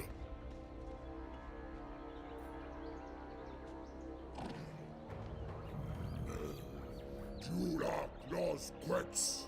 Yeah.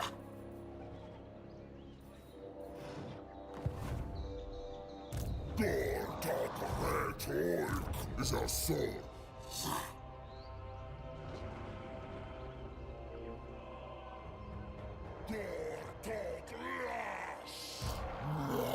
John Haas.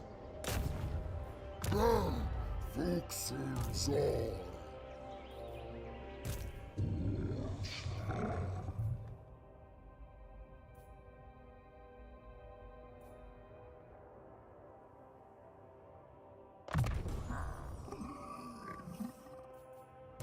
Lenny, hooked up.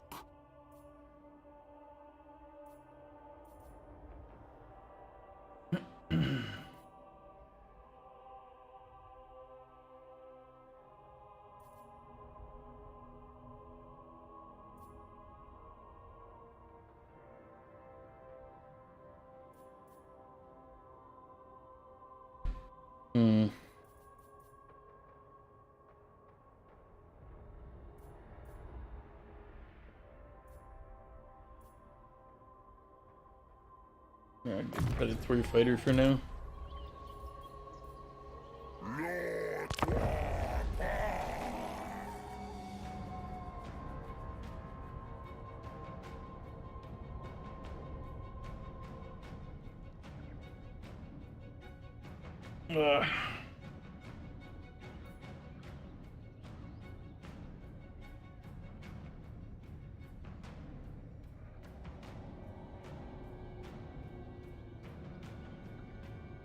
So,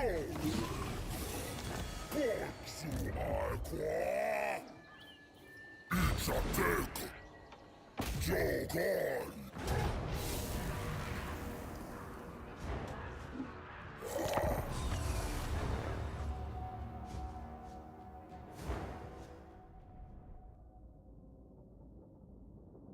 Dating alerts real quick.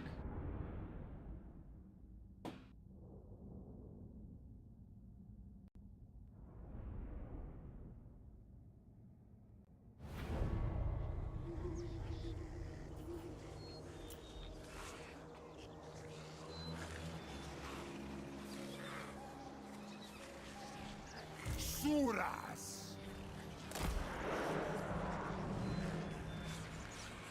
Suras Uz. Goroka. Constacus. Taskik. Kyotok. Lustli Chuck. Corazon. Polka.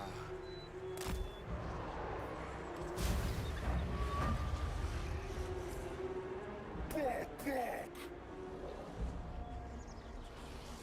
Suras Uz. Plio ek doktorka. Joktaka. Poliu Joktok.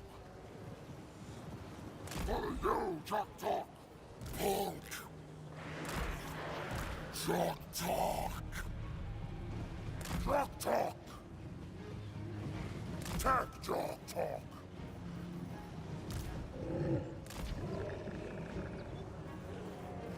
Ark.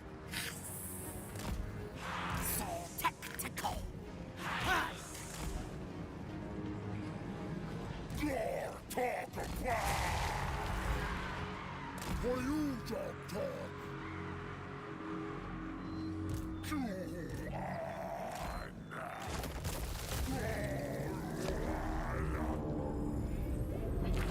Boss. Your horse. begun.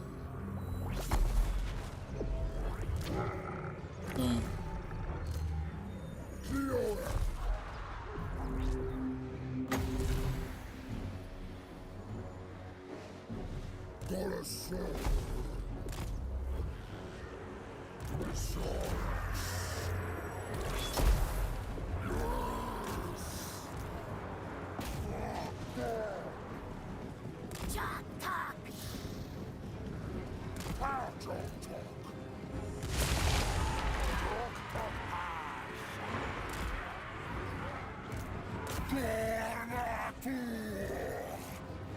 Corazon.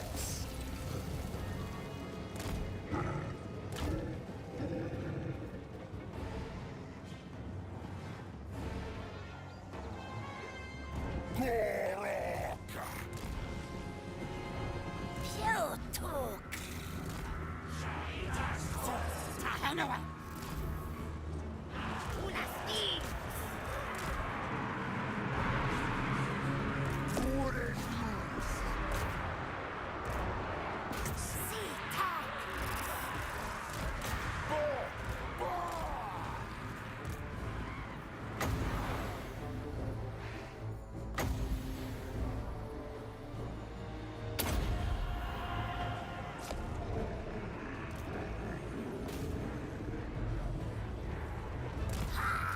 talk.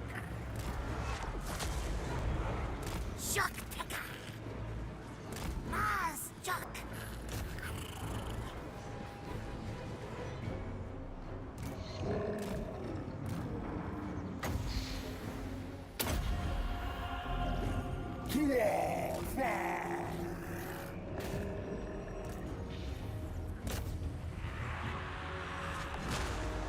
Talk. Third joke, talk.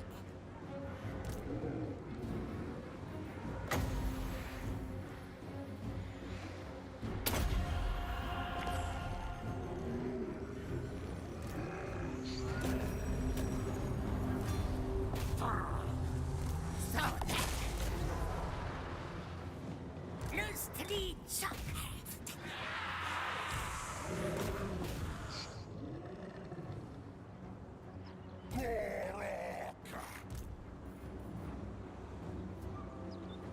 Sega.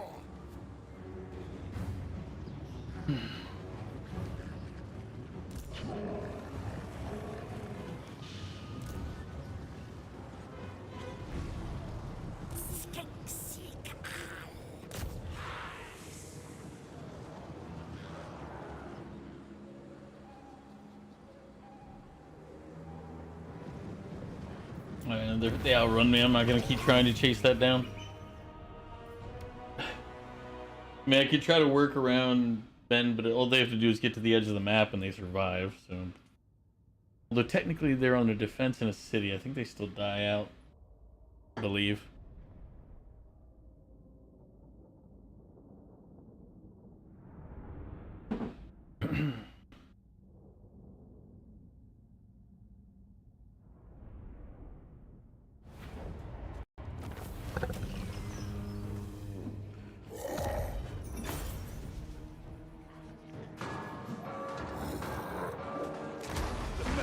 Yes, yes.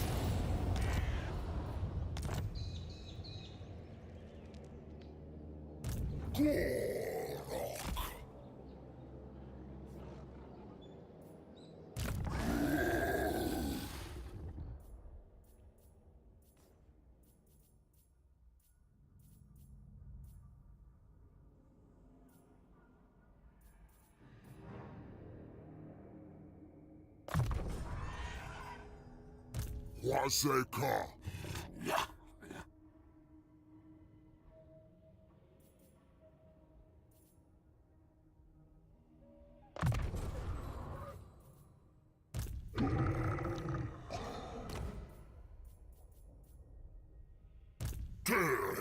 Look, Aska.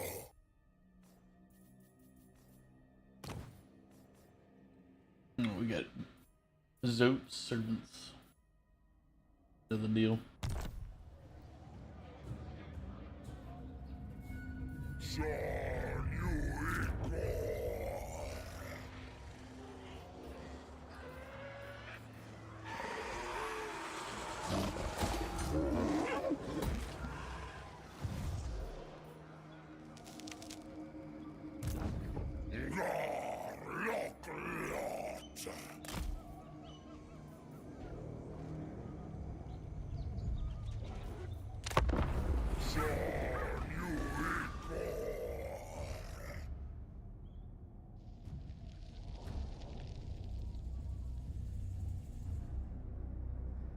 I just realized his name is Pustin. My brother's name is Justin, so I immediately was like, oh, Justin, Pustin. Nice.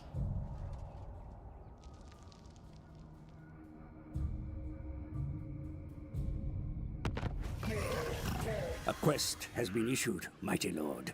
A great adventure beckons. Be wary, though. Heck no. For while the potential rewards are great, so too are the perils. You eat much, eat some.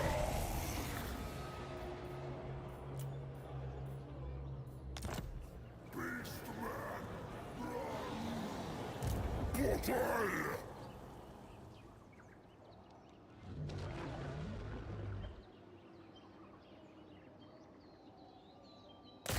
Shaka!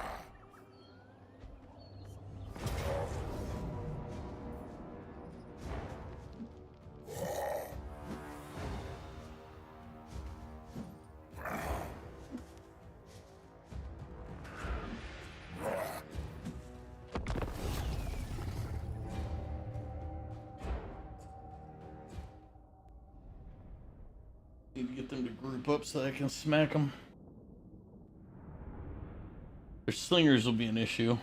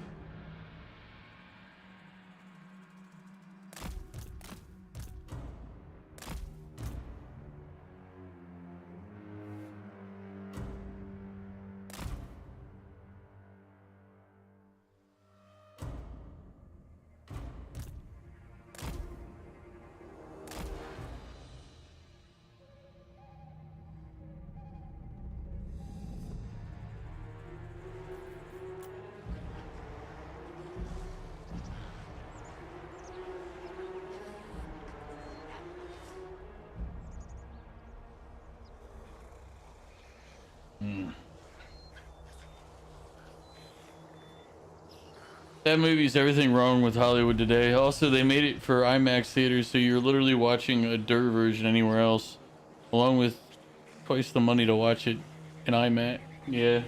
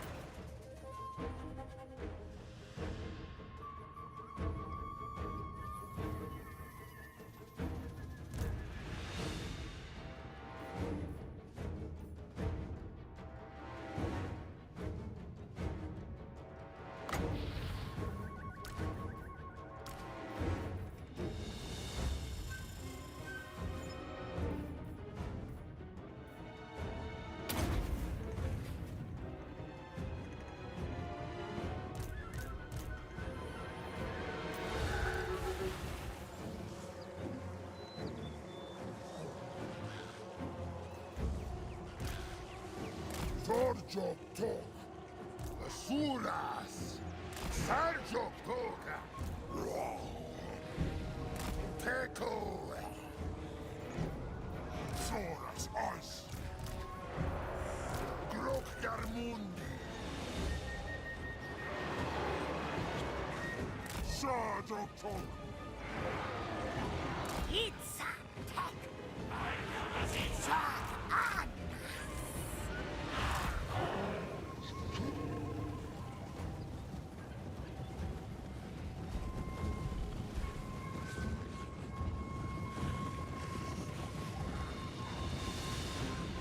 Suritsa. Asuras.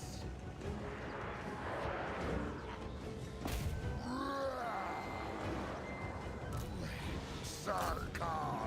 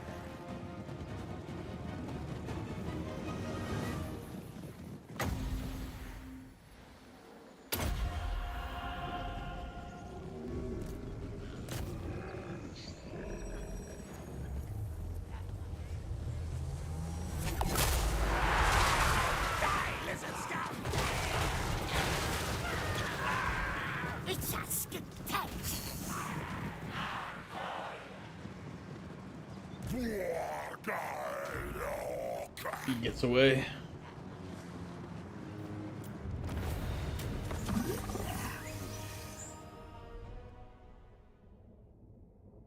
We lost 12 units. They lost 1,000.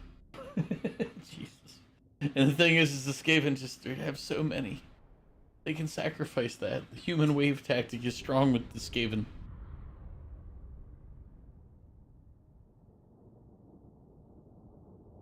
Like, the Lizard Men versus the Skaven is just the epitome of quality versus quantity.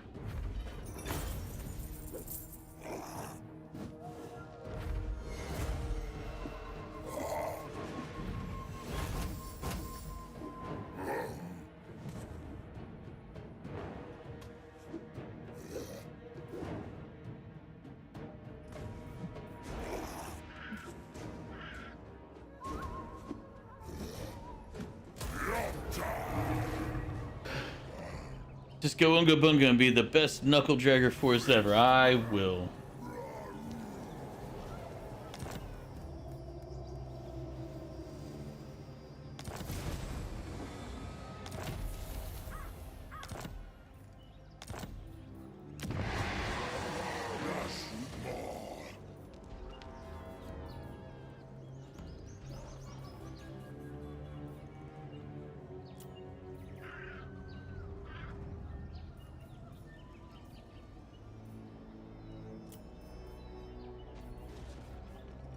Stupid Nurgle, you're out of here.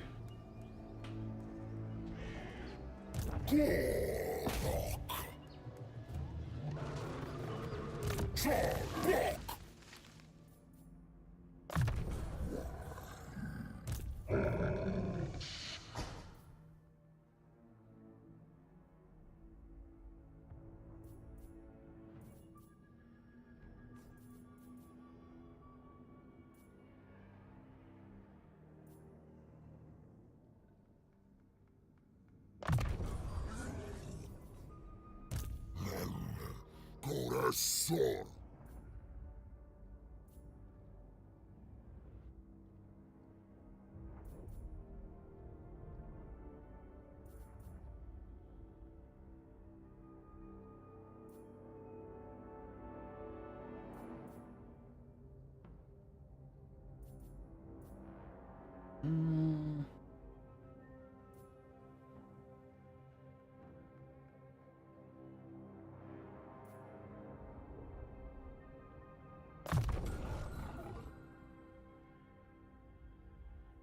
Give him that one.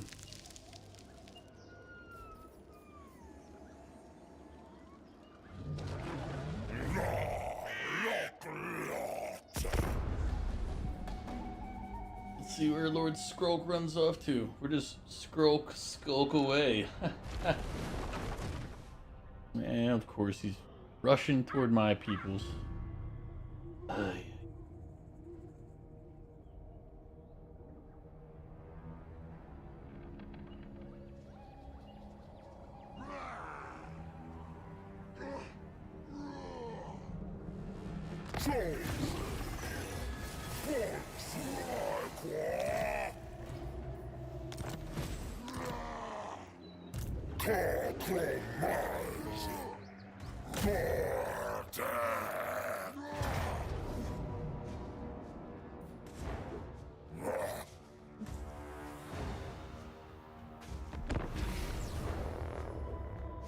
Just kidnap their princess? I'm sure that's the proper motivation. For Ratmen? I don't think they have a princess.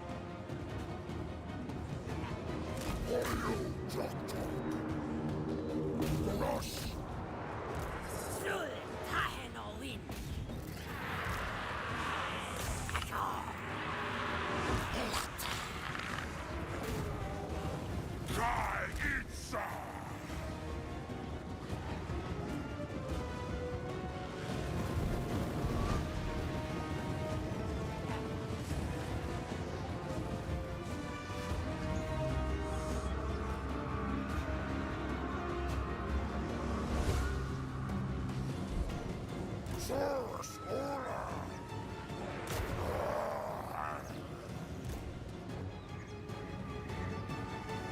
Oh, that's you!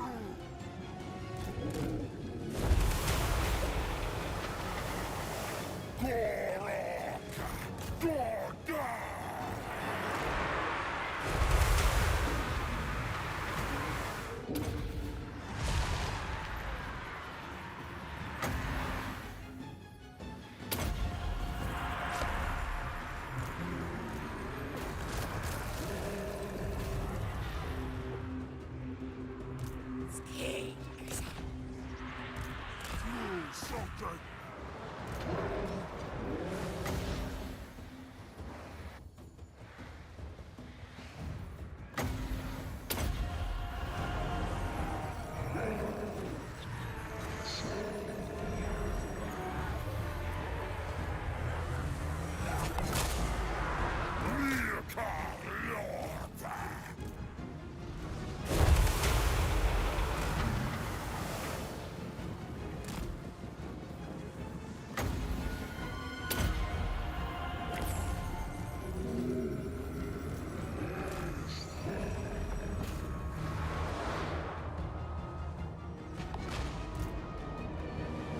Got a sword! Fuck!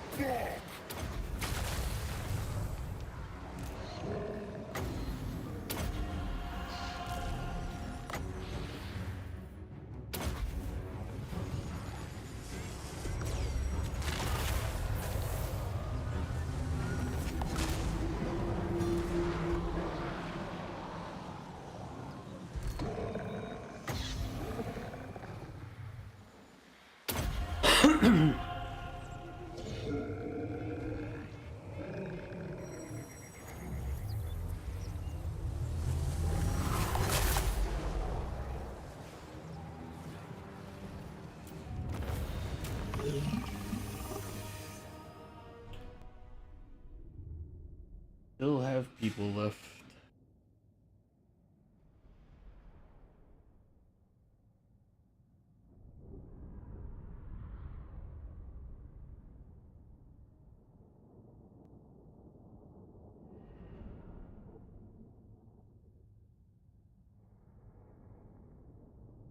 We lost Settle.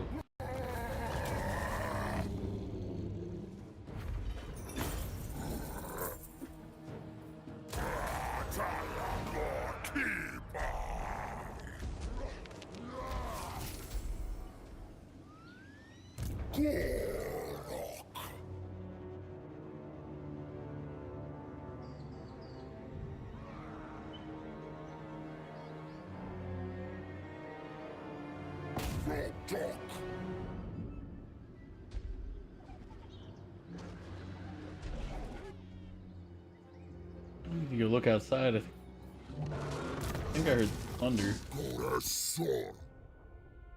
Or a loud crash. Not sure which one I'd prefer, to be honest.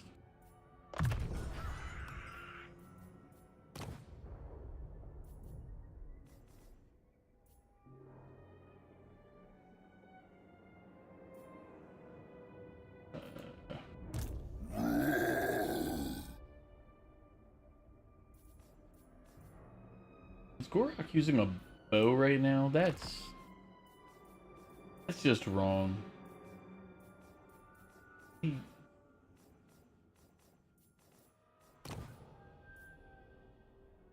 Right, give me 1 second to go look outside to see if that was a loud bang or if it's pouring.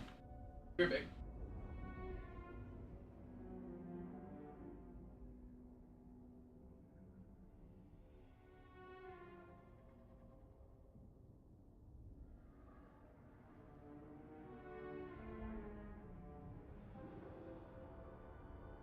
Alright. It's definitely just a loud bang, so...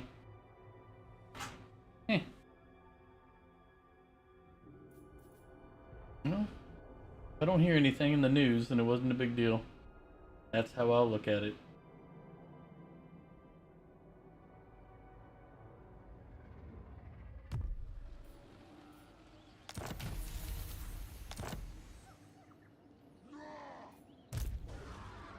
Can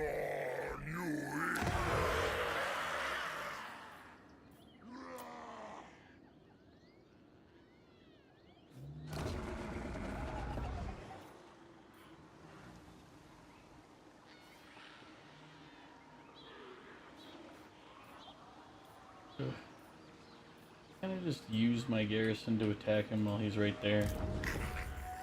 Not in this diocese.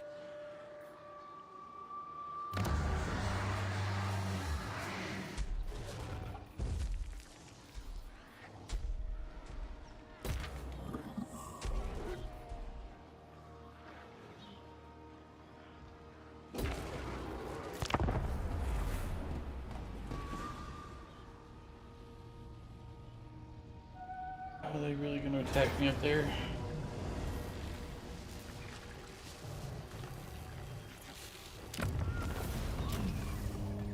Oof.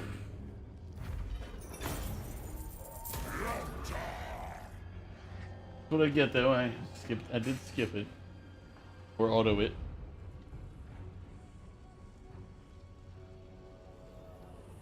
That's an unpleasant sight on my border.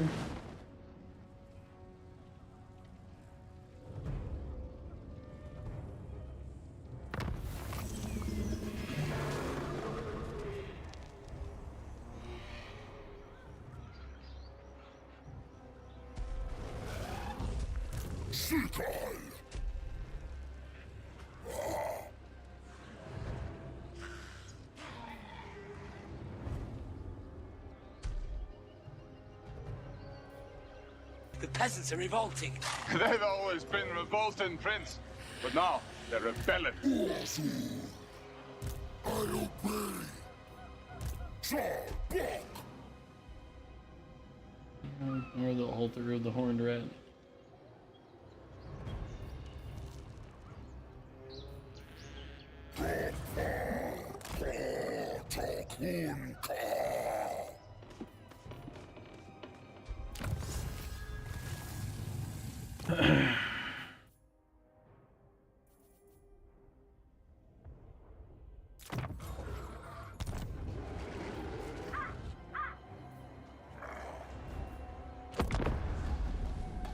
Really should just build another army. That would be the smart thing to do.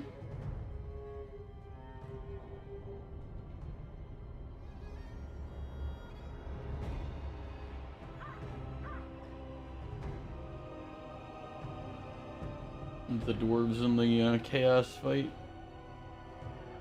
Greater concern is the pirates over there on my border.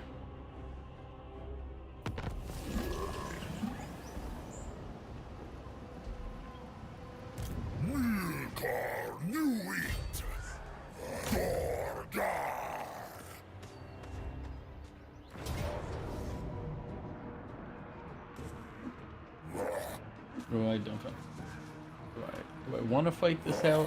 How many run? Slingers. Oh, tons of slingers. I don't want to fight this fight out. Auto count. I'm not chasing down Ratmen slingers all over this map. That's just not happening.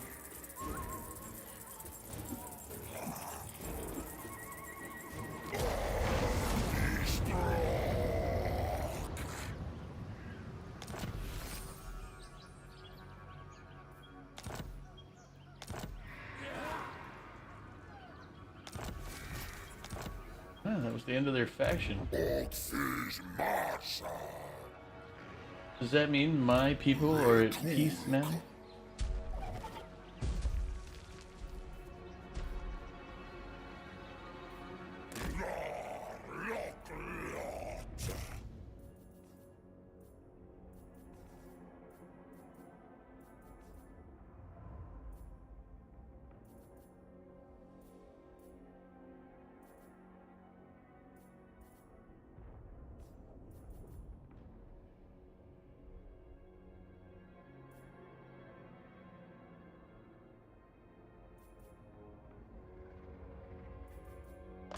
Unlock the second half with that.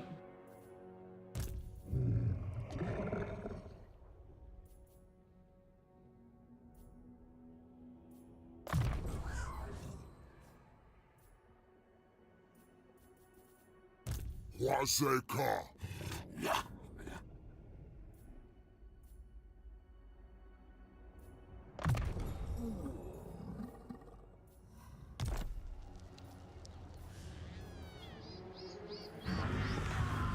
Those you mar.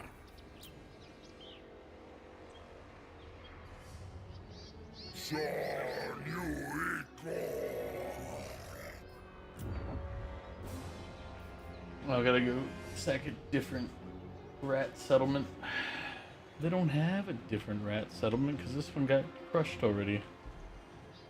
Ugh, that means I gotta go find another rat man somewhere. Get my mace for my leader.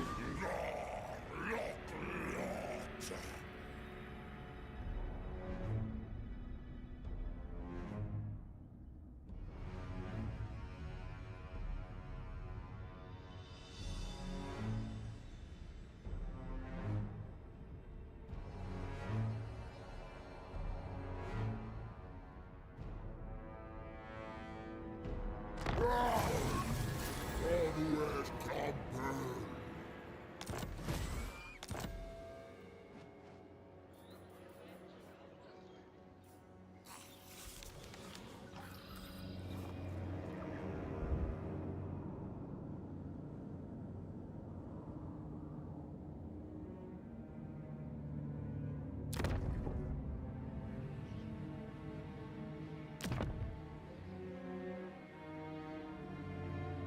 This is the Blooded Wanderers, but this is a different one, right? Quel axol arifus. Talador.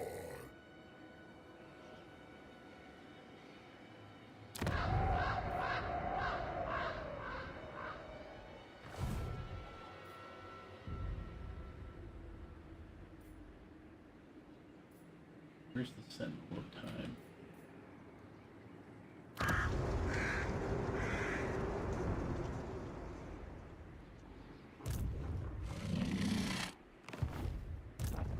Look Ashko.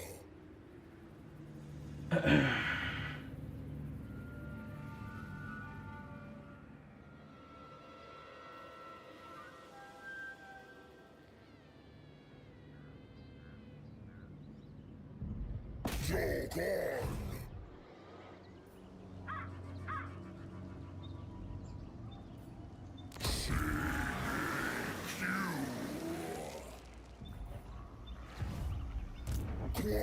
Quasaga.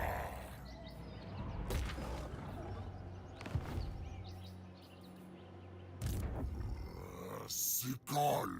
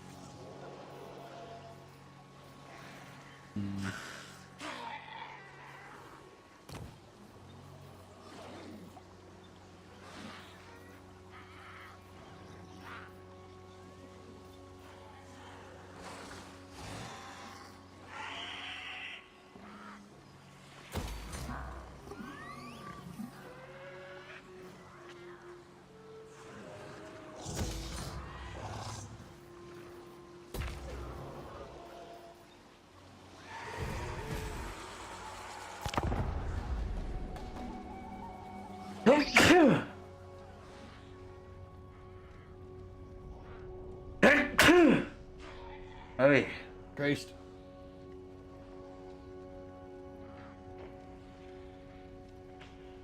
I can't see.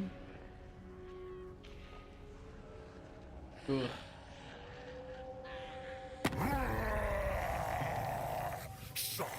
Saat Kikugalok.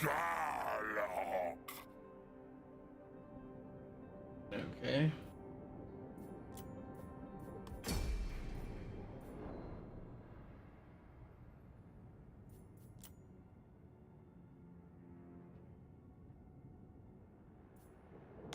Okay.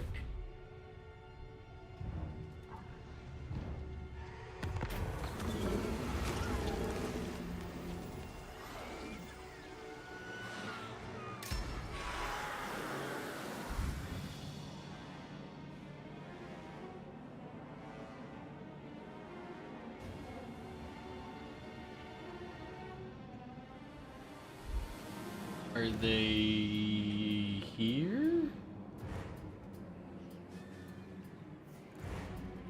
Oh no, he's down here.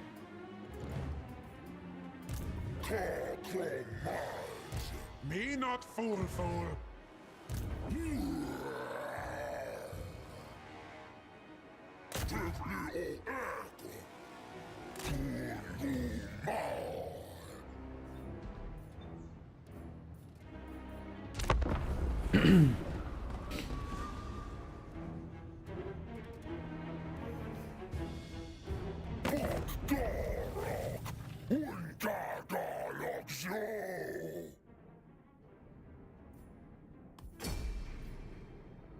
Alright, I guess I'm fighting Dark Elves somewhere else too.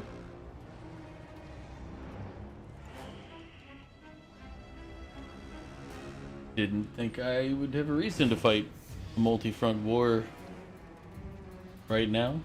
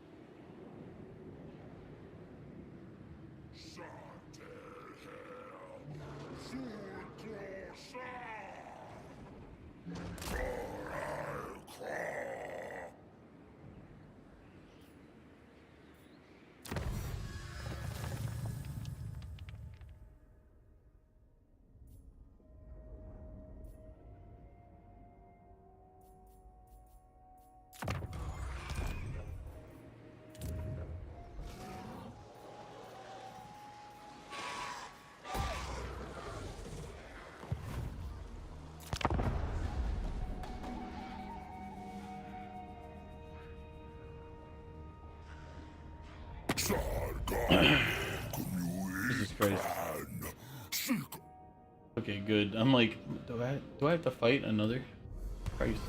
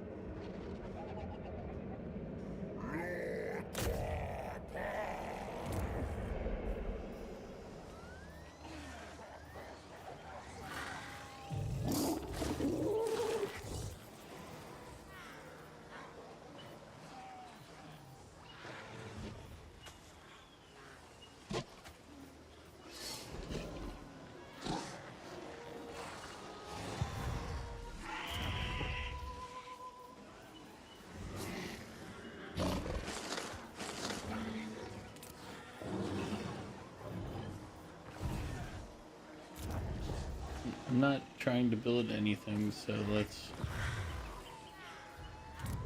skip it.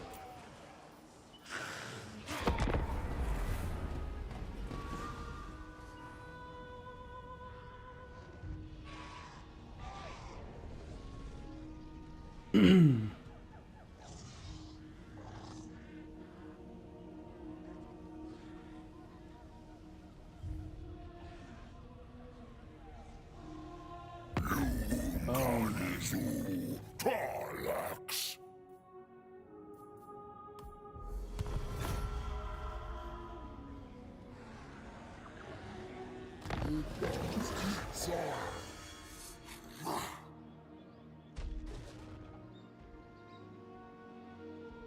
Tortok.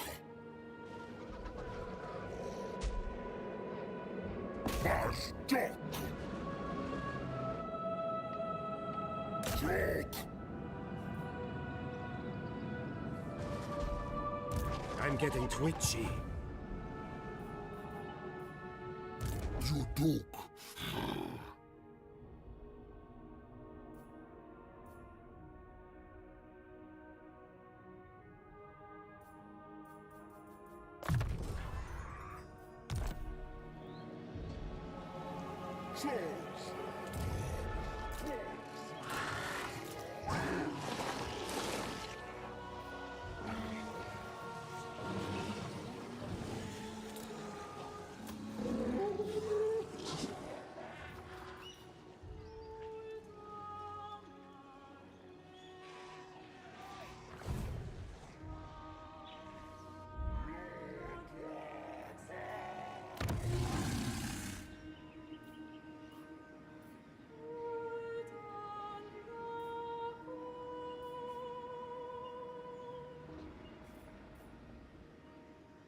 There's almost really no point to doing anything. There's a good chance that they're gonna hit this city.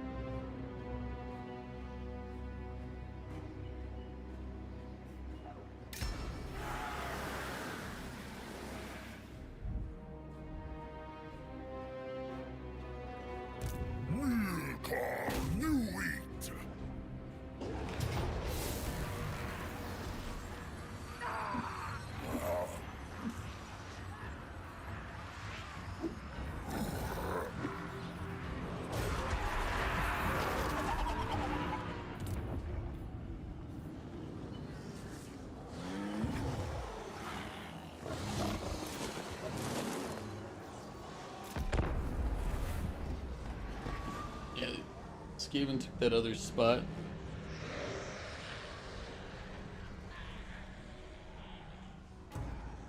Because mainly you can tell because it turned into a ruin, and I doubt they raised it when their other city is about to be taken.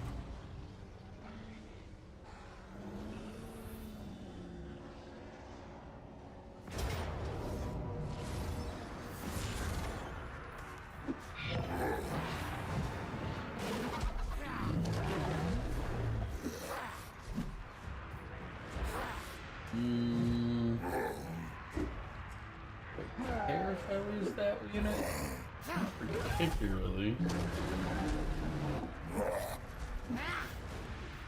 Let's see if we can reduce our losses. There's a good chance this is a bad decision, but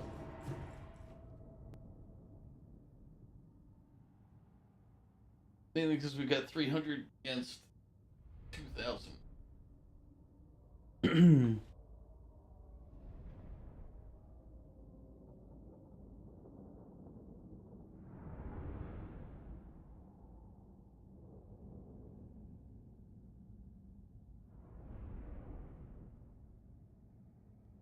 Oh wait, are they separated?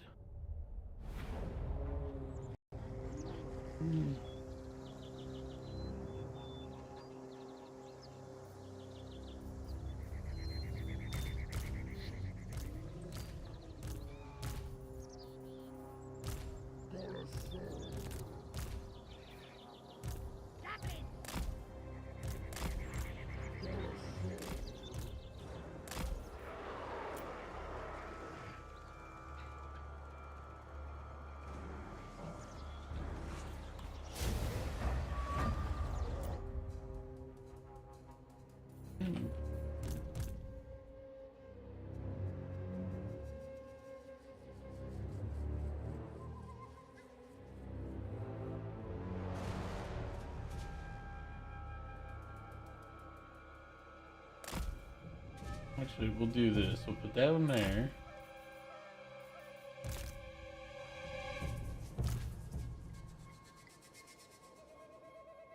Just we'll go up front.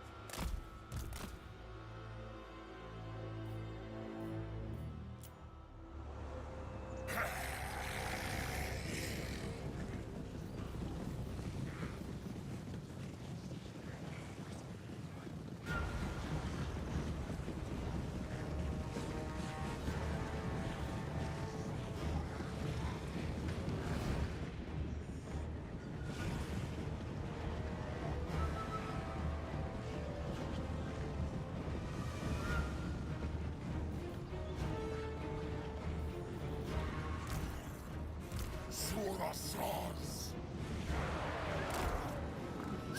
Talk.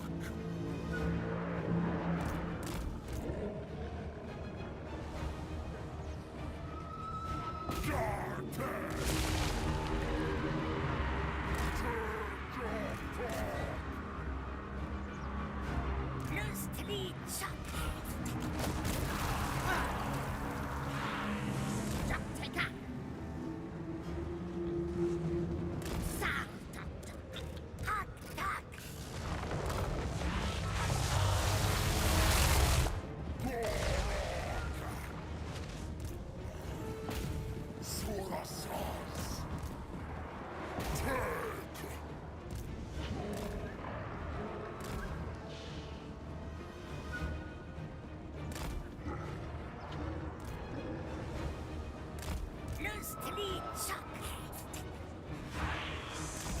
Talk hash.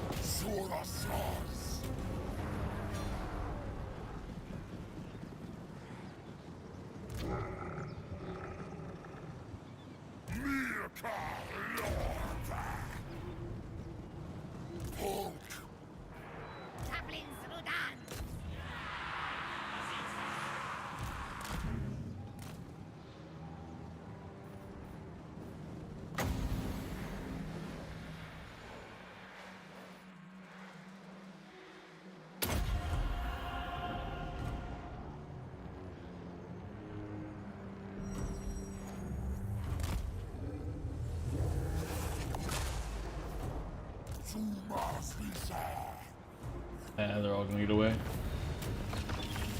Only problem with the lizard men is running down those enemies. We did lose 65, which is a lot more than, you know, we've been accustomed to, but we did kill 1,500. So, a fair trade, I think. Very fair.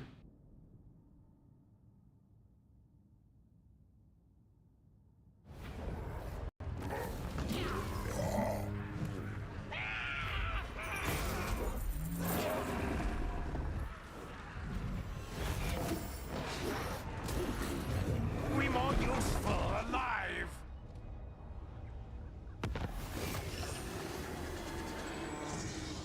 Oh damn, this road's got wiped out. They were doing well too.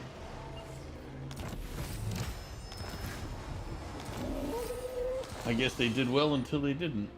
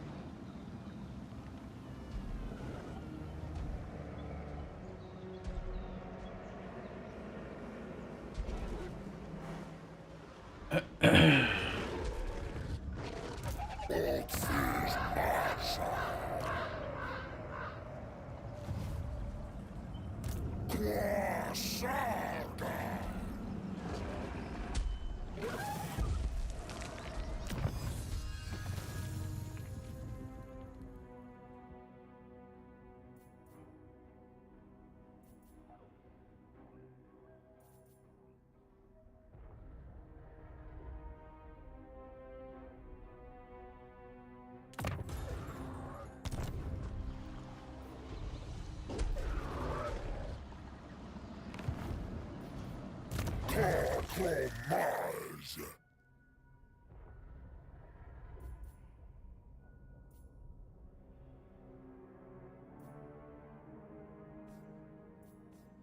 We give him a blessing.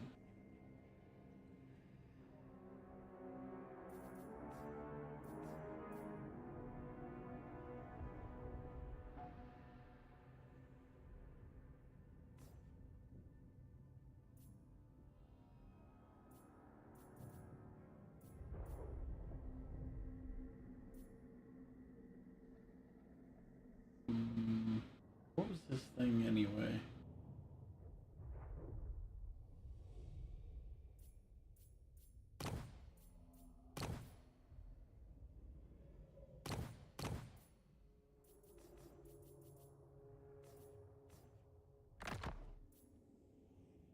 Waseka.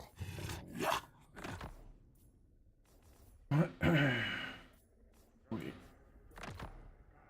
Czarbok.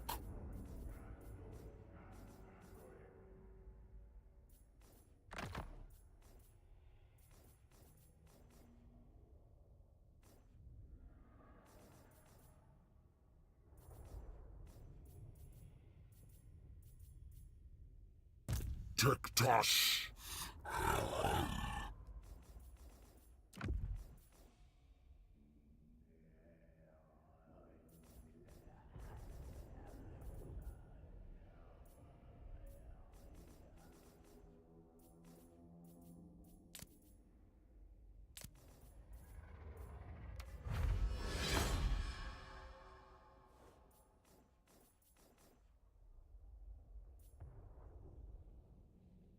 Take records. 20 armor, melee defense, charge bonus, or physical resist, ward save, and armor. Yeah, we'll give him that one. Give this to this guy.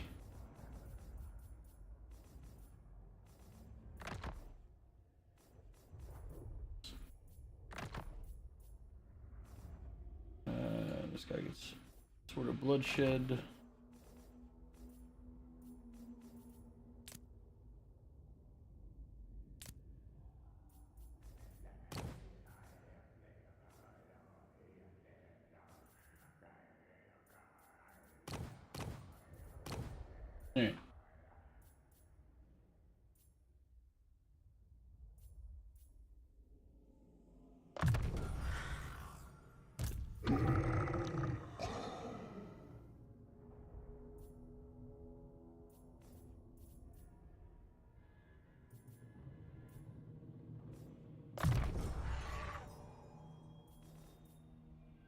Går tak retork.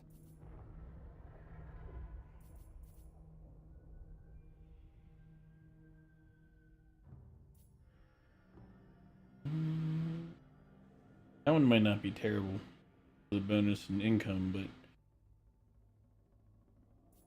not necessarily useful for what we're looking for. Speed, spell resist.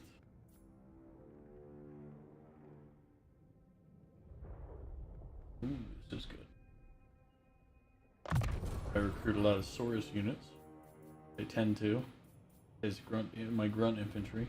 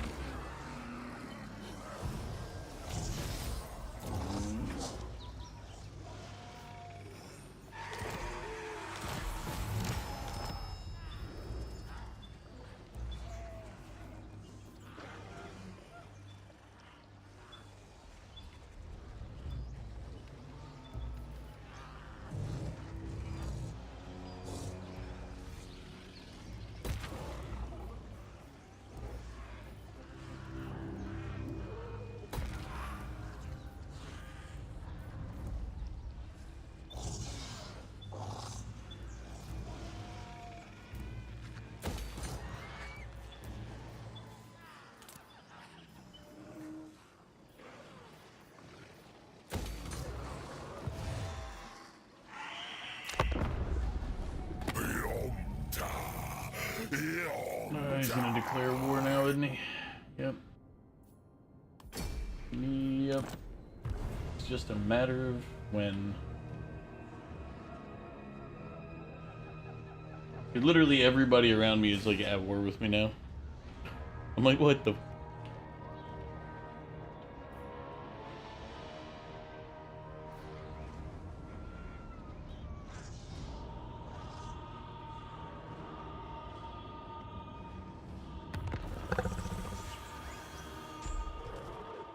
Milkar, new wheat. Take Teleport.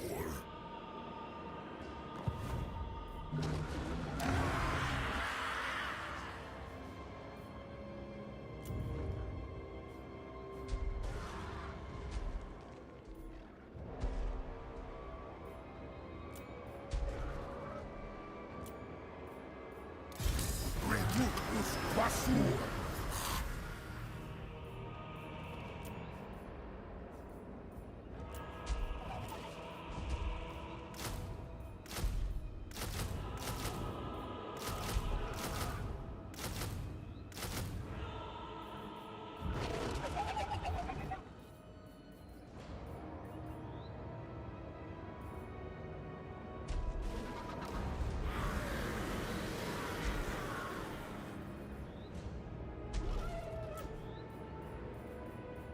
Yeah, couldn't respawn the rest.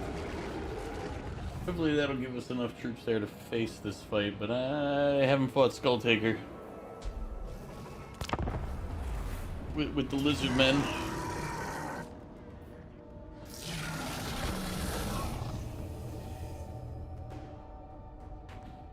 I don't really know his units that well either.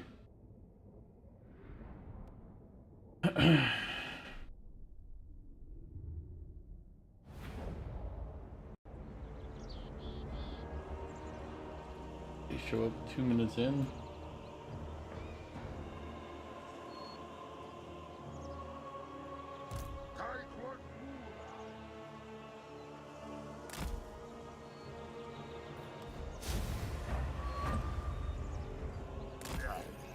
Take Doctor.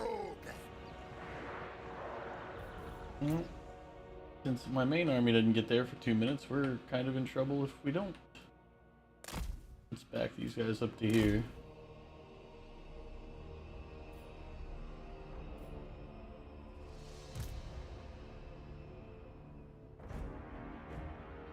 The main army being the garrison.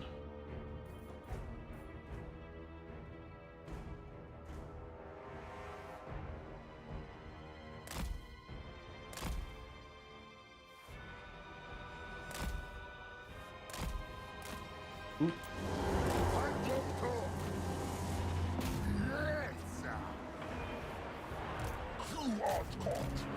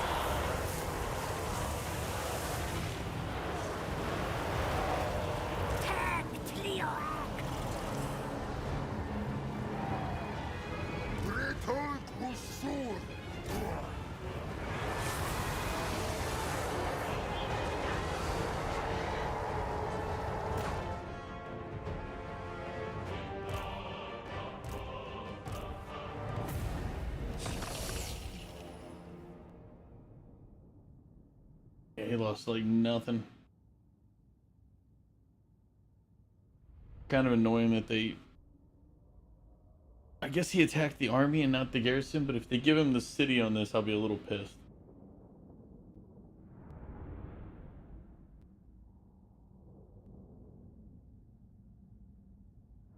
Since...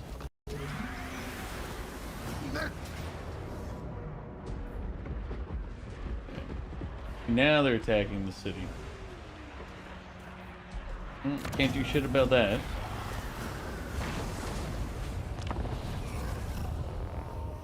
Should have skipped this one too.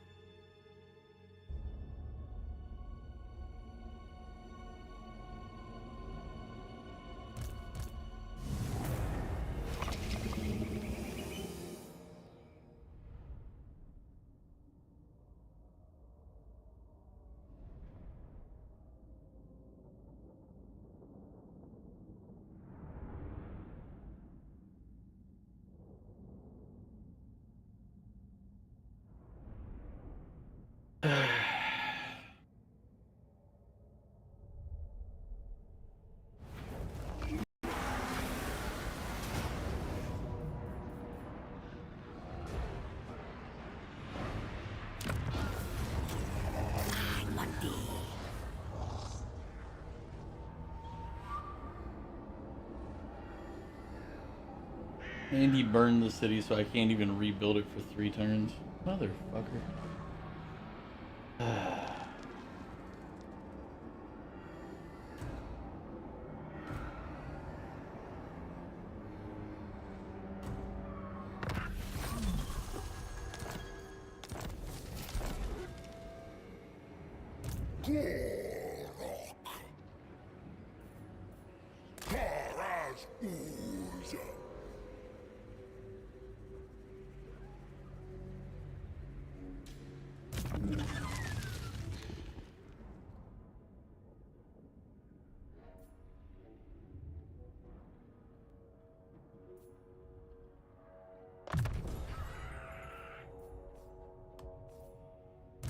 Waseka.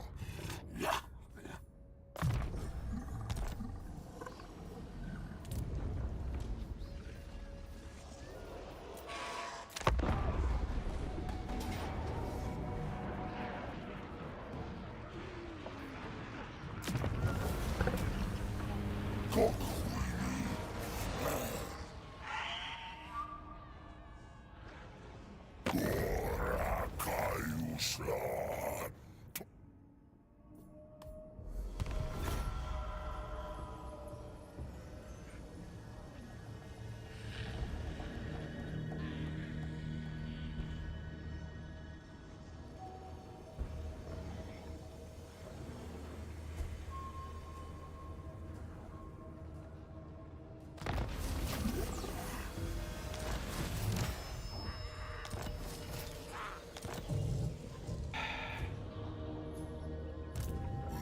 Yeah,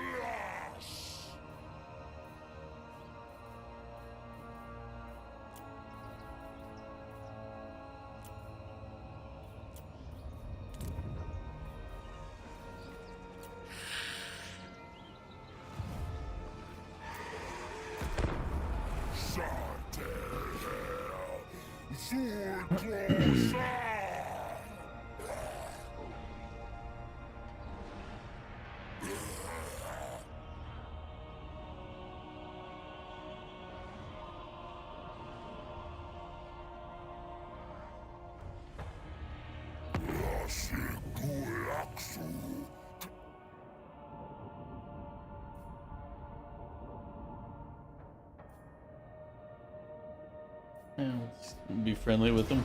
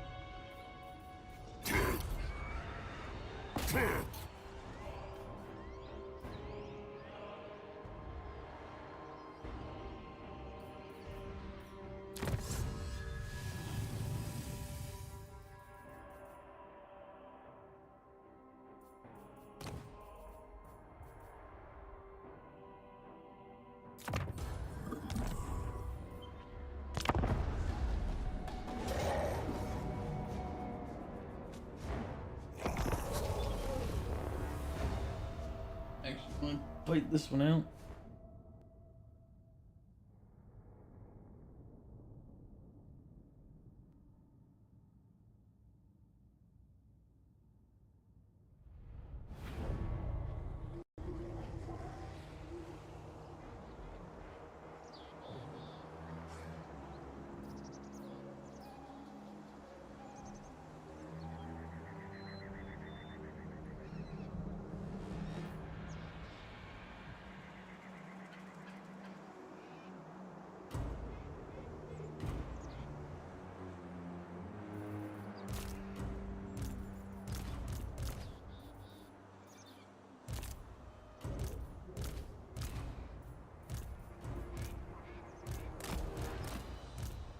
Got a sword.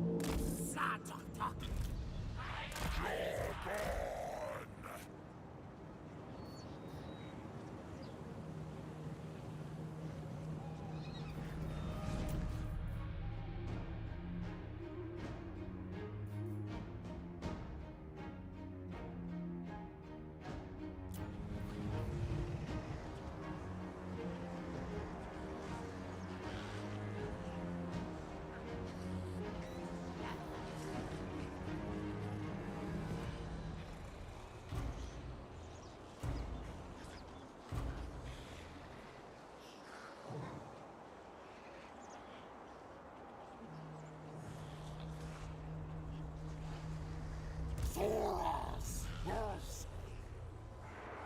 Asuras!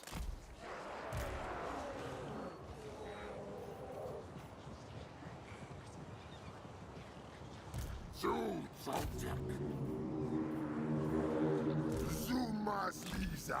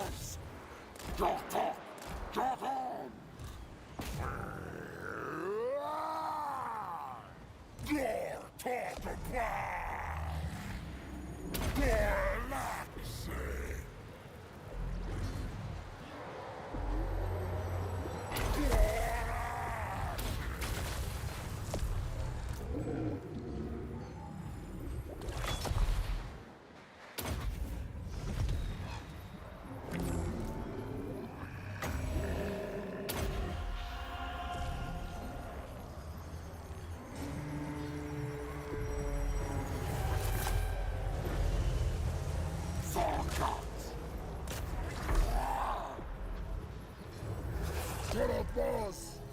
Talk, talk. Hard talk, talk. Kai inside! Devlins! Suckers! Gone!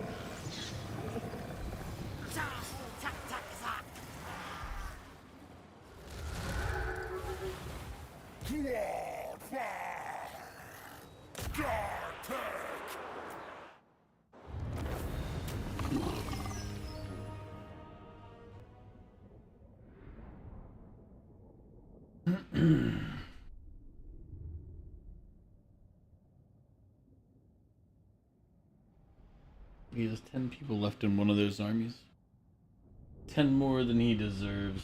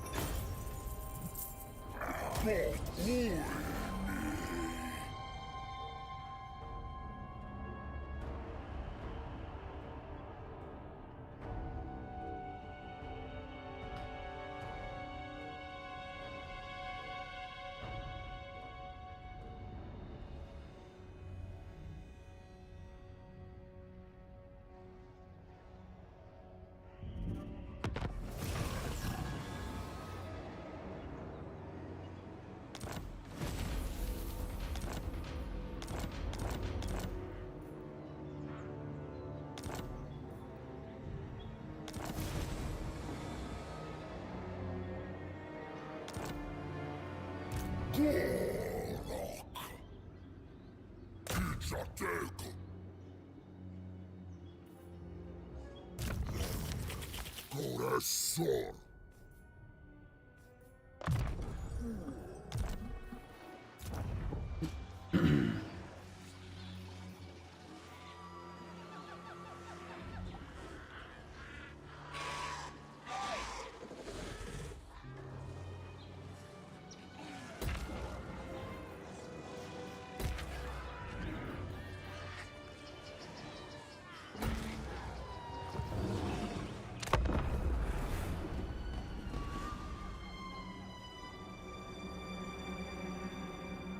I gotta look at what rights I have. I forgot we have those lizard men. I've been so busy playing with the other stuff, I forgot about their actual.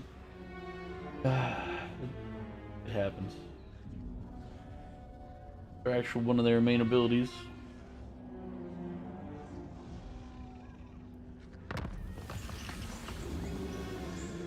No, out of question.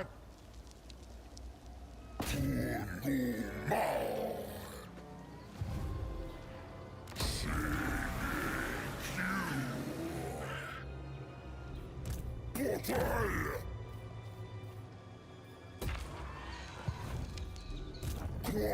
Saga!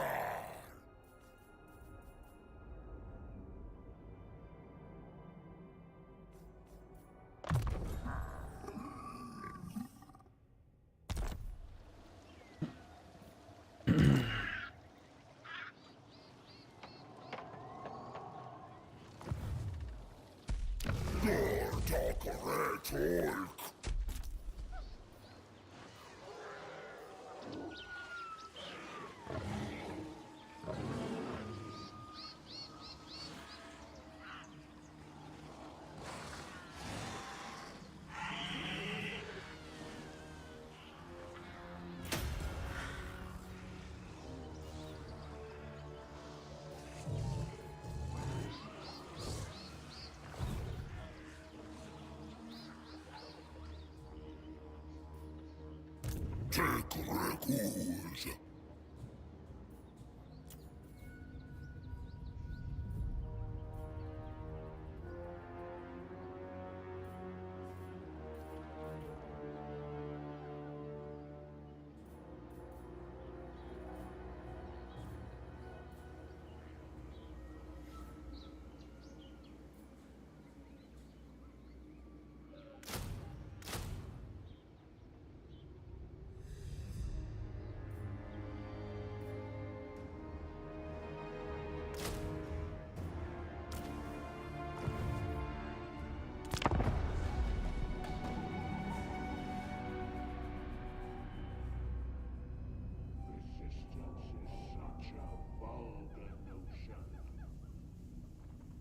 And of course, I did the same thing this time where I forgot to actually check my rights.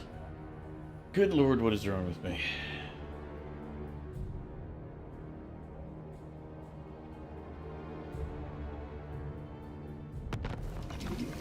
Alright, which ones do I have? Income from post-battle loot. Brute rank +2 for all units. Local reinforcement capacity +1. Contact.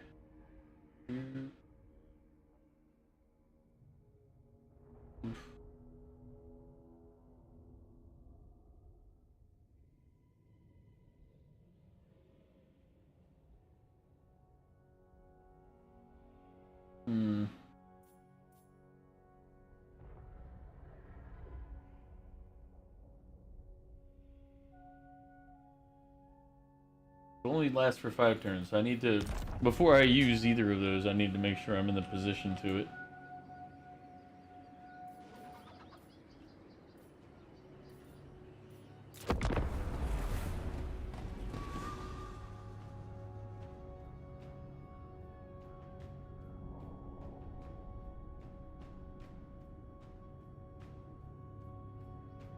Yeah, there's Hell Geek.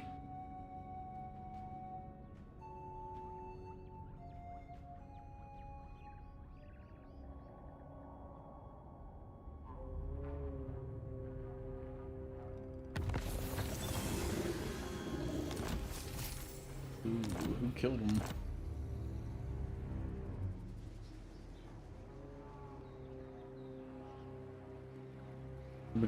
A Bretonian guy killed him.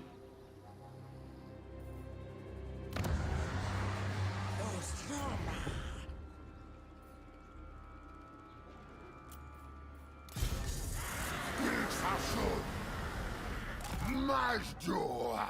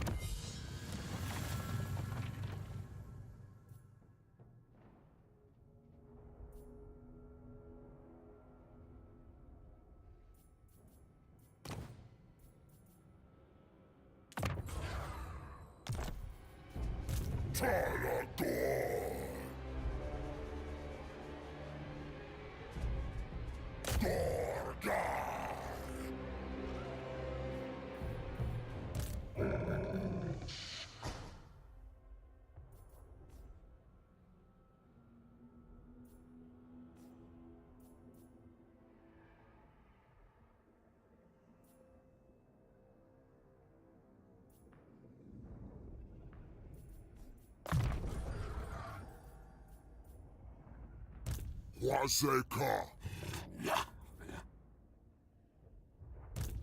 Who's this one? And when did I get this person?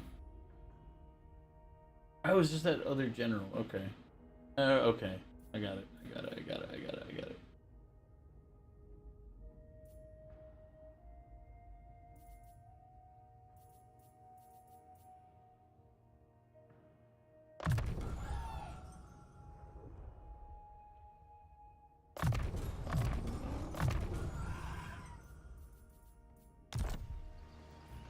He's just a holder for regular troops. Alright,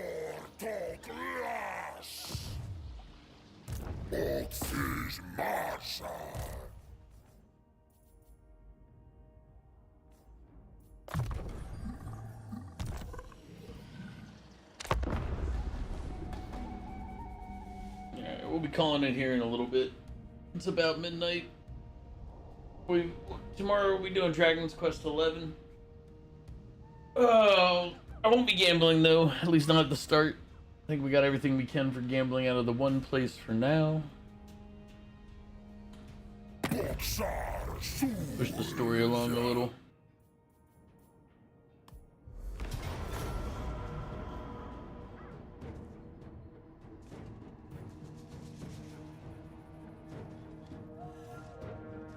We'll just do auto-calc it.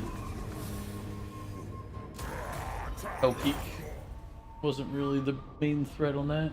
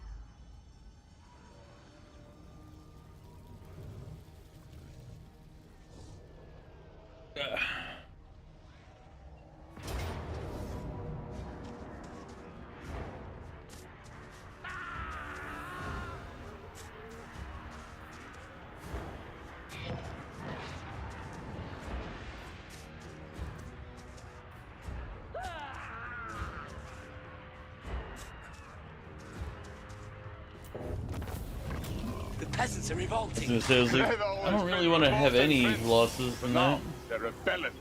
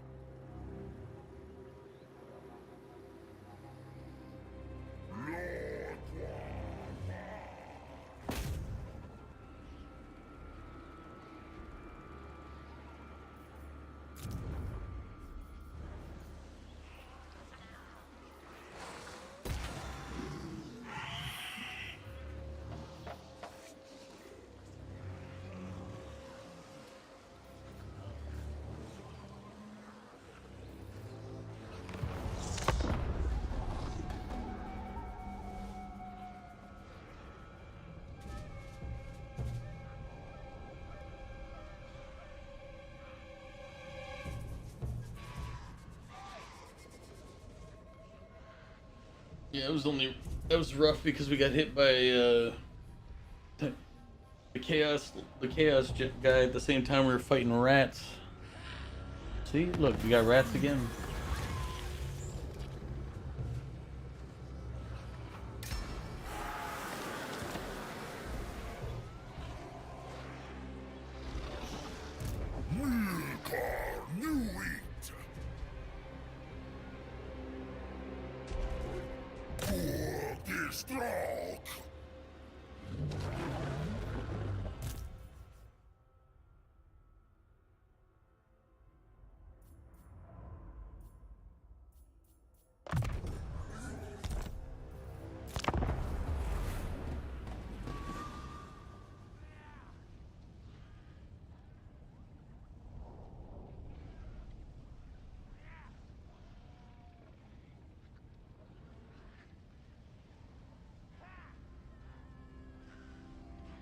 Come on, rat boys, get out of there.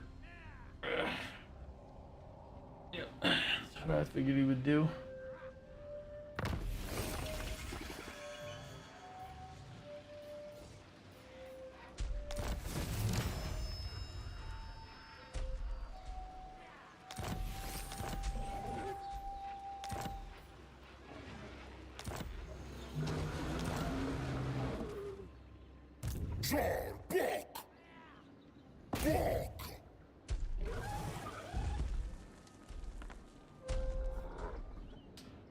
Rat boy.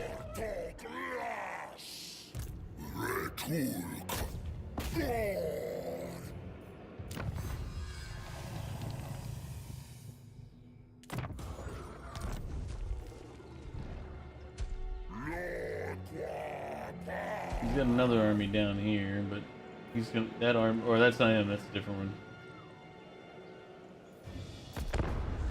God damn it. He goes somewhere else, hopefully. If I can kill rats in peace.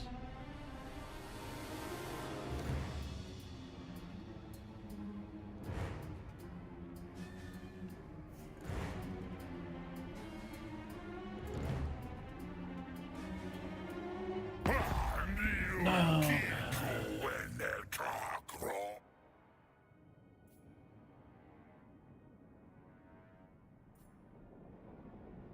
Yeah, I kind of need to just to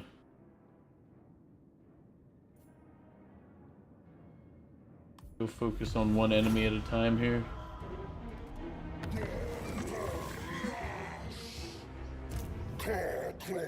Rats are problematic, but we have other things, other fish to fry, as you will.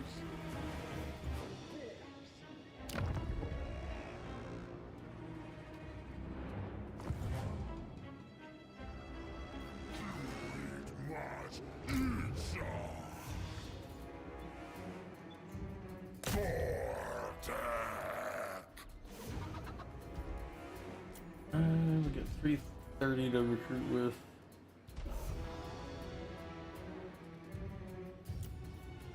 You have a blessed solar engine.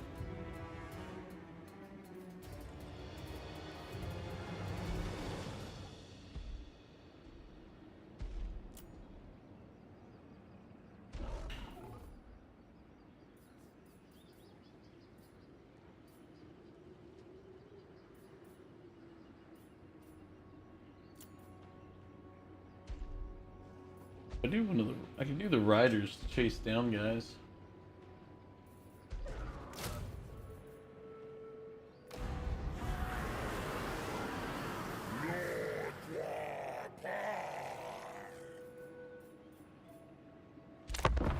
It's fine.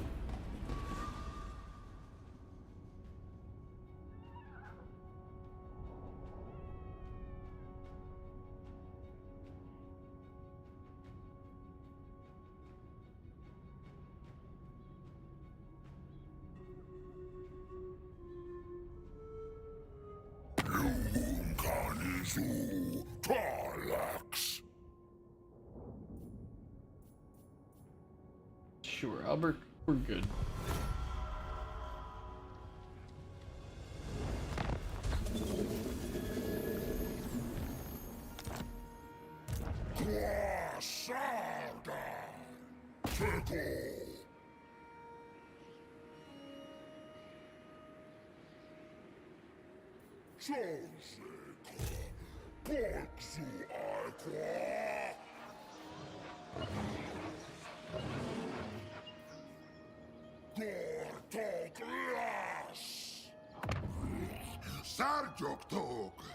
Take those troops to Gorak.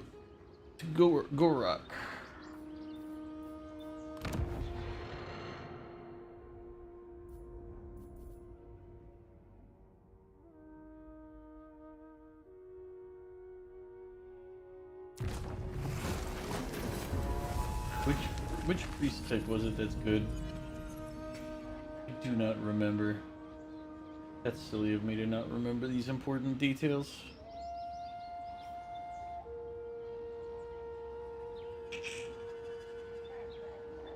The life?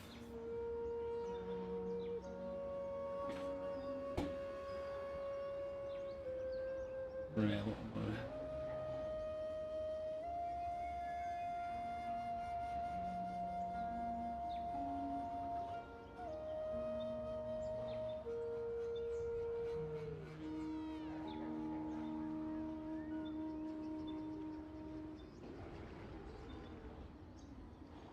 Life seems to be the consensus.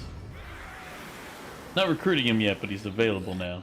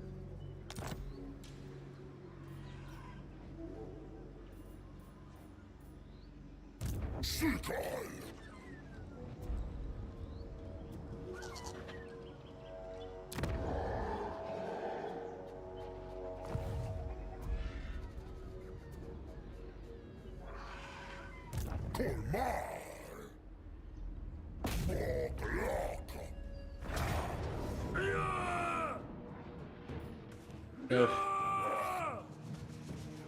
I mean, obviously we gotta fight the battle.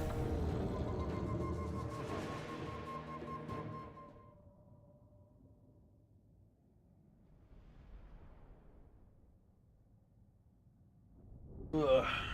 Are these the Dark Elves or are these the Chaos guys? I can never... I just realized I didn't check. I think these are the Dark Elves. Little bastards.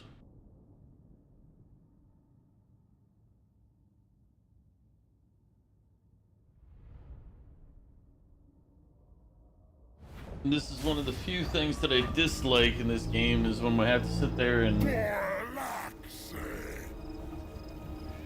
watch the ambush here. It's like, just let me see the battle. The first thing I'm going to do is pause it anyway.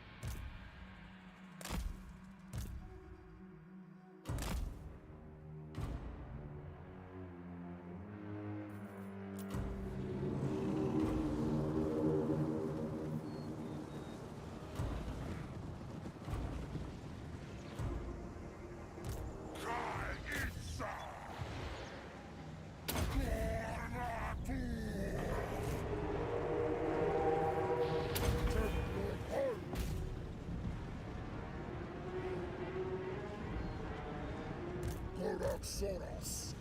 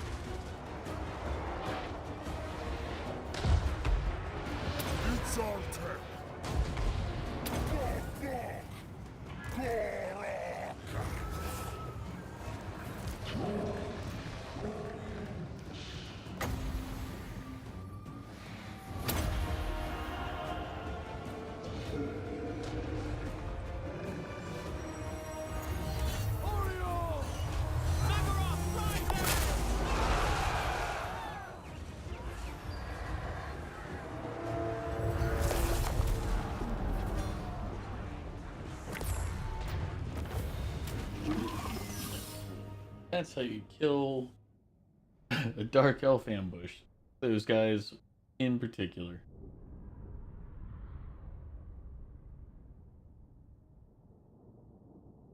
They fight better than the rats. We did take more losses, but you know, it happens.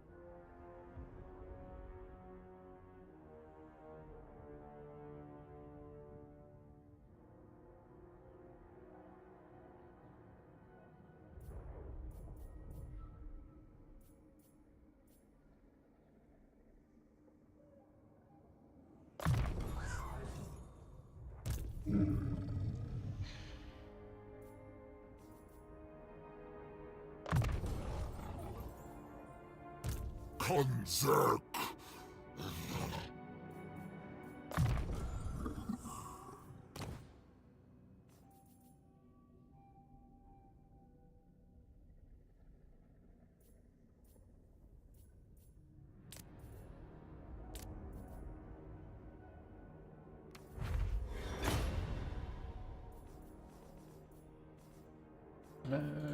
Gorak.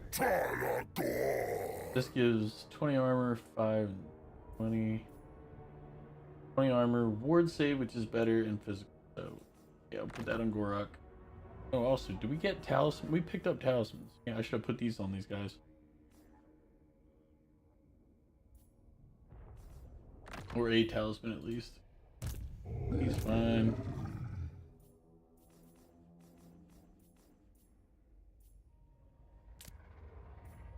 That's useful.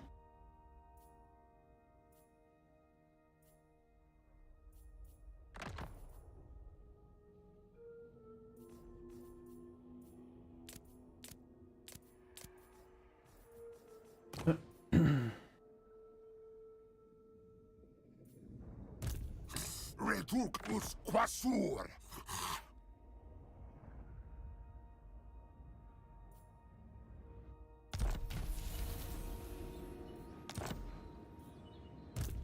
Hook attack. Lioik joktoka.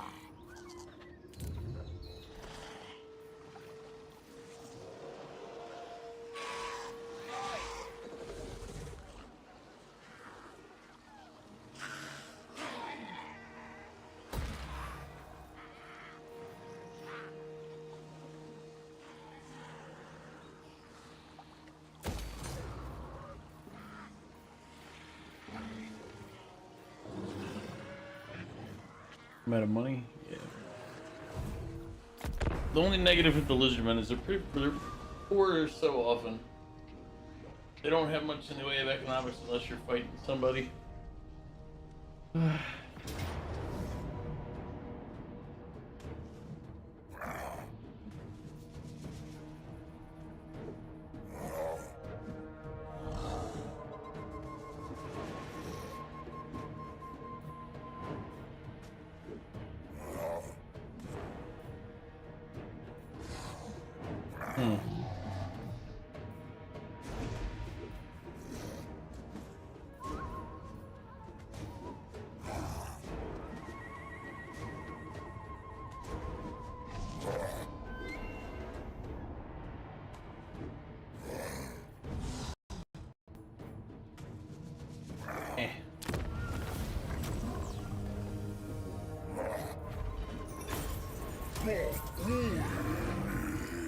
I mean, it doesn't hurt that I already have the army coming up to replenish them, so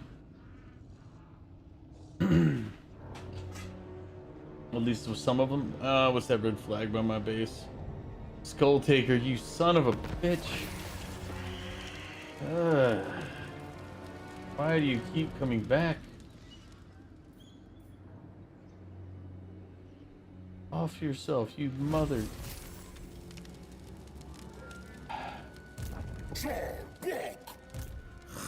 Secret arts.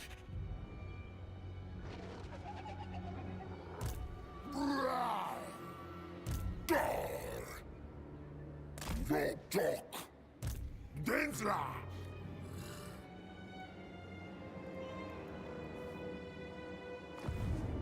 Clear or egg.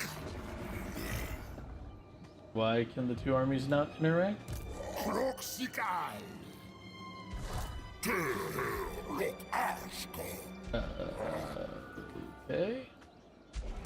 Compromise.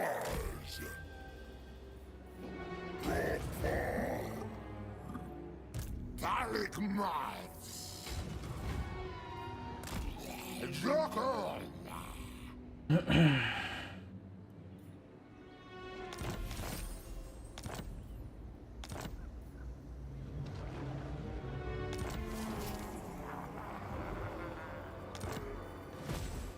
Seagull.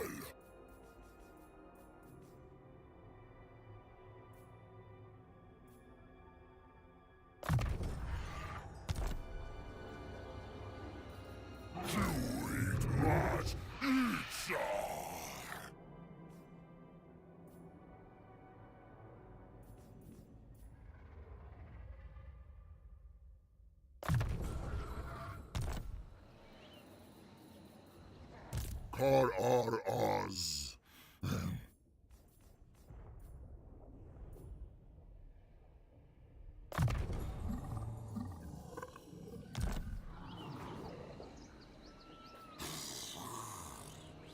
One Mazica.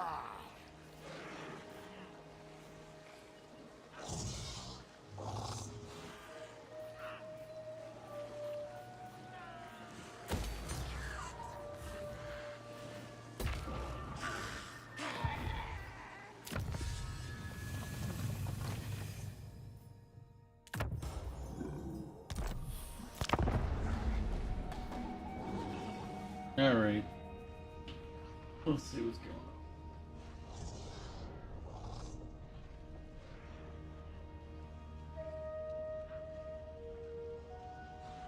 on. Who's moved on in her raid train? Womp is currently on Baldur's Gate 3. TJ is something else. Ian is in Metal Gear Solid. Spicy's in Power World. Jester is in EA Sports.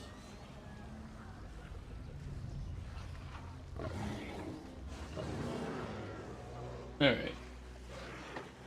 Burner's on. We haven't raided Burner in a minute. I might raid Burner Blade.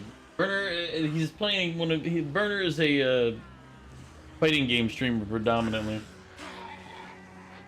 Raid him.